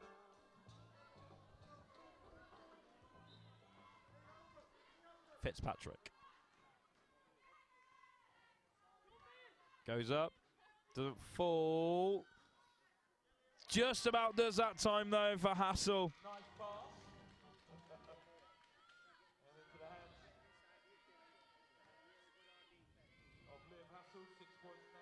Fryer. Cross court. Under pressure. And that's a foul called. And that's a blocking foul called against, I believe, that's Fitzpatrick. The foul called. North substitution though. Oldham coming on along with that man, the big man. Ready to scare England Central, Aaron Hurst. And that is the third foul for Fitzpatrick. Bit of a high foul count in this first half. She won't want to add any more onto that. Hurst shoots on his own. Boom! Aaron Hurst straight on and straight away with a two. That too could have huge implications for the North.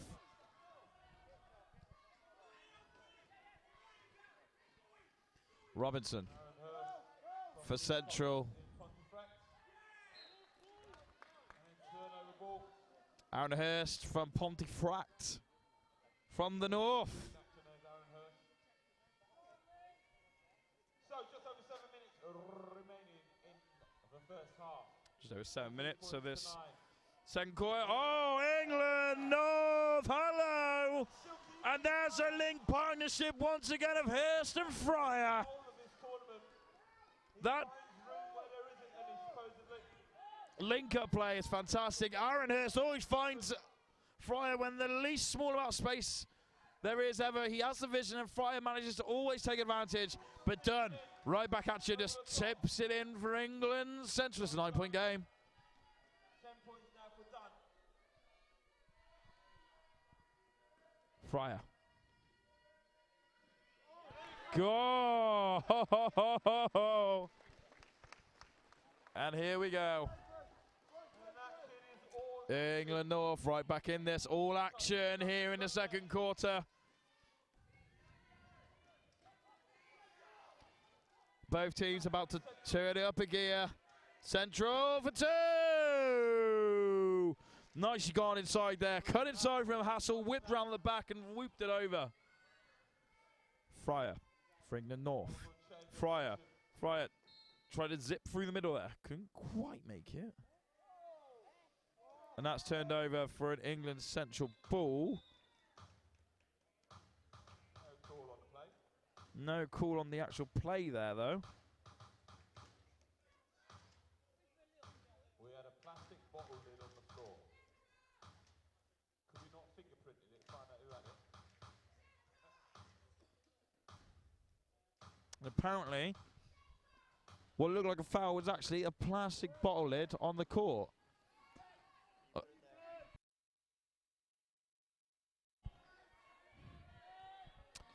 So, I'm sure whoever might water bottle, that lid will be chased to the DNA and they will be getting in trouble. Maybe. Central Fitzpatrick for 2. Great young star in the game, Fitzpatrick. Bright future for her. Aaron Hurst. Fryer. Link up play between those two again. Lays off to his teammate, no good. Turned over by England Central here.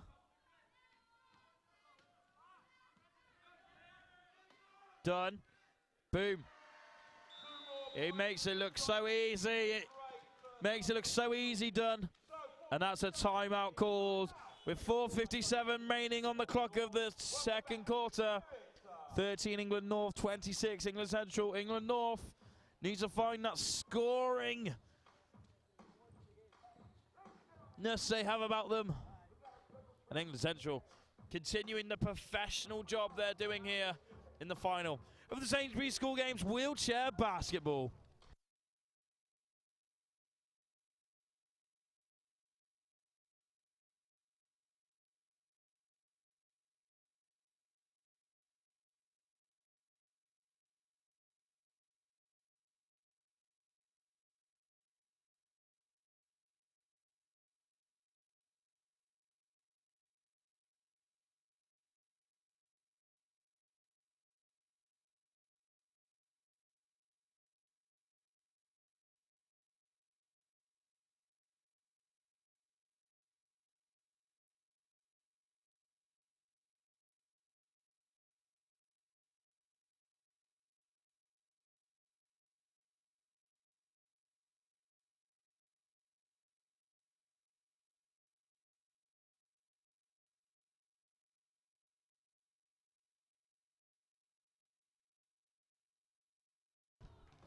And we're just about done with the timeout there. Bringing England North ball from the in-line. If you just look to the left of your screen, you'll see the defensive lineup that England Central plays so well. They really guard the paint tight and hard. Doing it all tournament long. Almost like a wall against any attacking movements from the opposition. And England Central with the rebound now. Done. Finds basket, good. Dunn laid it off for Hassel. Hassel was there. And those two linked up, the two top point scorers in the game.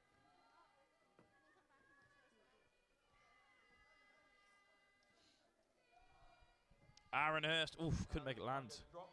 Dunn picks up the rebounds. There's going to be more of them two against each other. Dunn versus Hurst. The clash of the big man. Oh, doesn't land for Robertson. Hassel under pressure. Finds Dunn, just about done. Nicely whipped round to avoid the defence there. But nice rebound for North. And the North. Wow, cut out by Dunn. He's everywhere on the court this afternoon. For England Central, Robinson. Up top, raised to Fitzpatrick. And that's a 3-second violation called against Fitzpatrick. She was in the D, flung them 3 seconds. Did you receive the ball? So that's a violation called against her.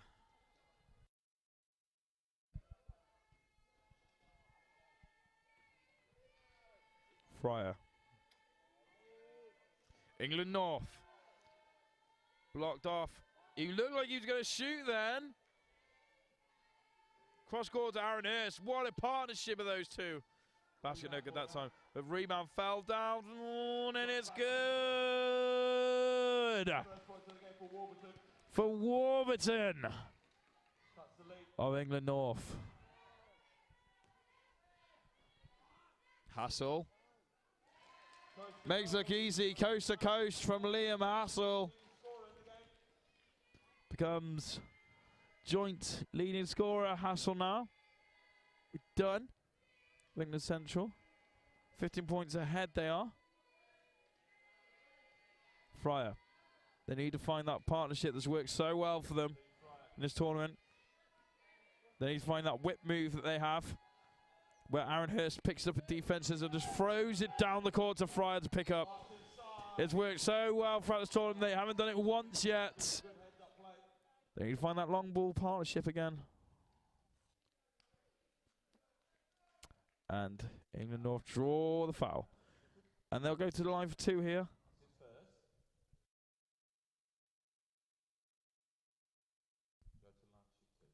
Wolverton to shoot his first for England North. In North in white, England Central in orange, the Tangerine Army. Doesn't fall the first time round. Maybe he can do it with a second. Doesn't fall with a second.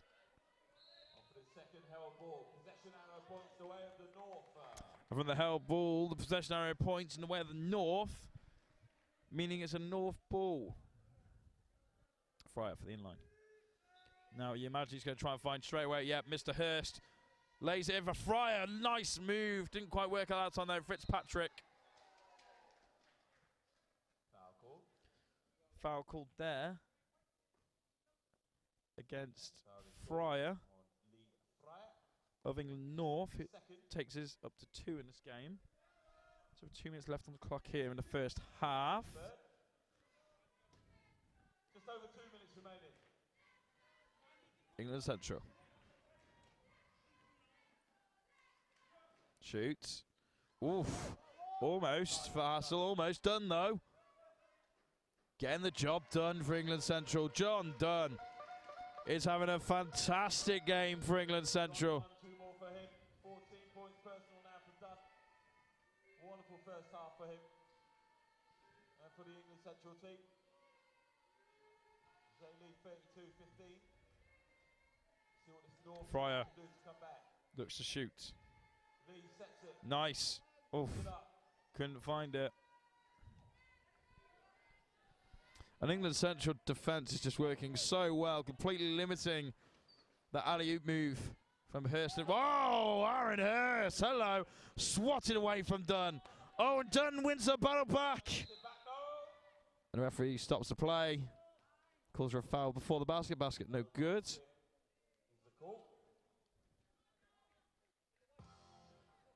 And it's a holding foul against Hurst. That's a third of the game. Starting to get a little bit in the uncomfortable area for Hurst. As Robertson to start off for England Central.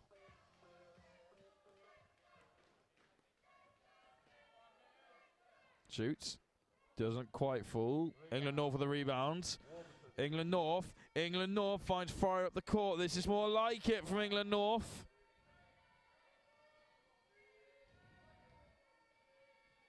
Finds Hurst. Aaron Hurst, what a shot! Oh, that's dreadfully unlucky there. Fitzpatrick picks up the rebound. Just under a minute to play left in the first half. Finds Robinson, no! Robinson couldn't quite get on the end of that pass. Turned over to England North. 48 seconds on the clock. I've got a prize that I've got to give away to somebody. Somebody in this audience has won themselves tickets to go down to London next week and watch the volleyball. So I'll be doing that at half-time. They're going to shoot. Fryer. Oh, that's so unlucky. I have to feel if some of these baskets gone in for England North. They have been unlucky in this first half. But every basket that England Central are shooting, I would say 8 out of 10 times are going in. Short pass into the middle. England North have really got to pick up that kind of play there. That was a little bit sloppy defending from England North. Can't let player run into the paint like that. And that's a foul called on Liam Hassel. Second of the game for him. And England Central in this quarter. 10 seconds on the clock. I wonder, have England North got enough time for another 2 to go in with at the break? 16 seconds on the clock, sorry. Fryer. Lee Fryer. Lee Fryer could go all the way. Just reworking the play. Knows he's got time. Not afraid to use that time. Aaron under pressure. Finds Fryer. Fryer doesn't land. And at the end of the first half, it's England North 15, England Central, the champions. on 32. England North, they got work to do, but they got a whole another half here. There's still plenty of time here in the Sainsbury School Games Wheelchair Basketball Final. Let's know what you think using the hashtag SSGWC Basketball. We'll be back after the break for the conclusion of England North, England Central at Sainsbury School Games 2015.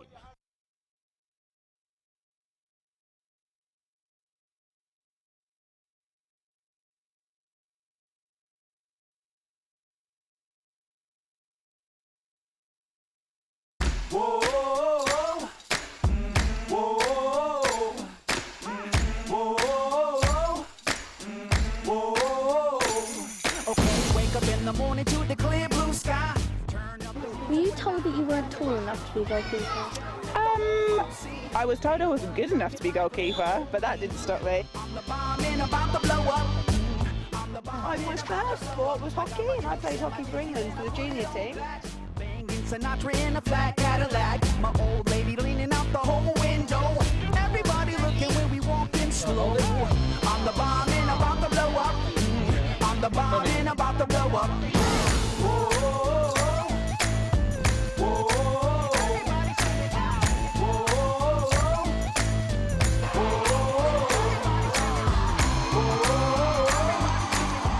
It's really exciting.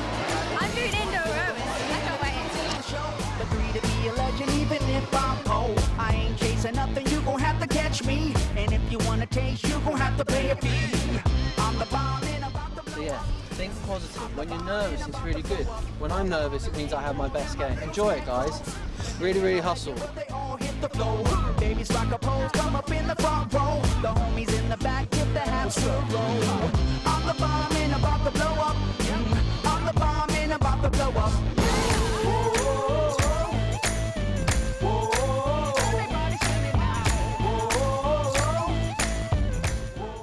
No, because like she's really like down the best goalkeeper in England. Answers there. Taken.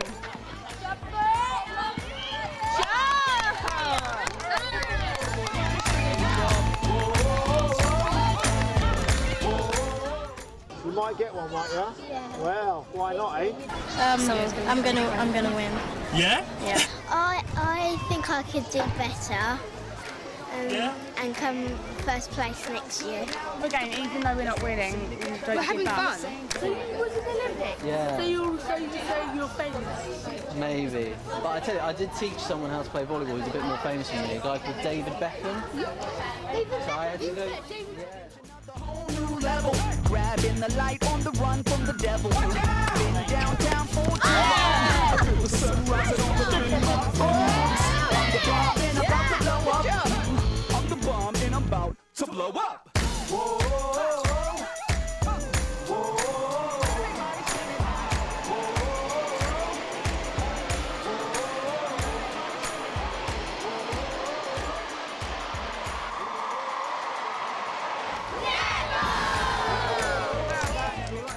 She's taught us about what she usually does to improve, so it's going to help us.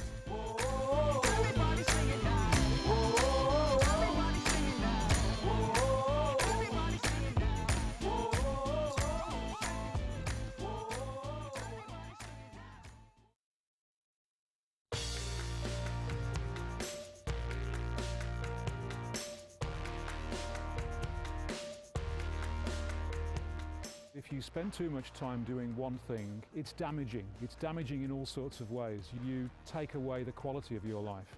So for someone to just do academic studies for 3 or 4 years and not do something else as well, that would not be a good outcome for them or for the university. Sport plays a big role in that. If you go back 15 or 20 years, what you'd have seen is not a great deal of activity beyond the traditional sports. What we actually had was quite a traditional offer of sport. So if you want to play sport, you had to join a club, you had to train twice a week and you had to compete.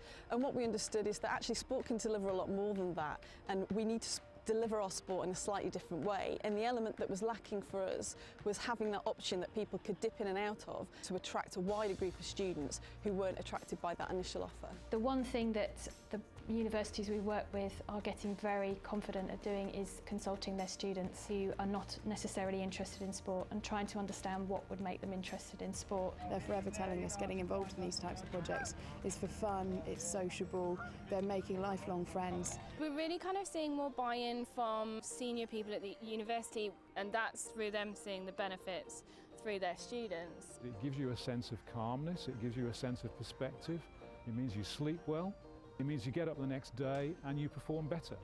Those are all good reasons why sport can help your academic performance. Having a healthy body results in having a healthy mind, which I think is beneficial to the student. A lot of students are suffering. Mental health is a big issue. Things like sport, activities will certainly help in eradicating the amount of mental health issues that we have here. So our counselling service sees over 2,000 students per year, and we're hoping that actually if they have more outlets, then that's something that will really help them. Essentially it means we're keeping students, people that may well have said this is too much for me, I can't cope with the new environment, have made friends. It means they're going to stay, and that's a great thing educationally, but it's a great thing for the financial bottom line when you think about the amount of fees that people are paying. The first year or the first term even is a very vulnerable time, a lot of dropouts around that time, and we know that there are more opportunities for people to get involved in sport activities, then they're more likely to feel integrated into the university community. Therefore, they're more likely to stay on in university and complete their studies and achieve. From our research, universities are telling us that it helps them with attracting students to pick their university. 35% of all students said that they did look at what did that university offer them, for their student experience. When students are coming to universities now, they're actually investing in their own education. So the students want to feel that they're getting value back. We know the link is strong between sport and the student experience and employability. Universities which invest in their sporting facilities are likely to attract the university students that they actually want. It does contribute to the wider objectives of the university. How employable are my students when they leave in 3 or 4 years' time? And we know through our research the students taking part in sport are developing life skills and skills that employers really want to get their hands on. What we do know through our survey is that more students are satisfied with their sport experience whilst they're at university, and that's improved over the time that we've been investing in higher education. Active University's investment has helped us to convince the university hierarchy that sport is really important. We now have an institution-wide strategy for sport that talks about investment in all of the resources that can make sport really thrive. And for that reason, we're going to be eternally grateful to the investment because it's made a massive difference.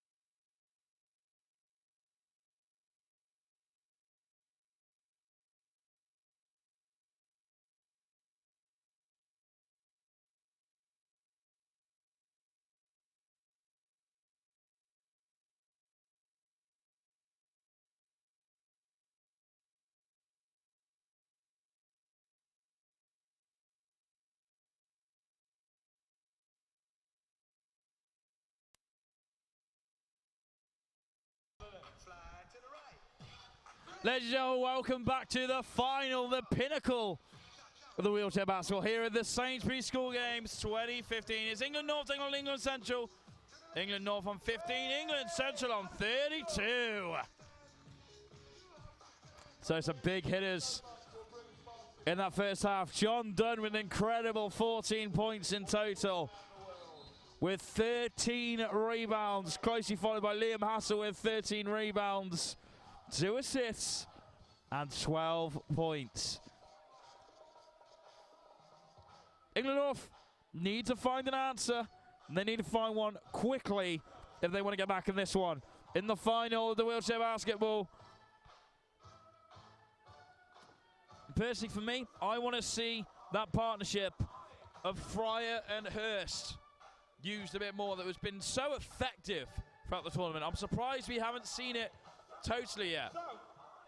Back underway. England Central now, though. Robinson on the edge of the area. Lethal in those positions. He has been all tournament long, but so is this man. Almost. For England Central. Two sides well supported here in the Manchester Regional Arena. I'm sure you're supporting at home, so use the hashtag SSG WC Basketball. Sending messages of support to the players on the court. We'll give you a shout out. Nice passing from England. No, great passing inside. Red by Bonner of England North. England North need to make more baskets like that if they want to get back in this one. Swan, great to see him out in this quarter for the first time. The big player for England Central. And that's a North ball from the sideline. That was a great defense there from England North. That's what I need to do. They need to use that physicality more in the defensive areas. But just look at England Central. They're so organised at the back. Every person has a man and knows where they're going. You can see why they're reigning champions. But look, oh, leaky defence that time, though. Nobody saw him. Nobody picked him up. Roberts for the 2. And the North really needs to... Really needs to take advantage of these plays. Really coming out well in this second half. And from the sideline, from the inline even, it's going to be an England North ball. So really good start to this second half. That's a timeout called for England Central. England North have gone.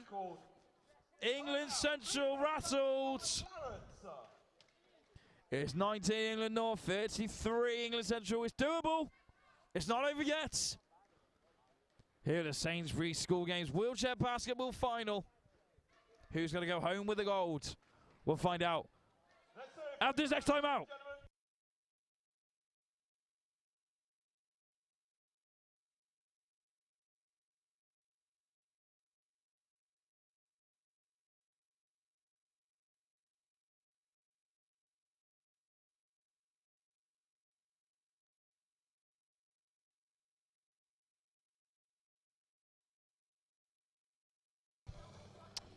Dave Aldridge here, back with the live commentary for you of the wheelchair basketball final. Every play, every basket, every foul, live on the Sainsbury School Games website. Of course, you have the chance to check out all the other sports throughout this competition. You can check out the closing ceremony as well on our live stream. But of course, why would you go anywhere at the moment with this cracking game between England North and England Central? We already awarded 3rd to England South in what has to be described as a brilliant game. No words between Wales and England South. 5th was rewarded to Northern Ireland this morning, with Scotland finishing in 6th. But that was a nice basket for England North, and England North are coming for England Central. England Central looking to make something work with this play and this attacking run of England North, and that was cut out, but Swan cuts that back out again. Swan, sharp shots from Swan. Needed that. Needed that.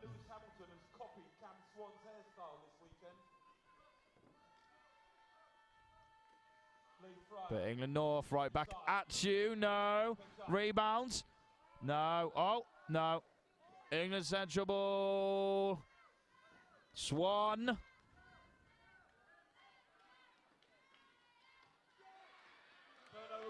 Turned over nicely. Lee Fry on his own for 2. Oh! That's unlucky for North. And Fitzpatrick ready to take advantage. No! And England North gave her the rebound there, but she didn't do it again. England North now. Oh, miscommunication, but just about recovers. Tonner recovers. Gets a rebound for himself. North to shoot. Doesn't fall. And the referee calls first stop of the play. And that's a foul against Swan of England Central. It's England North to go to the line for 2. And this could be interesting for England North.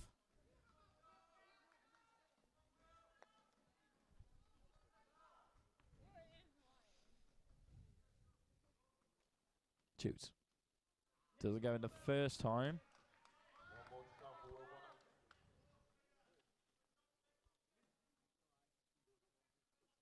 Second time round.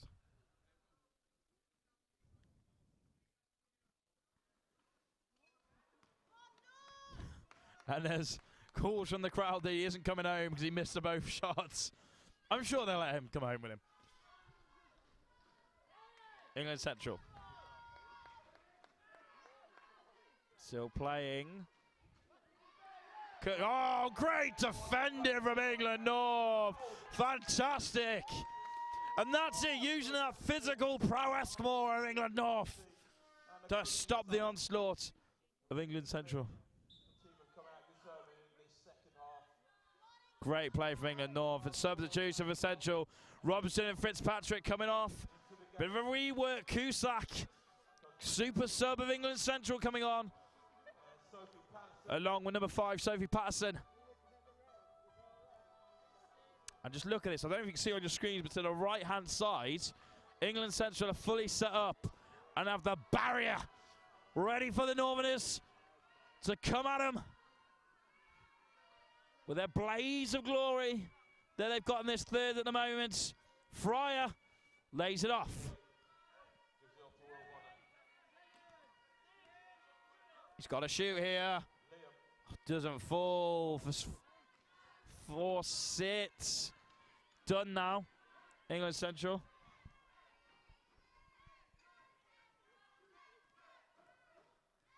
Nicely kept. Swan. Doesn't fall. Done. And it's England North. Fryer. This is what we want to see. Fryer taking advantage. 1-on-1 for the 2. England North. And it's back to an 11-point game. Great comeback so far for England North. Great blocking. Really showed a great defensive display, England North here. Done. They've got to stop him if they want to get back into this game entirely. Swan doesn't fall, and a great defending for England North. Force it. Looking to lay it off. Finds Fryer. Fryer. Lee Fryer lays it off again. Under pressure. Finds. Underneath the basket. Couldn't take advantage. Doesn't go for Tonner. Central. And that's a foul called against Tonner. It's an England Central ball.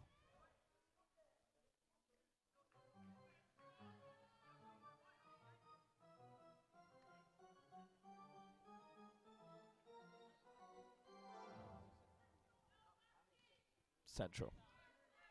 To start now. Central want to get a few more baskets to stop this momentum of England North, but they pick up the rebounds. Out of bounds, it's an England North ball.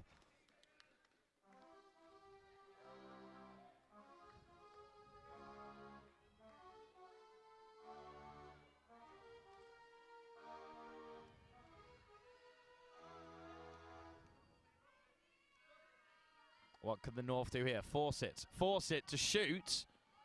Under pressure, almost. The referee calls for the foul there on Bonner. That's his 4th of the game. The coach is having a quiet word just to calm it down. Don't want to play a foul out at this time in the game, especially when the momentum is switching in your favour.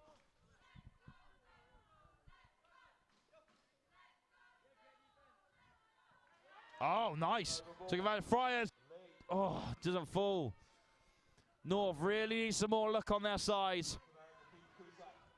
Cusack whips round all the blocks.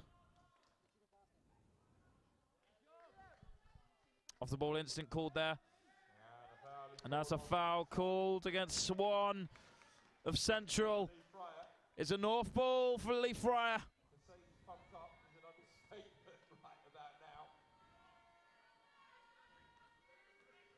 And here come the North. Force it. That's a foul against Cusack of Central. It's force it to go to the line for 2.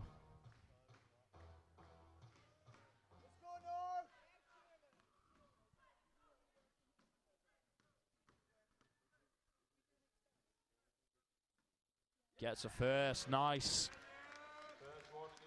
Got one more to come for Fawcett.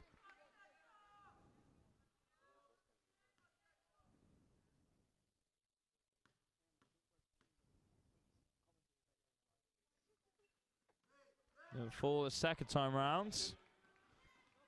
Nicely picked up by Mitten of England Central.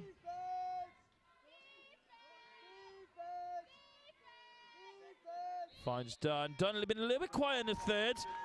And England North are dealing with him well, because that's a turnover for them from the inline. Just over 4 minutes on the clock. And it's a 10-point game. England North right back in this one. Nice pass. Just about holds on. And the referee calls that for an England Central ball.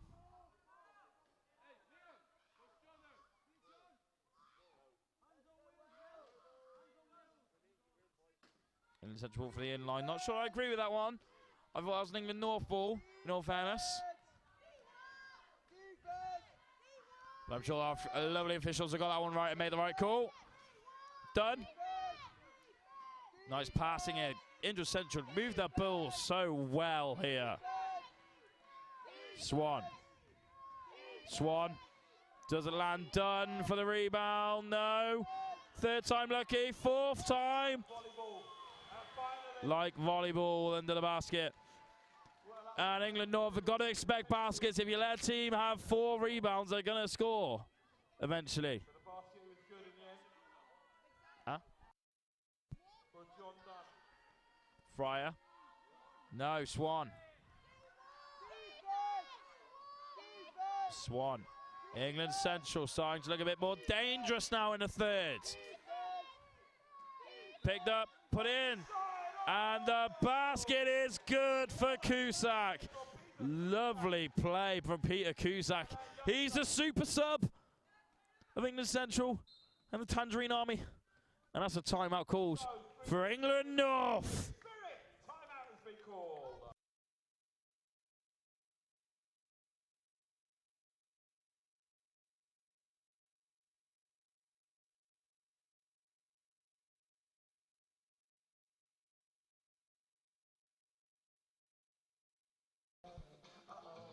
For a timeout, just over 3 minutes of the third quarter. England North 24, England Central 38. And you have to wonder if England North are going to put in Aaron Hurst from this timeout. He's on 3 fouls. You can see why the coach is reluctant to play him. But when you're the top scorer, along with Will Fryer, and you're down by 14 points, you need your big hitters. But England Central, their depth has really worked out well for their team. Cusack has played fantastically well in this third. For England Central, linking the plays together. And England Central come out looking unchanged. Along with England North here. And it's Cusack to go to the line for one for the 3-point play. So Peter Cusack goes to the line to shoot the bonus. One. Of course, England Central in orange. England North in white. England Central, the reigning champions here at the school games. Doesn't fall. Swan couldn't recover. England North. Nicely swatted away from Mitten. Really good for the boys and girls in orange. The Tangerine Army from Central England against the white crystal powerhouses of England North. That was unlucky. And he was there. Nobody picked him up. Roberts for the 2. Taking it back to a 12-point game. Cusack. 38-26, just over 2 minutes on the clock. Doesn't fall for England Central. Nicely cut out. England, this is a move we want to see more of. Fryer getting behind the defense for the 2. Doesn't fall. That move that's been so successful all tournament long just hasn't worked out today in the final for England North. Unlucky. Done. Swan. Doesn't fall. Another rebound for the North this side. Finn Tonner. Fryer. Finds the middle. Finds. Kept it. Oh, that's unlucky. Mitten.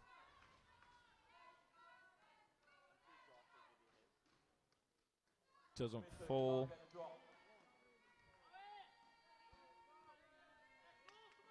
England North.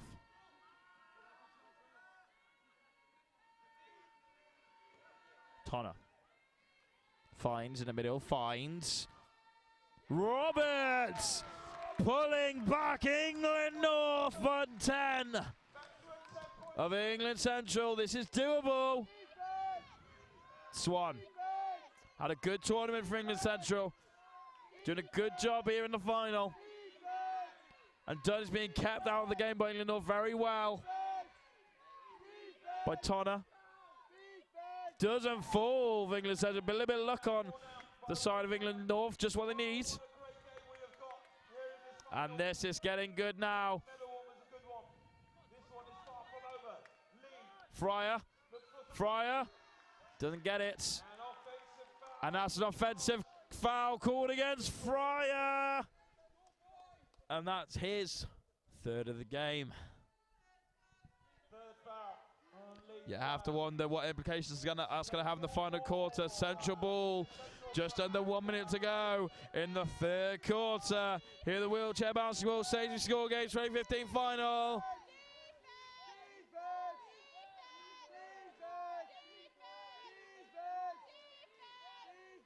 England Central want to get some just on the edge here. Done. Gets a 2 with seconds left on the clock. When he doesn't need that basket, he is pretty much unbeatable. England North needs some baskets here to go in with.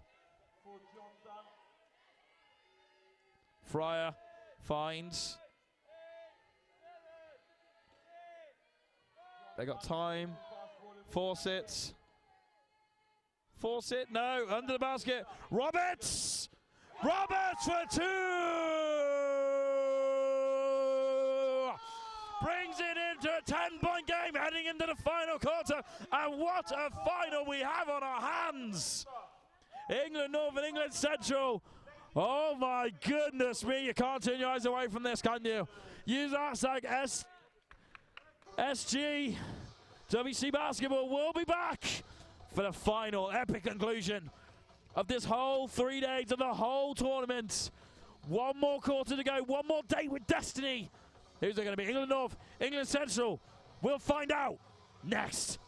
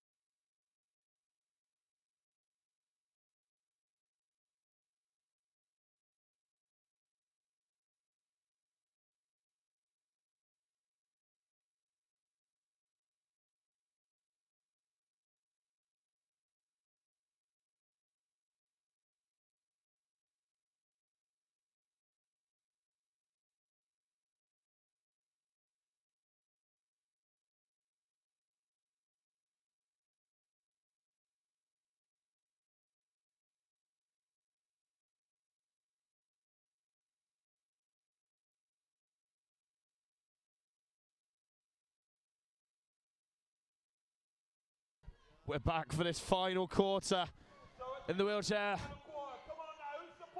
basketball finals here in Sainsbury School Games for our capacity crowds.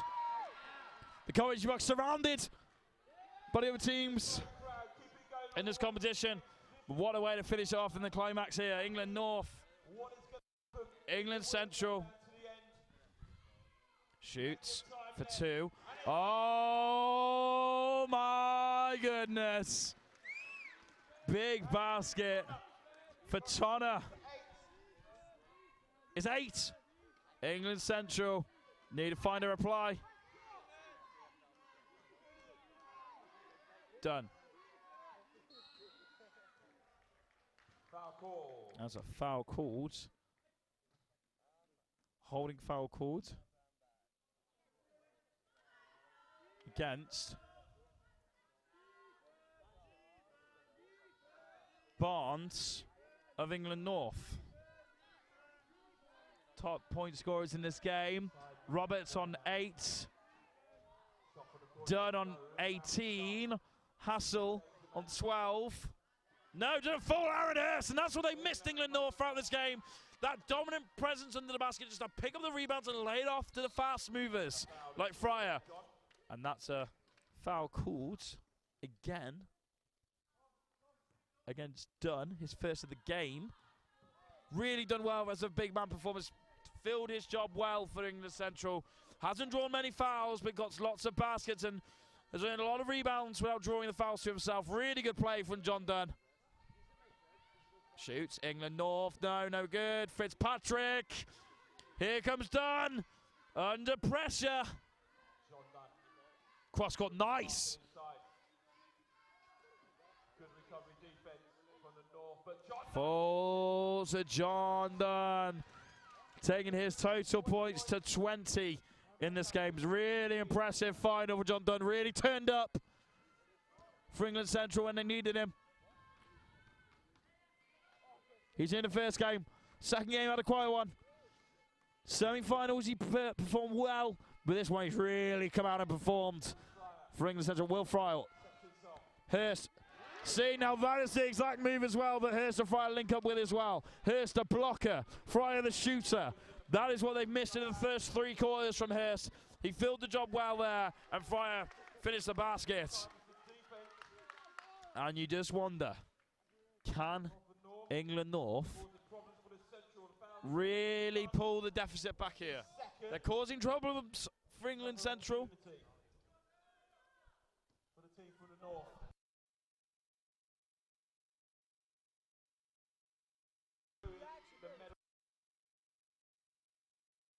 So please stay with Will us Fryer to show your appreciation.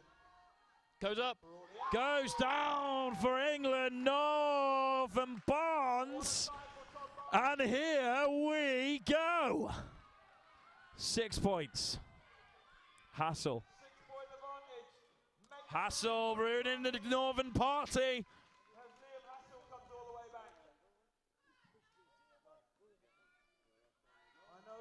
sure has been going absolutely mad with the hashtag SSGWC basketball. But we need to be all over that now. Let everybody know that this is the place to be right about now. And why would you go anywhere else here in the Sainsbury School Games? What a tournament we've had here in the wheelchair basketball. What a great, great tournament and a bunch of great athletes. All performed fantastically well. The hunger, the passion, the desire in this tournament. Arguably higher that of international superstars of the wheelchair basketball game. There's a race here. Unlucky for England Central, kept by England North.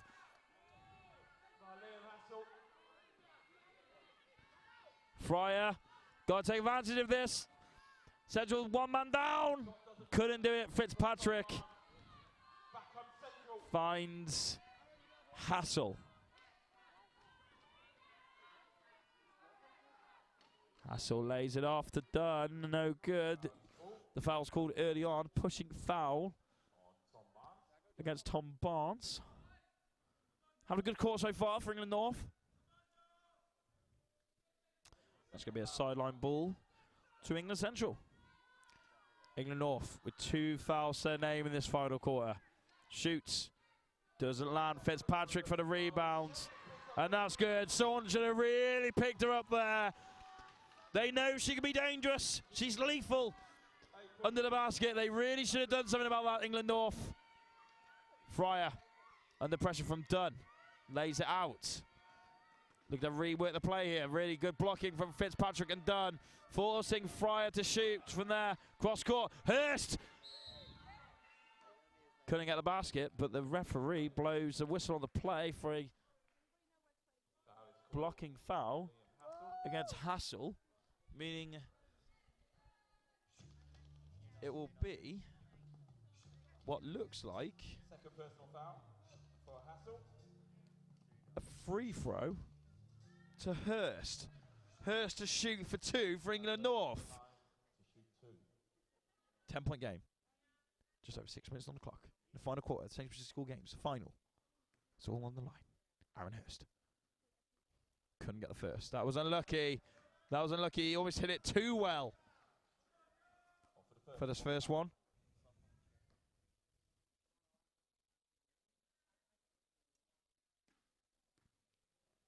Aaron Hurst with the second. Let's see what he can do here. Goes up. Doesn't find it in the basket. Here's an England Central ball for the rebounds. Hassel. Doesn't fall for Hassel. And Hurst, yes. And this is a move that almost to Fryer. A little bit more on target, and that would have been the move that's destroyed so many teams throughout this tournament. The Fryer and Hurst connection. Fryer with the rebound. The long pass up to Fryer.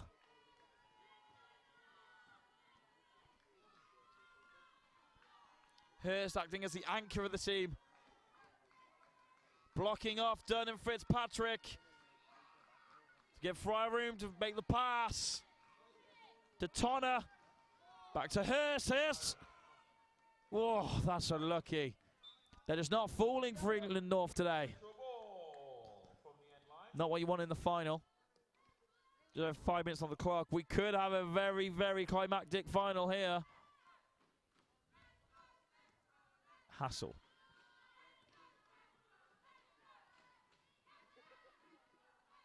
Fitzpatrick. She gets the basket. For England North.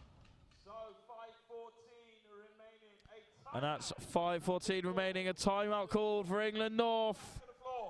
I think that might be their final performance of the day. Give them a big round of applause. It's the Clarets. We've got a good game on our hands here. England North on 36. England Central on 48. Just over 5 minutes. That is enough time. That's plenty of time for England North. Just need to be more effective with the baskets. Stop any defensive lapses. No mistakes. Now for England North, it's do or die time. It's a climax. of the Sainsbury School Games 2015 here in the wheelchair basketball. It's all to play for. It's time to put it on the line. It's time to put your soul, your body, your heart, your passion on the line for that gold medal that all these young stars and athletes won. What an environment. What a cauldron of atmosphere for these young athletes to thrive and build on. Of course, the Sainsbury School Games acting as a first major tournament for these young stars, so they can get used to what it'll be like in those Commonwealth Games, in those Olympic Games, in those Paralympic Games. And what an atmosphere. What a game between England North and England Central. As we go underway with the action. It's a link up at the back for England North. Fryer for England North, picks up, swoops in. England North, if they want to get back in this, they've got to get some quick baskets.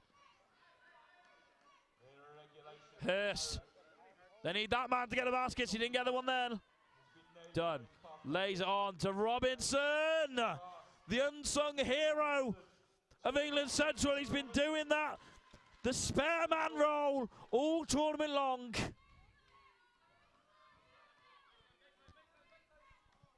And whoops in. Lee Fryer, that's exactly what England North need to do. Be quick, be agile, oh, that's exactly what England North need to do. 2 quick baskets repeatedly. Bring it back to a 10-point game. 2 more like that. And England North are right back in it. To the 4.5 long range pass. England Central Fitzpatrick, nice. Made it look so easy. How can G under this environment, in this pressure, in this cauldron? Another wonderful performance for her, which has seen her representing the country. Fryer, Hurst. Oh, no one picked him up. And Robinson again with that same move. Great vision from Hurst to find Robinson there. 10-point game. There's still time. Robinson. Central need to hold on to this. Central need to keep a calm and precise and professional performance. Stop England North getting back into this one. That's a pushing foul.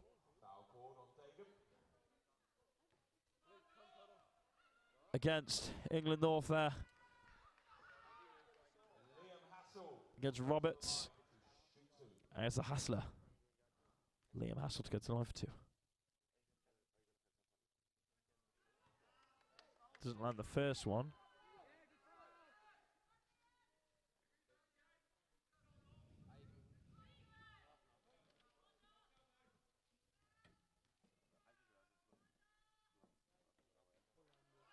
Doesn't land the second, out of bounds. That's a England Central ball in the defensive zone of England North.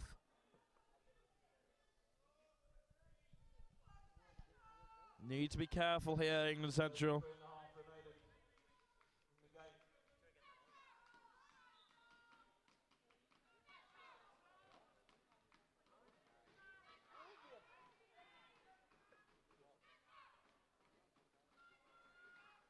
Robinson couldn't make it land. England North keep it in. Need to get out of this area quickly and fast. That's the move. That's the move. The Hurst and Fryer connection for the 2. And that's what's been missing all game long for England North. That long range pass from Hurst to Fryer. A couple more of them. 8 points for England North. Hurst, great pressure. England Central. No good, Hurst. England Central. England Central. Hassel, no good. Aaron Hurst looks for that long pass again. Here it is. Tonner lays it to Hurst. Hurst. Fryer's right there. Fryer for 2. Oh my word. 16 points for Lee Fryer. And this is a 6 6-point game with just over 2 minutes on the clock. Oh my goodness me. What a climax this is going to be to the wheelchair basketball in the Sainsbury School Games 2015. Central. Fitzpatrick. Robinson picks up. Hurst. Fryer couldn't hold on, but lays off. And they've got to be quick for the 8-second violation. They're out of time. Turnover for an England Central ball. And oh my words. 6-point game. Central on the sideline. Just over 2 minutes on the clock. Oh my lordy lord. Doesn't fall, picks up the rebound, done. It's good. And he's fouled on the way to the basket, so Dunn will go for the 3-point play. Dunn, easily MVP of this game so far. The foul called against Aaron Hurst. That's his 4th of the game. Really doesn't want one more in this game. One more and you have to think maybe too little too late for England North. If Hurst is fouled out of the game, but he's not. He's only on 4. It's good. That was a big, big point for England Central. Fryer. England North still plenty of time, especially when you've got the shooting ability of Will Fryer. England North so unlucky at the basket today. Really has to be said. Fitzpatrick. England Central really doing well, taking their chances underneath the basket throughout this game.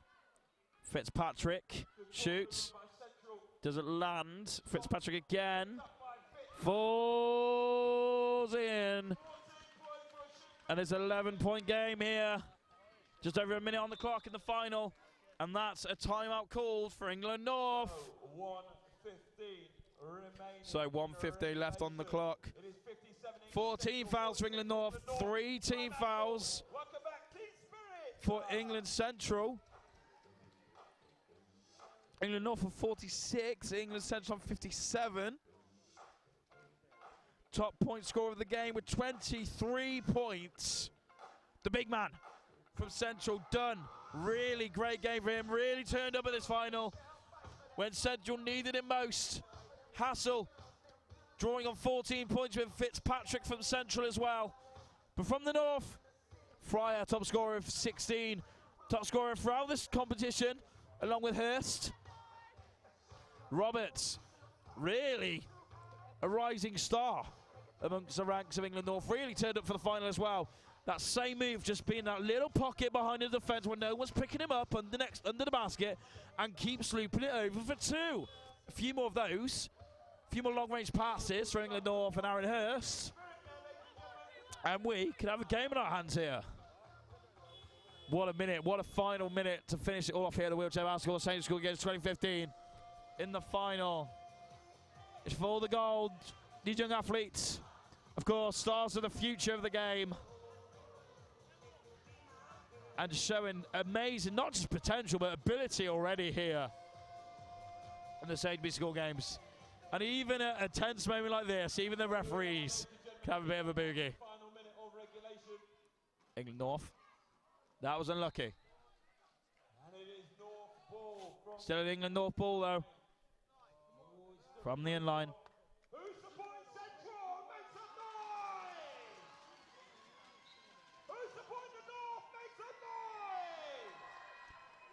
Both sides still so well supported here at the Manchester Regional Arena. As we come to the final minute. Oh, it doesn't get any more unlucky than that for England North. Barnes did everything right and it just didn't fall. That is desperately unlucky for England North. Both teams not done much wrong in this game, in all fairness. Really evenly matched. England Central just ahead here, though.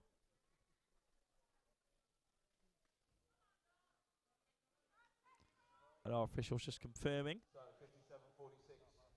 World Cup. Remember, we're doing the handing out the presentation of all the medals at the end of this game. That's 5 team fouls for England North, meaning England Central now go to the line. For 2 through Alex Mitten. Alex Mitten, you have to wonder what that young man is feeling in his mind right now. Tense moment for England Central. Alex Mitten doesn't get the first. Maybe second time round.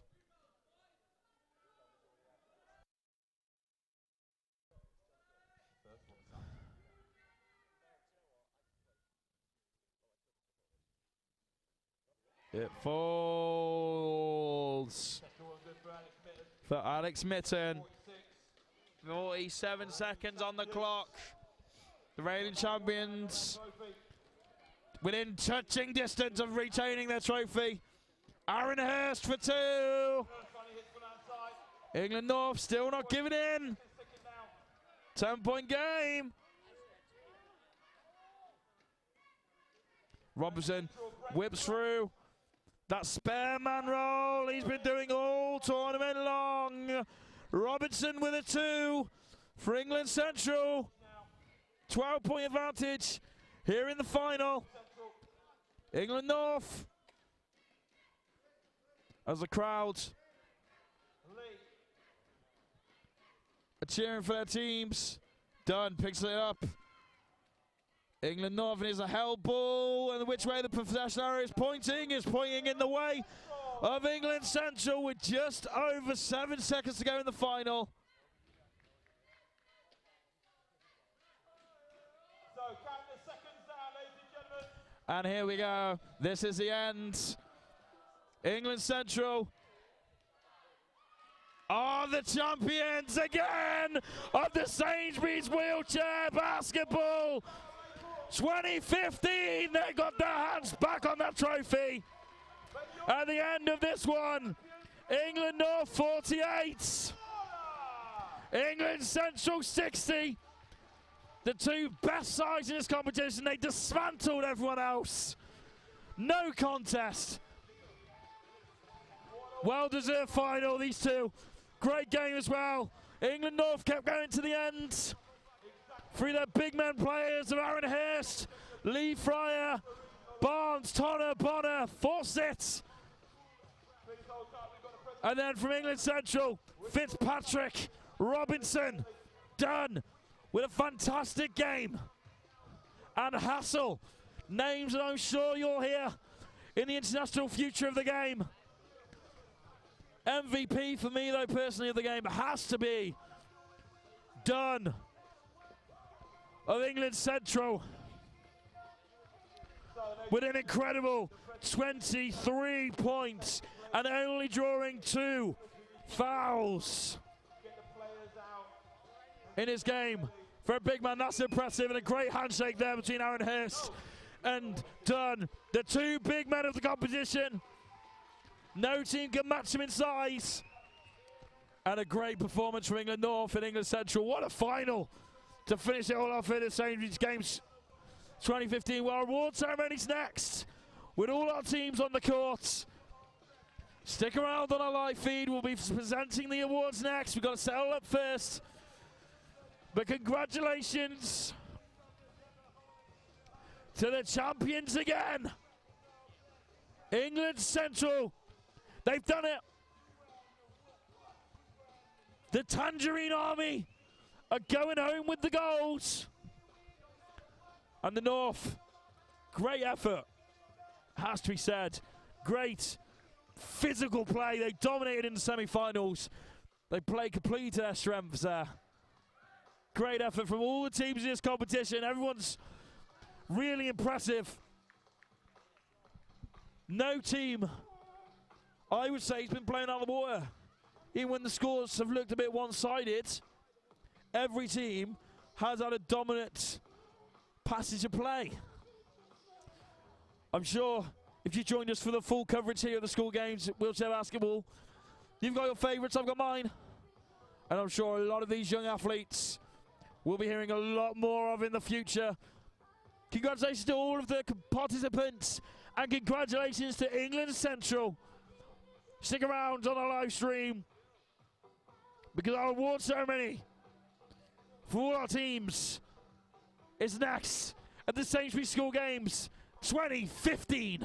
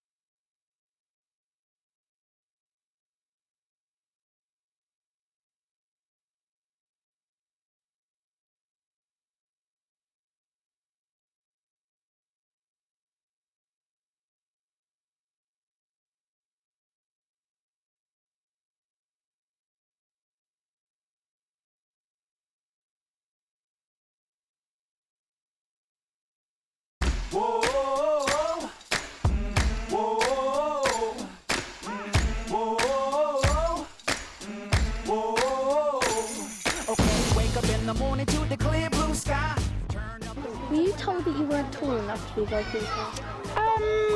I was told I wasn't good enough to be goalkeeper, but that didn't stop me. My first sport was hockey, and I played hockey for England for the junior team. Sinatra in a flat Cadillac, my old lady leaning out the whole window. Everybody looking when we walking slow. I'm the bomb and about to blow up. I'm the bomb and about to blow up.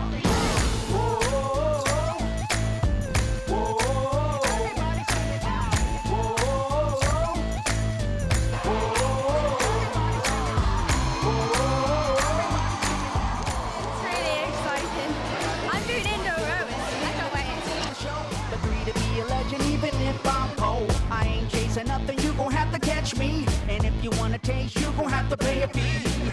I'm the bomb and about to blow. So yeah, think positive. When you're nervous, it's really good. When I'm nervous, it means I have my best game. Enjoy it, guys. Really, really hustle. They all hit the floor.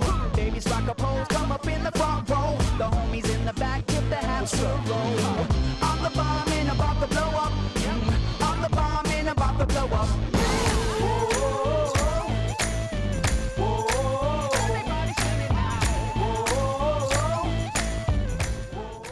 Because like, she's really like the best goalkeeper in England.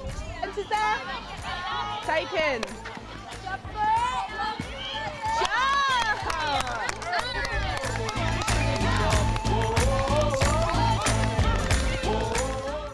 You might get one, might you? Yeah. Well, why not, eh? I'm gonna win. Yeah? Yeah. I think I could do better. And come first place next year. Again, even though we're not winning, don't We're having give up. fun. So you was in the Olympics? Yeah. So you're famous? Maybe. But I tell you, I did teach someone how to play volleyball who's a bit more famous than me, a guy called David Beckham. So I had to go. New level, grabbing the light on the run from the devil. Been downtown for too long. The sun rising on the I'm the bomb and about to blow up. I'm the bomb and I'm about to blow up.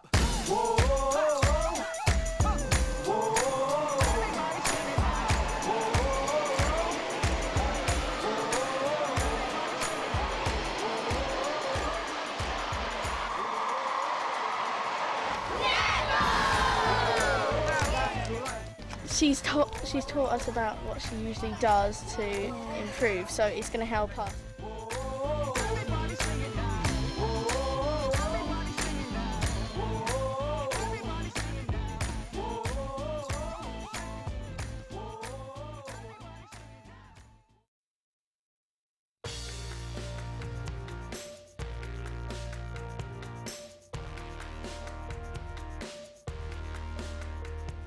If you spend too much time doing one thing, it's damaging. It's damaging in all sorts of ways. You take away the quality of your life.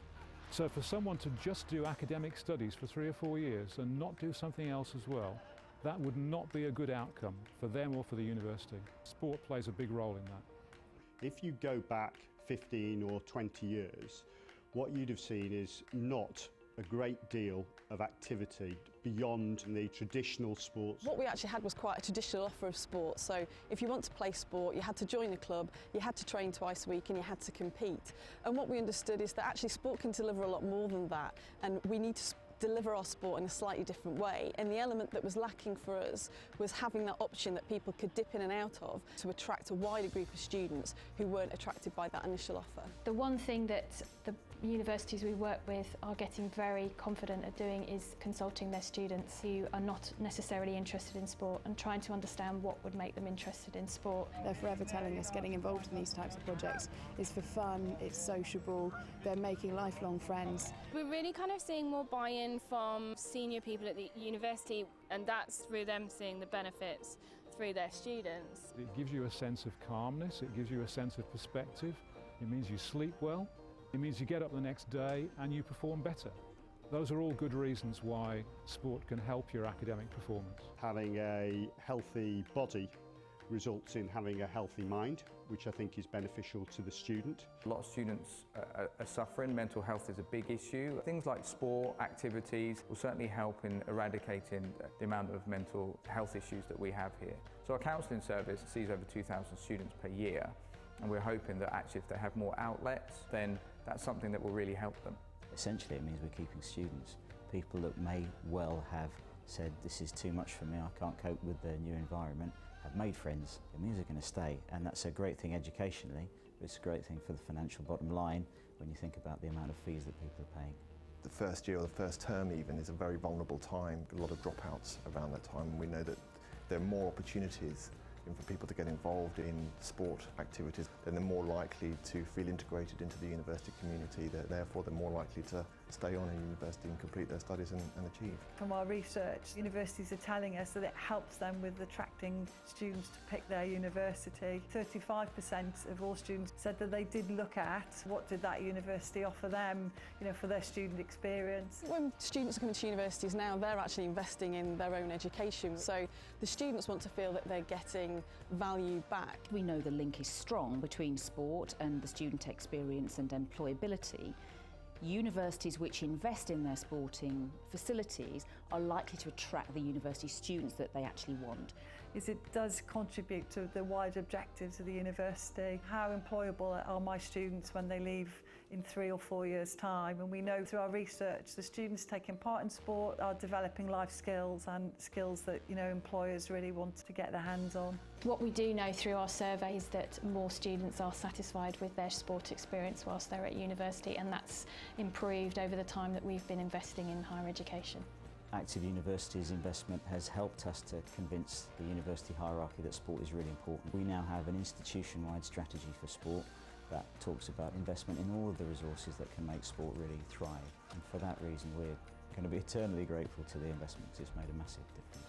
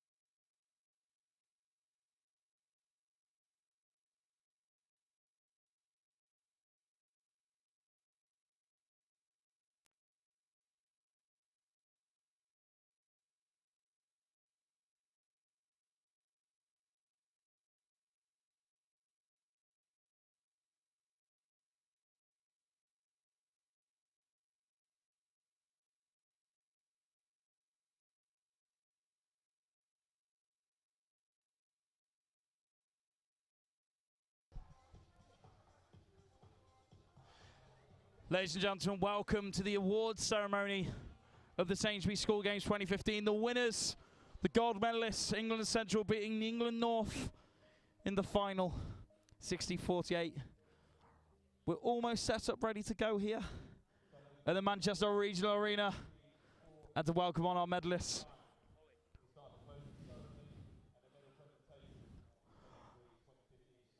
Our athletes facing towards the crowds.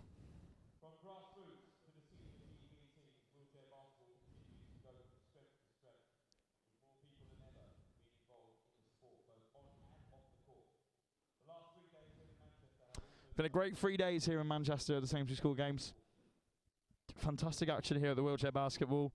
All being a massive credit to the athletes, to their countries, to their sport, to their schools, to their families and friends at home as well. Fantastic effort from these young athletes, and I'm sure all of them have bright futures ahead of them. And as highlighted many times during this competition, just the passion, the pride, the hunger of these young athletes is fantastic. So first, appreciation to our officials and referees throughout the competition. Great job from them, keeping the whole thing together. Brilliant job from them. And adding to the atmosphere as well. It's been so fantastic. Everyone taking a nice, relaxed view of everything.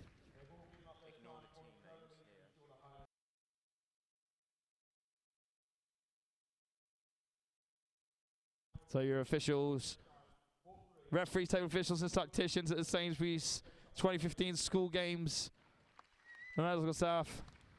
Congratulations to them, well done. The volunteers as well that put these games together, undergone hours of training, giving up their time for free to support both on and off the court and spectator operations. And first, a massive hand in 6th place to Scotland. Played fantastically well. Some key players on their side. Great job from them. In 5th place, congratulations to Northern Ireland. Really played well during their time here. In 4th, Wales in that unforgettable semi-final they played in. Fantastic job from them in a losing effort in arguably one of the greatest games of wheelchair basketball ever. And that is not an understatement. Please, if you have the time, go back and watch that game. I urge you. Great advert for the sport. But please welcome 3rd place onto the court now, England South, led by Jim Palmer. Hazelden follows with Whale, Bazrakai, Edwards, Lemon, Legas, Suwami, Tobin and Woods. Great job from England South, finishing 3rd in this competition. The quickness, the high court press of the team, winning bronze. Fantastic job. In 2nd place, they had a fantastic final out minutes ago. England North, fantastic job from them. Led onto the court by Shaw, Oldham, Aaron Hurst, Lee Fryer, Tom Barnes, Waterburn, Fawcett, Will Tonner, Bonner and Roberts. Fantastic job for them, finishing in silver. Congratulations to England North. And of course, through all our competitors during these games, a massive advert for the sport and a credit to themselves and the reigning champions. They're back. They defended their title. They've got the gold. Led by Shaw, by Fitzpatrick, onto the court. Followed by Patterson, Baskett, Barnum, Swan, Dunn, Hassel, Mitten, Robertson, and Cusack. Fantastic job for England Central. Reigning champions again once more in the School Games.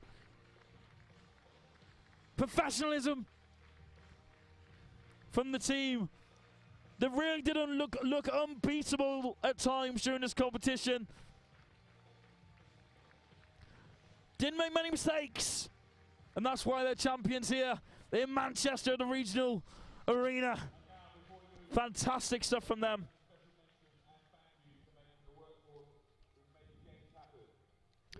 A big thank you. A big thank you to the venue for letting us host this amazing competition here. A big thank you to them.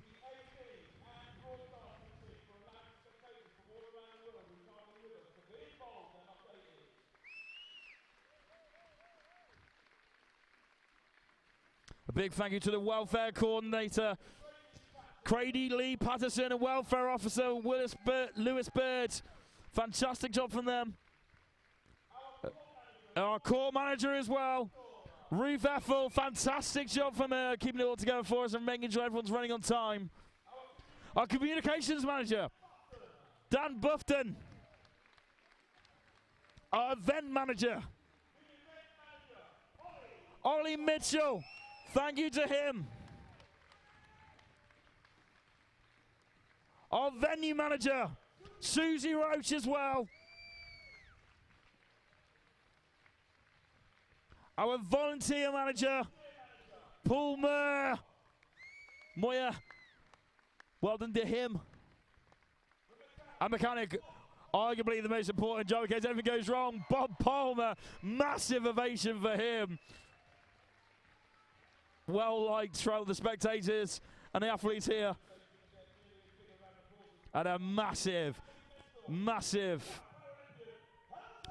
thank you to the athlete mentor and three-time Paralympian Helen Turner.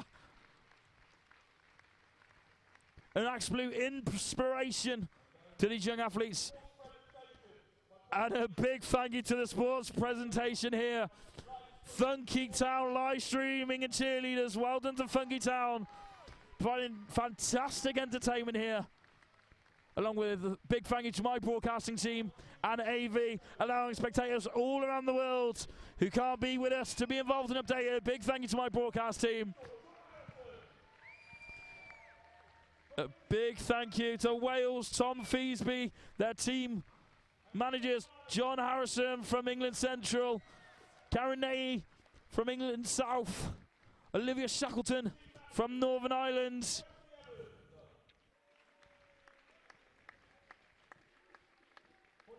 A big thanks to the team managers from Wales, Kelsley Evans, from Northern Ireland, Phil Robinson, from Scotland, Sally Lumsdane, from England Central, Tina Connor-Saunders, England North, Jacob Meaton, England South, Israel Vidal, and the coaching staff. All of them, fantastic job. The assistant coaches, Peter Grime and head coach Mark Richards from Wales, Phil Robinson and Paul McKillop from Northern Ireland. From Scotland, Gemma Lumsdane and their head coach Tina Gordon, big thank you to them. From England Central, Chris Hassel and Ali Hope, the coaches for England Central, thank you to them. From England North, Andy Craddock and head coach Kev Hayes, big thank you to them. And a massive thank you to England South, assistant coach Aaron Perth and head coach Austin Kennedy. Big thank you to everyone who put these amazing Sainsbury School Games together this year. The wheelchair basketball, it really has been a fantastic 3 days here in Manchester. I hope you enjoyed watching at home. It's been a great sporting occasion. Hopefully we'll see these stars in the future at more athletics games to come. And we'd like to welcome to the court to present the medals, athlete mentor and 3 times Paralympian Helen Turner.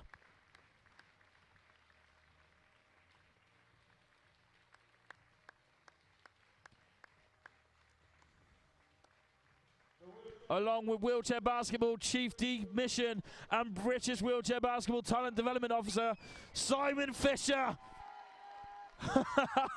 Big ovation for him here. Got involved in the fun all weekend long. Will Parker as well from Sports England, coming to present the awards.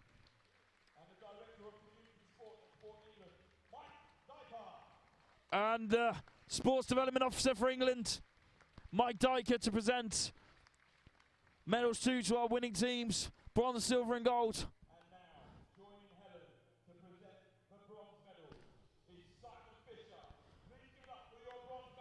And joining Helen Fisher to present bronze medals to England South. Simon Fisher wearing number 4. Jim Palmer number 5. Hazelden wearing number 6. Rob Whale wearing number 7. Basrakai wearing number 8. Lewis Edwards presented with his bronze. Wearing number 9. Sam Lemon. Got big support at home watching. Number 10, Leguest, been awarded his bronze. Wearing number 11, Lamri Sawami, got a big crowd here in the Manchester Arena. Number 12, Tom Tobin.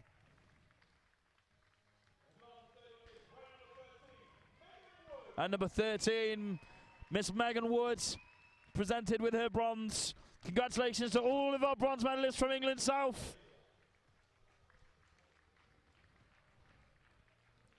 And their head coach, Austin Kidabati. Bronze medalists, England South, great performance.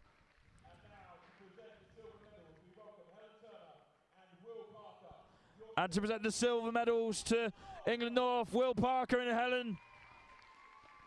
To present it to England North.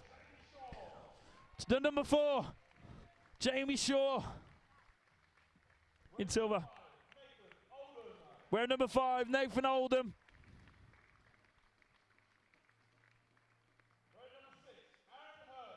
Number 6, Aaron Hurst. Arguably player of the tournament. Lee Fryer, number 7, being awarded his silver. Number 8, Tom Barnes. Lewis Warburton getting his silver, number 9. Number 10, Liam Fawcett with his silver. Phil Connor, number 11, getting his silver. Will Bonner, number 12, getting his silver from Helen. And number 13, Damon Roberts. Impressive performance in the final, along with their head coach, Kevin Hayes, presented with his silver, along with his assistants and team manager. Silvers for them here at the School Games 2015. Wheelchair basketball. Silver medalists, England North. Big ovation for them in the arena. And finally, the gold. The reigning champions have done it again. Outstanding tournament. And they finished off with a massive final. And the ovation in the arena is lifting for England Central, your 2015 champions of wheelchair basketball. Number 4, Fitzpatrick.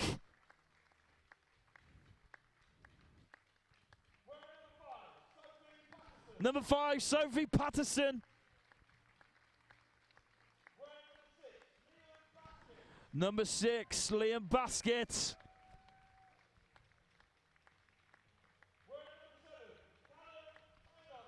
Number 7, Callum Bainham.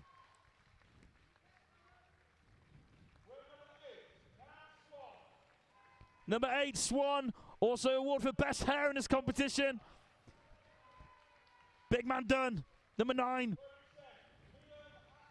Liam Hassel, number 10. Alex Mitten, number 11. The unsung hero for England Central, number 12, Jake Robinson. And number 13, the super sub, Peter Kuzak. And their head coach, Ali Hope, and her assistant, Chris Hassel, and team manager, Gina Connor-Saunders for England Central. And to collect the trophy for England Central, the captain, Alex Smitten. To collect the trophy, Alex Smitten. What a proud moment for him. Collecting the trophy for England Central. Sainsbury's 2015 School Games Wheelchair Basketball Champions, England Central. Thank you for tuning in on the live stream. We hope you've enjoyed your time with us watching the School Games and following your team. One last time, a massive congratulations to all of the athletes that took part in this competition.